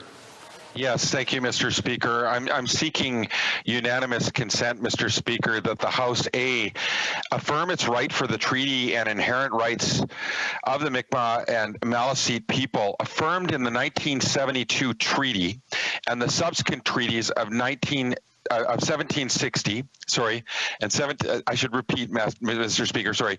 The Maliseet people affirmed in the 1752 treaty and the subsequent treaties of 1760 and 1761, confirmed in the Canadian Constitution and in the Supreme Court of Canada ruling in the 1999 Marshall case. B, that they recognize the Mi'kmaq Nation deserves the full and equal protection by the law from the violence and intimidation in domestic tourism, and C, that they recognize the failure of the federal government to respect their nation-to-nation relationship, to negotiate with the Mi'kmaq and Maliseet people to accommodate, Mr. Speaker, moderate livelihood fishery that has led to the crisis we're facing today. This being a hybrid sitting of the House, I will ask only that as to whether the honourable member are there any opposed to the unanimous consent motion proposed by the honourable member for Courtenay Alberni. Any of those saying no, do so now. No. So hearing some no's, the motion is rejected. And we'll carry on at this point with resuming debate, and that will be the honourable member for Cape Breton, Canso. Thank you so much, Mr. Speaker, and I'll be splitting my time with the member from Dartmouth, Cole Harbour. So, Mr. Speaker, Canadians are saddened by the violence and the threats of racism that we've witnessed over the last couple of weeks in my home province of Nova Scotia. I can assure Canadians and this House that this government is focused on this issue and will continue to work with the First Nations to implement their constitutional treaty right to fish for a moderate livelihood and ensure that there is security and safety on the ground. Mr. Speaker, we understand the importance of collaborative dialogue, and that is why the Minister of Fisheries and Oceans is in regular communication with the First Nations and industry leadership to find a path forward. And the only way to do that is through de-escalation and continued dialogue, and we're hearing a lot of that tonight. Recent events surrounding Nova Scotia's fisheries have brought this issue certainly to the forefront. But let me be clear, our government's priority remains and will always remain the safety of everyone involved, and we need and we want to lower all the tensions for a calm, productive resolution to this impasse. And there's room for everyone's voices to be heard, and we can build a safe and productive and sustainable lobster fishery for all harvesters. And I, like all Canadians, especially those in my province of Nova Scotia, I'm saddened by the events in Digby County and West Pubnico. This government condemns the actions of every single individual who destroyed property, committed violence, or uttered threats. There's no place for this kind of violence or intimidation in Canada. And I know that Canadians across the country share this same feeling. It's especially disturbing to hear reports of racist comments by some and actions made towards First Nations people. And this is unacceptable. And we all have a responsibility, and I believe somebody else said it tonight, to call this kind of behavior out and the language.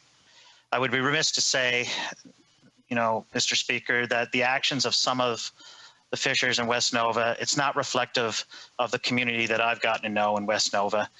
Good people, caring people, industrious people, but those actions by those individuals need to be taken into account. Mr. Speaker, we are committed as a government to building nation-to-nation, government-to-government relationship based on the principles of respect, partnership, and recognition of rights. Also, Mr. Speaker, this government takes its commitment to reconciliation seriously and acknowledges what we're hearing tonight, that past systems and approaches and methods have not worked. And Canada has started on the path to these wrongs, to right these wrongs rather, in partnership with Indigenous people and provincial governments and territorial governments and all Canadians. We're currently working in collaboration with First Nations to implement their treaty right to fish in pursuit of a moderate livelihood. And since the landmark Supreme Court of Canada Marshall decision in 1999, which affirmed these rights, the path toward implementation has had its successes, and yes, it's had its setbacks. And over the years, the department has launched several programs and made investments to address the rights of Mi'kmaq and Maliseet communities in Atlantic Canada and Quebec, beginning with the Marshall Response Initiative. And then we have subsequent programs like the Atlantic Integrated Commercial Fisheries Initiative that continues today to provide funding and support to Marshall communities to build the capacity of their commercial fishing enterprises and to strengthen community economic self-sufficiency. We've been negotiating with Marshall groups since 2017 to collaborate on the articulation of their rights through the Rights and Reconciliation Agreements.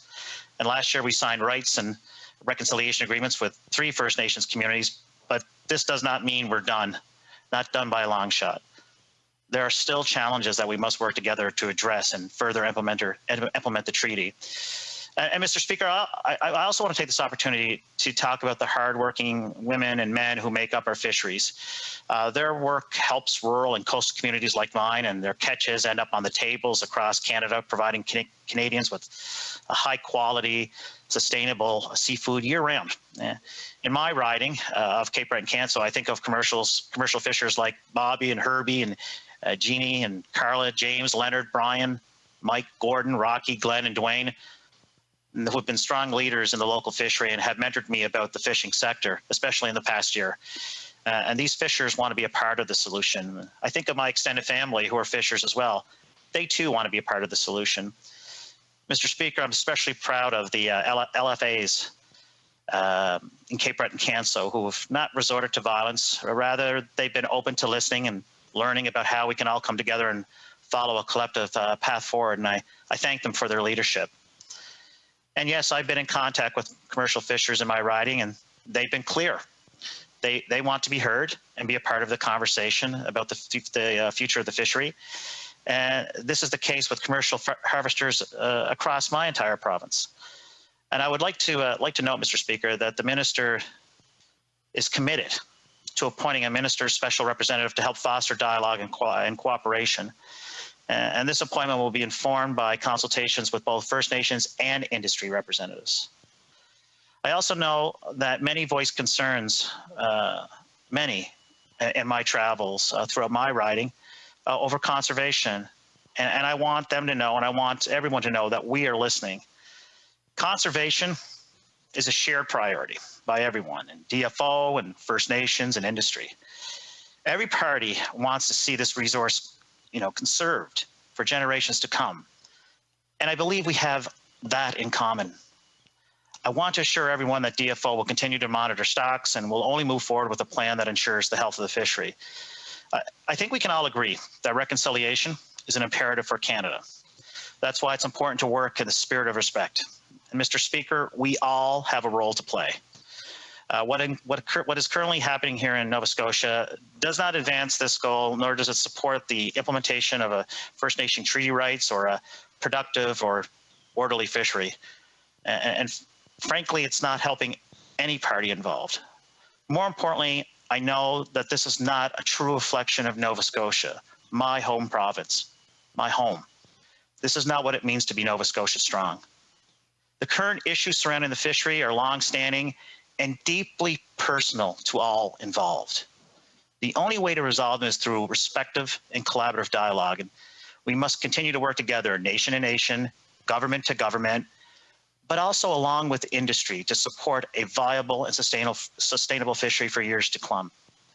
I appreciate this time to speak on such an important matter, not just to my riding, but my province and my country.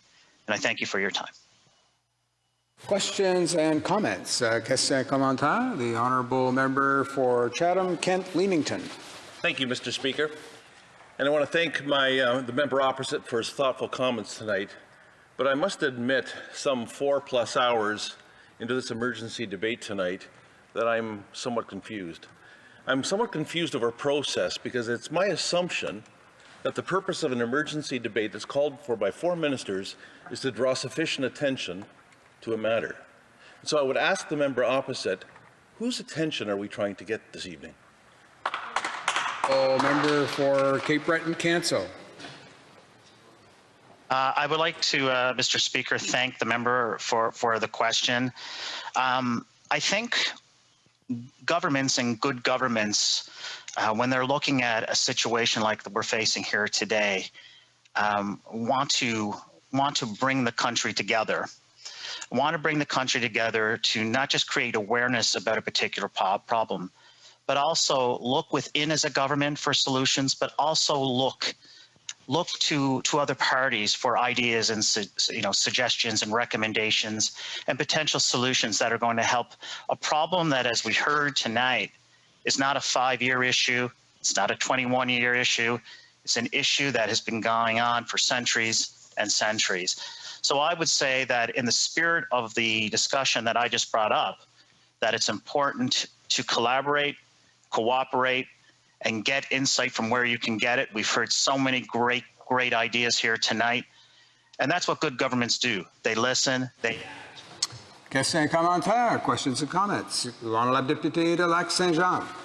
The Honourable Member for Lac-Saint-Jean. Thank you, Mr. Speaker. I'm somewhat fascinated. I've just heard someone say we're listening, we're cooperating, and when other parties give us advice, we follow that advice. Well, with the railway blockades we had in January with the Wet'suwet'en, we'd been saying for weeks that instead of sending in the RCMP, we should send the minister negotiate on site. No one listened to us. It took weeks to resolve the issue, and what happened? Well, they went on site in the end. And what are we experiencing today? Well, yet again, the same thing. We let a situation degenerate, and now we've got an emergency debate to resolve the issue. If you listen to us more often, I agree with my colleague, you'd have to do this. When you do it, it works. So my question for my honourable colleague is this. What other situation are you going to let go on before listening to opposition critics and colleagues? Well, I want to thank the member for the question, and perhaps I would disagree with the premise of the question. Again, this government has been working diligently on this file, working with First Nations chiefs in Nova Scotia, and yes, not making 1 or 2 calls to fishing associations, but working hand in glove to find a solution, a collaborative solution to this issue. And it's one that we're going to continue to work on. And yes, do we look towards ideas and suggestions from other parties? Well, beyond the fact that it's a minority government, isn't it just a Canadian thing to do? To look to see where other solutions and ideas come from. That's what makes this government, I think, different from past governments. We're listening and we're working with others to try to make good things happen. Questions and comments. The Honourable Member for Edmonton, Strathcona. Thank you, Mr. Speaker. This Prime Minister was given the name by the Tsuut'ina people in Alberta, Gumistai.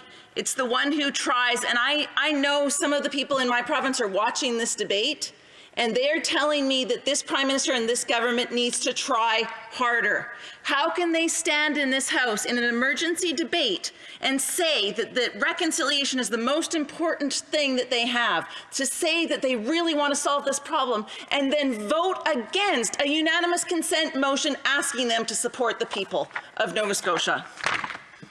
Honourable Member for Cape Breton-Canso. Thank you, Mr. Speaker, and thank you to the member from Edmonton, Strathcona, for the question. Again, the Prime Minister has been unequivocal, the Cabinet and the party, in terms of the importance placed on truth and reconciliation, and also making key investments in areas such as education and health and housing. And I have to look at, just over the past year and and working in my communities, my First Nations communities, the three that I represent proudly, where we've made some strategic investments around water and wastewater and housing that have been instrumental and important for First Nations communities, and we've done that through collaboration and cooperation. Resuming debate, the honourable member for Dartmouth Cole Harbour. Thank you very much, Mr. Speaker. I want to start by acknowledging that I am here in Mi'kma'ki on the unceded territory of the Mi'kmaq peoples. And I'm not far from the Shubenacadie waterway that has been used by the Mi'kma'ki for thousands of years. Although I know that issues surrounding the Nova Scotia fishery are deeply personal to all involved, I want to be very clear when I say that I am disgusted by the incidents of racism and violence in Southwest Nova Scotia. And I am deeply ashamed of the perpetrators and those who support racism and violence against the Mi'kmaq peoples. The violence and the racism must stop. Mr. Speaker, I've received an incredible volume of correspondence and outreach from my constituents in Dartmouth Cole Harbour on this issue. Passionate, thoughtful emails. So many that I won't be able to respond to everyone individually. Nova Scotians want to know that the Mi'kmaq will be protected from racism and violence, and that their treaty rights will be respected and implemented. I've been just as concerned throughout this unrest, and from my many conversations with ministers in our government, I know that they share this concern. And I know that these are not empty words, Mr. Speaker, because they are acting on it. The Mi'kmaq fishermen and the First Nations community have been let down by those whose job it is to protect them. And I can tell you, my constituents don't want to hear about what jurisdiction is in charge of what. They want to know that all orders of government are working together to keep all people safe. I'm grateful that our government approved a request for assistance from the province of Nova Scotia to enhance the presence of RCMP officers as needed. These disgusting acts of violence must be thoroughly investigated, and the perpetrators must be held to account. I'm glad to see that the RCMP have laid charges, including for the assault against Chief Sack. But I want to make this very clear. More needs to be done. Tensions must be lowered.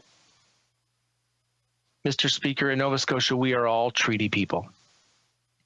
The peace and friendship treaties of 1760 and 1761 are solemn, special agreements, lasting commitments. They affirm a treaty right to hunt, to fish, and gather in pursuit of a moderate livelihood.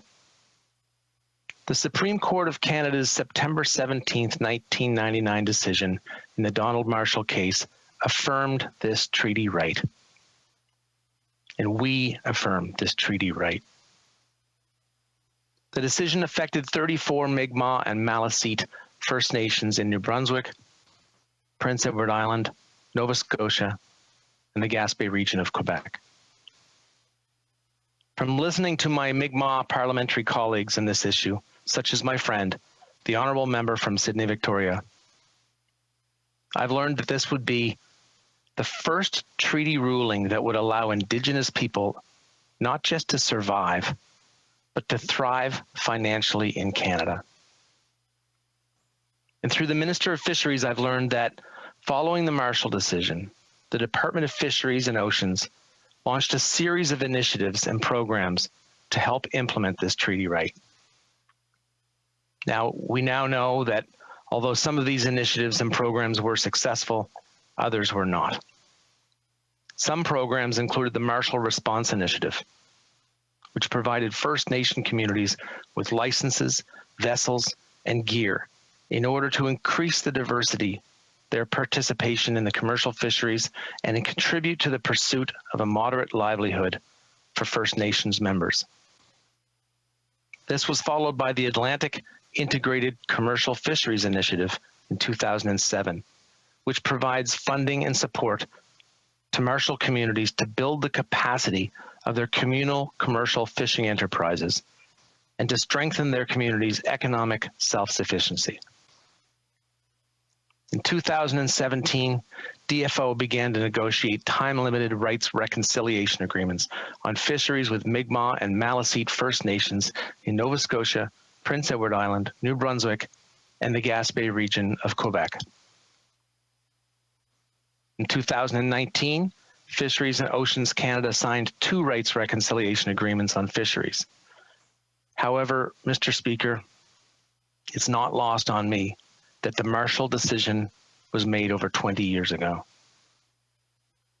We are a government who believes, who knows that there is no relationship more important to Canada than our relationship with Indigenous peoples.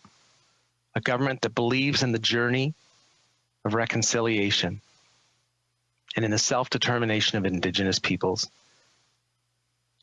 And yet today, we struggle to implement this treaty right. We know that First Nation members across the Atlantic region have grown frustrated with the progress of negotiations. And some communities have launched their own moderate livelihood fisheries and submitted fishery plans to DFO for consideration and discussion. However, the unacceptable acts of violence on water and land only serve to prevent the important constructive dialogue from happening. Mr. Speaker, I've reached out to the Minister of Fisheries on behalf of my constituents, and she has assured me that conversations with First Nations to implement their treaty rights are ongoing. And I know that our government stands ready to work with First Nations on a collaborative path forward. The Minister has had several conversations with Chief Sack and the Assembly of Nova Scotia Mi'kmaq Chiefs to ensure that we continue to work collaboratively with their communities to fully implement their treaty rights, as well as to ensure their safety. We know that throughout history and today, Indigenous peoples experience continuous systemic racism. And colonial institutions like the RCMP or other federal departments were designed with the cards stacked against Indigenous peoples. But it doesn't have to remain this way. In the true spirit of reconciliation, we know that we must reform these institutions. We must put in the hard work to implement this treaty right, and we must remain committed to a nation-to-nation approach moving forward. Mr. Speaker, all eyes are on Mi'kmaq. Thank you. Questions and comments? Questions et commentaires? L'honorable député de Jean. The Honourable Member for Jonquière. Thank you. Thank you very much, Mr. Speaker. I thank my colleague for his speech full of enthusiasm and energy. Very quickly, there's a sentence that struck me. He stated, "We believe in the self-determination of Aboriginal peoples." When I hear self-determination in the mouth of someone from the Liberal Party, I always have a little doubt in my mind. But I would like my colleague to specify what action the Liberal Party has put forward to make concrete this belief in self-determination for the Aboriginal peoples. And if we're serious, what should we do to recognize their self-government options? Thank you very much, Mr. Speaker, and I want to thank the member for the question.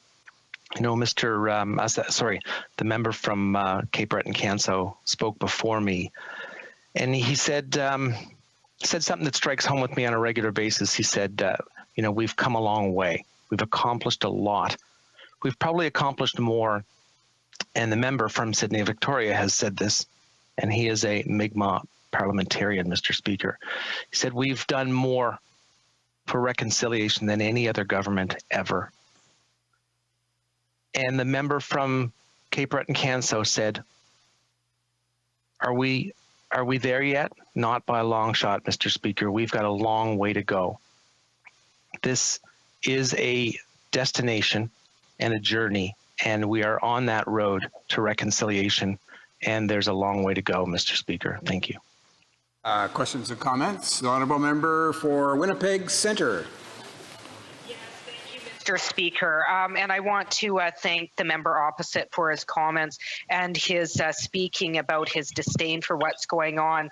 I have a question for him. However, we just presented a unanimous consent motion affirming certainly the treaties, but also, you know, in terms of his disdain, recognizing that the Mi'kmaq Nation deserve the full and equal protection by the law from violence, intimidation, and domestic terrorism, something that his party did not vote for with unanimous consent. I want to ask the member opposite, does he believe what is happening in Mi'kmaq territory can be classified, as many legal experts have named, as domestic terrorism?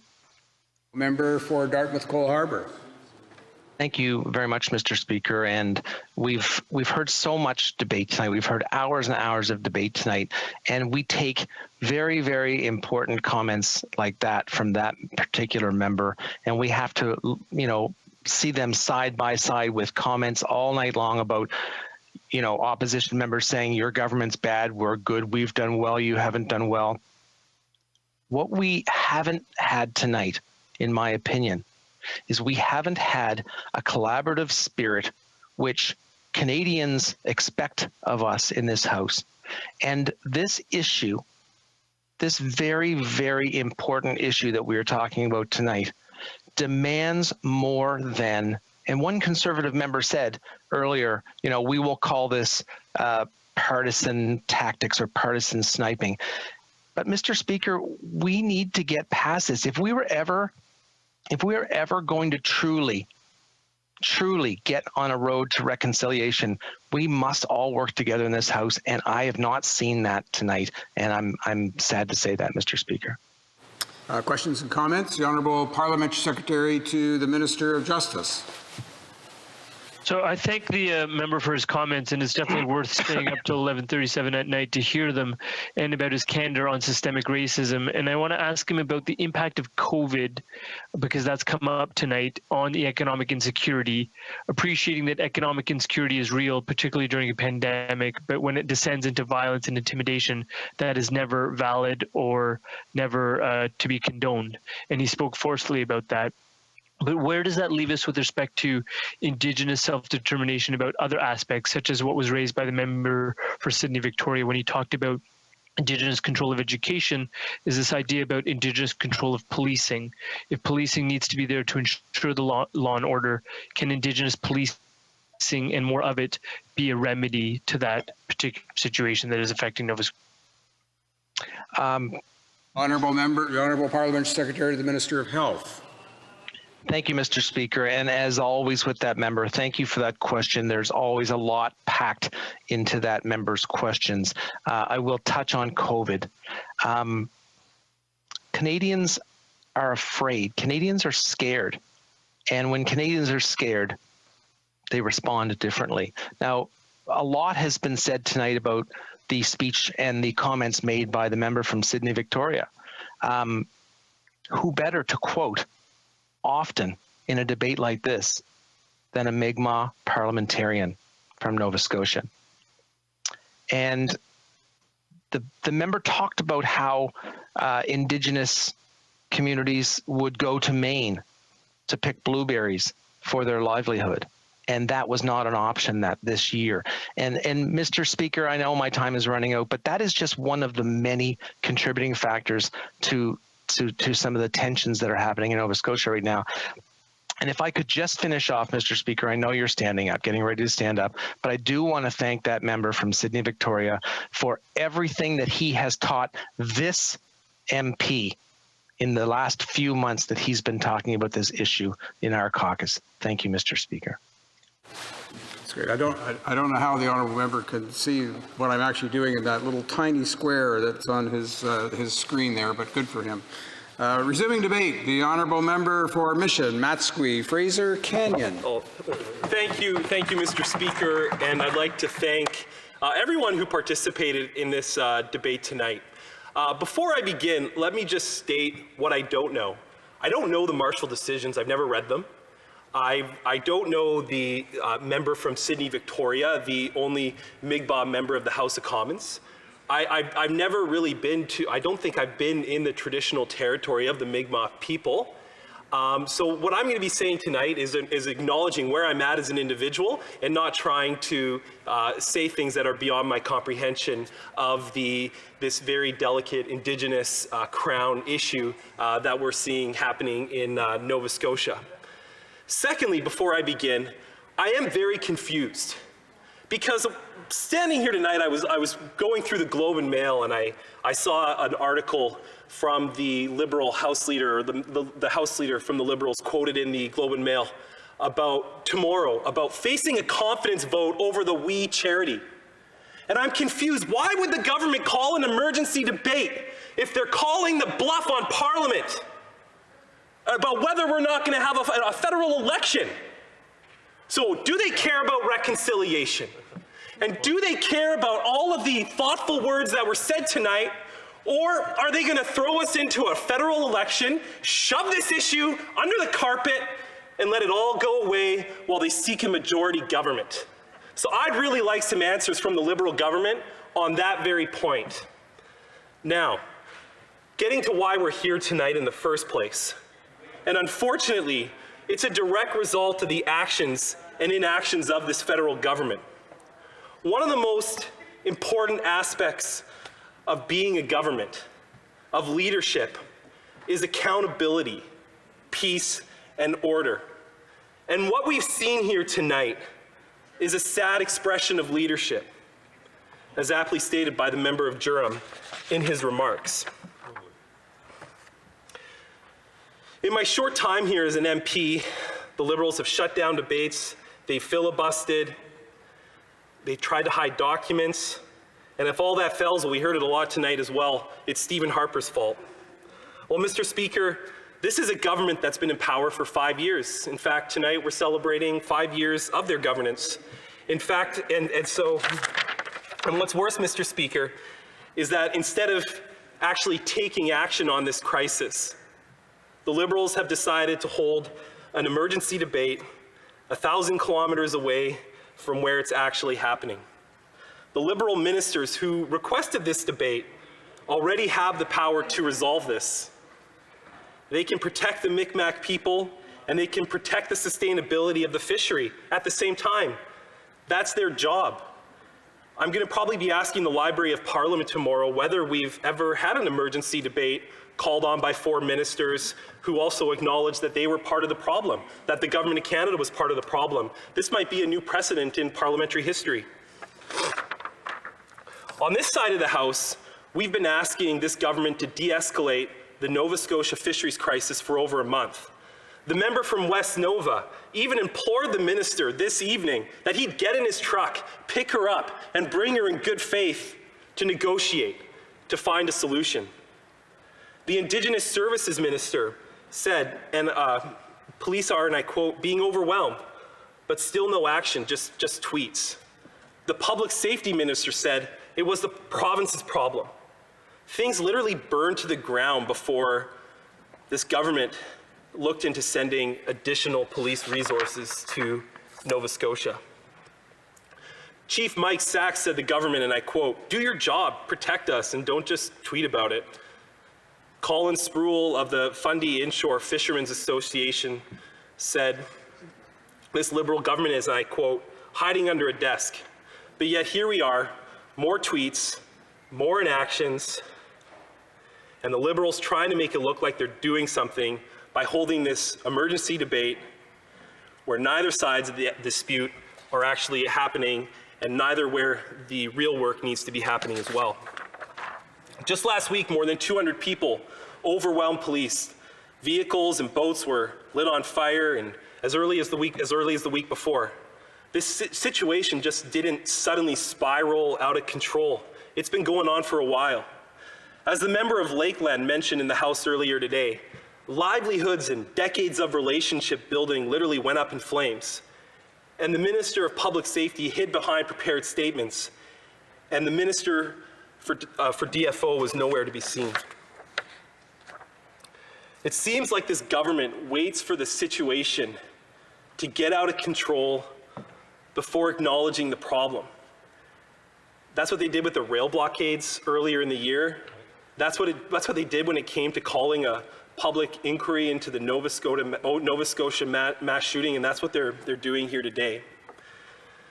And Mr. Speaker, the government should have anticipated this. Across Canada, rural crime has been a growing issue, and it's something that we've been talking about for a long time in this House. There's a significant lack of police resources in rural and remote communities. In Lillooet, a community I represent, there's Facebook groups talking about vigilante groups. The mayor implored me to get the provincial minister of public safety to do something because they only have 3 RCMP officers for a region the size of a small European country, and they just didn't know what to do. They didn't know how to respond. Thankfully, to the credit of the Statliam people and the First Nations police forces in my riding, they were able to pick up some of the slack. So thank God they're there, and hopefully Lillooet Tribal Council and their police force can serve as a good example about what could maybe take place in Nova Scotia, because some of those Indigenous police forces are doing really great work. Frontline officers do their best in the RCMP, but they're stretched thin. By not ensuring there are adequate RCMP resources in rural Nova Scotia across Canada, the public safety minister is putting these communities at risk and the people that live within them. He's putting frontline officers at risk, and we've seen these risks escalating, including acts of violence and arson. And secondly, the Indigenous people are at risk because we don't have enough RCMP as well. It goes both ways, and it's just a bad situation. So I can't help but draw some similarities to my own riding. I represent Mission Matsqui Fraser Canyon. It's 22,000 square kilometers of rugged British Columbia. The Fraser River runs through my riding from the south end all the way to the north. One thing we have in common with Nova Scotia is that many of the Indigenous people I represent and many of the non-Indigenous people I represent are totally dependent upon a fishery. Now, if you talk to the recreational fishermen, the tour guides, and some of the commercial people, they'll say they acknowledge the Marshall decision. They might not be happy with it all the time, but they acknowledge it and they want to work with it. But they'll say that they have frustrations too with the Indigenous peoples over some of their fishing techniques, gill nets, for example. Then you go and you talk to the Indigenous people and they have frustrations over the commercial fishermen, then the recreational fishermen for not respecting enough of their rights, for wondering why they're not getting a fair deal. And in many cases, they're correct, they're not getting a fair deal, and that needs to be worked out. But if you talk to both sides, the one thing they have in common, and often they don't even understand this, is that both of them point to the lack of competency by the Department of Fisheries and Oceans to take meaningful action to resolve these long-seated disputes between the Indigenous fishers and the non-Indigenous fishers. So what's happening in Nova Scotia, I think, is a broader reflection of what's happening across Canada. We're seeing civil strife. There is a real and clear lack of trust in our institutions. There is growing frustration that as a member of Parliament, I don't have an answer to. Like I said in the beginning, I've never read the Marshall decisions, and I fully acknowledge that. And there's growing animosity. My smile on my face is just because I'm trying to reflect the mood, and it's not in any way a reflection of... I'm responding to the issues. Thank you. So what we're seeing here, what's happening in Nova Scotia, is part of a broader societal issue that we're facing. And I'm concerned that what happened in Nova Scotia is only the beginning of what's going to start happening in other communities across Canada if Parliament doesn't get it right, if we don't get reconciliation right, and we don't provide the necessary assurances to the commercial fishery, to the Indigenous fishery, to all of the people that depend collectively on those two groups to work something out. But at the heart of this, we need to see a commitment from the Minister of Fisheries and Oceans to get on the ground as soon as possible. I know personally, I've written the minister and I've asked her to come to the Fraser River and to meet with my Indigenous constituents because they need to hear from her. That hasn't happened yet, but I'm still going to hold her to account and get her out to Mission Matsqui Fraser Canyon. But right now, she needs to be on the ground and negotiating with those peoples, trying to find a peaceful resolution. We live in the greatest country in the world, and when things like this happen, it's a scar on our country. It's a scar on what we've done to Indigenous people, and it's a scar on all of us here collectively about letting these things happen and letting that diminishment of trust in our institutions get to a point where people resort to violence. There are ways we can solve what's happening. We can improve police force, we can improve local enforcement, we can empower Indigenous peoples, and yes, we can get to a decision on Marshall. Earlier in tonight's debate, it was actually better when we heard the Prime Minister talk about subsequent governments failing and succeeding. And then we heard the Leader of the Opposition say the same thing. So despite some of the tension between our two sides tonight, there was some agreement that we have collectively at certain points not lived up to what we were supposed to do, irrespective of who is in power. And that's a lesson for all of us, to get to the points that matter and really do something that's going to address these livelihood issues for Indigenous peoples and the other fishermen. Like I said in the beginning, I don't have all the answers.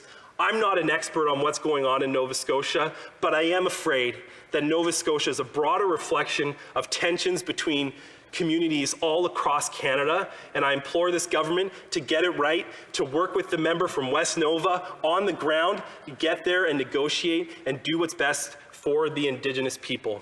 Thank you, Mr. Speaker. Questions and comments by virtual connection. The honourable member for Yukon.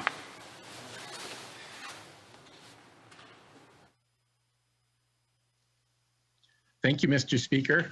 Although I'm the farthest riding from Nova Scotia, still over 100 constituents have contacted me about this serious crisis. And I think I would not be misrepresenting them if I didn't say that they want the Micmac treaty rights of 1760-61 honored and upheld, that the racist comments are disgusting and should be totally rejected, that the Mi'kmaq, like everyone, should have full protection under the law, and that a peaceful negotiated settlement resolve the situation while upholding Indigenous treaty rights. I'd like to ask the member, and thank you for his speech, coming from a riding with Indigenous fishing rights, what he thinks of the suggestion of the Mi'kmaq member from Sydney, Victoria, of an Atlantic First Nations fishery authority. Member for Mission Matsqui Fraser Canyon. Well, I'd like to thank the member from the Yukon for his excellent question. And like I said in the beginning, I haven't studied the clear complexities that exist in the Nova Scotian fishery, but I do think that the minister is going forward, and hopefully tomorrow, to sit down and start working out some of these questions. Maybe going towards a Nova Scotian Aboriginal Authority is the way to go. It's probably something that should be explored in conjunction with protecting the rights of the traditional non-Indigenous fishing families as well. Thank you for that excellent question. Questions and comments? The Honourable Member for Matane-Matapédia. Thank you, Mr. Speaker. I thank my colleague for his interesting speech. Now we're probably less concentrated on the form of the RCMP actions that need to be taken. Both groups of fishers agree that these definitions and these decisions should have been made the day very after the Marshall decision. So it doesn't matter which police service is sent on the ground. It is the minister that really needs to go on site. I would like to hear the member speak to that. Matsqui Fraser Canyon. I'd like to thank the member for her question, and she is right. The minister needs to be the one on the ground diffusing or eliminating the conflict and the animosity between these two groups first and foremost. My comments earlier regarding an Aboriginal police force in the RCMP were speaking to a broader societal issue that we face in Canada about the lack of proper enforcement of our rules and being upheld in many rural communities. I would also add that the Department of Fisheries and Oceans sorely lacks adequate enforcement in many of the fisheries that exist across this country. And one way we could improve some of the tensions is possibly have more boots on the ground. Maybe we need to have more Indigenous people working for DFO, people that understand the language and culture of the Indigenous fishermen and fisherwomen, so that we don't have these disputes moving forward. Thank you. Questions and comments? The Honourable Member for Courtenay Alberni. Thank you, Mr. Speaker, and I want to thank my colleague for his speech. And I do want to thank him for pointing out how bizarre it is for four ministers to join me after my letter and my party's letter calling for this emergency debate so they can condemn their own government for their failure to protect those fishers. Mr. Speaker, I have concerns around my colleague's speech, and that his party spent millions of dollars fighting to diminish and restrict Indigenous rights, constitutionally protected rights in the court. And I want a commitment from him that his party will stop the violence that's happening through the courts and the attack on Indigenous people through the courts, and allow Indigenous people to exercise self-determination and support and respect the autonomy of First Nations and their ability to self-determine and self-govern what is a moderate livelihood in this case, and what that means. And I'm looking for his commitment. That's what we're here for, an emergency debate, to come together collectively, to find a solution and work together to protect those fishers, but to support them through self-determination and their right to exercise and implement their court-approved rights and their treaty-approved rights. Or Mission Matsqui, Fraser Canyon. Yeah, I won't speak to the broader treaty rights that my colleague from Vancouver Island raised today. I think that's a question that the minister should be responding to. But I will speak to First Nations autonomy this evening. And my first remarks that I ever made in this House of Commons is that I want to do right by my First Nations constituents, and I want to see their autonomy improved. I want to see the Government of Canada get off reserves and give the First Nations power over where their children go, to get the provincial governments out of the way, to give them more autonomy, to do the things that they need to do to build their own wealth and to build their own social well-being moving forward. That's my commitment to the First Nations, is to stand with them, to get the federal government out of the way so that they can truly prosper and that they're not bogged down by these unnecessary bureaucratic red tape processes that govern actually every aspect of their life in ways that none of us would find acceptable in this House. Thank you, Mr. Speaker. Questions and comments? The Honourable Member for Nanaimo, Ladysmith. Well, thank you, Mr. Speaker, and I'd like to thank the honourable member for his speech. I have to say that it's not lost on the Indigenous people in my riding or Indigenous people across this country that there is a huge contrast in the way that the peaceful protesters in Wet'suwet'en were treated and how the RCMP stood back in this case and watched people, an angry mob, burning vehicles and attacking, throwing stones. And it's not lost on Indigenous people across this country that over 21 years, we've had inaction from conservative governments and liberal governments to deal with this decision by the Supreme Court and ensure that these rights are properly enshrined in the rules around fisheries and DFO. And we've had, I'm sure it's not lost on Indigenous people or the people watching right now, that we've had a unanimous consent motion put forward by the member from Courtenay Alberni, which was perfectly acceptable, that we should be affirming these treaty rights and we should be taking action as a parliament to make sure that we do right by Indigenous people in this country and that we affirm these rights and we take action. We'll just trying to move along. We still got to get one more question in. The honourable member for Mission Matsqui, Fraser Canyon. I'd like to thank the member from Nanaimo for his question. And yes, it is not lost on me about what happened with the RCMP. And that's why it's so unfortunate that the ministers responsible are not there in Nova Scotia right now trying to diffuse the situation. And regarding the broader issue about First Nations rights to the fishery and the Marshall decision, I think it would be good for everyone in this country, especially people working in that industry, Mr. Speaker, to have the clarity to move forward.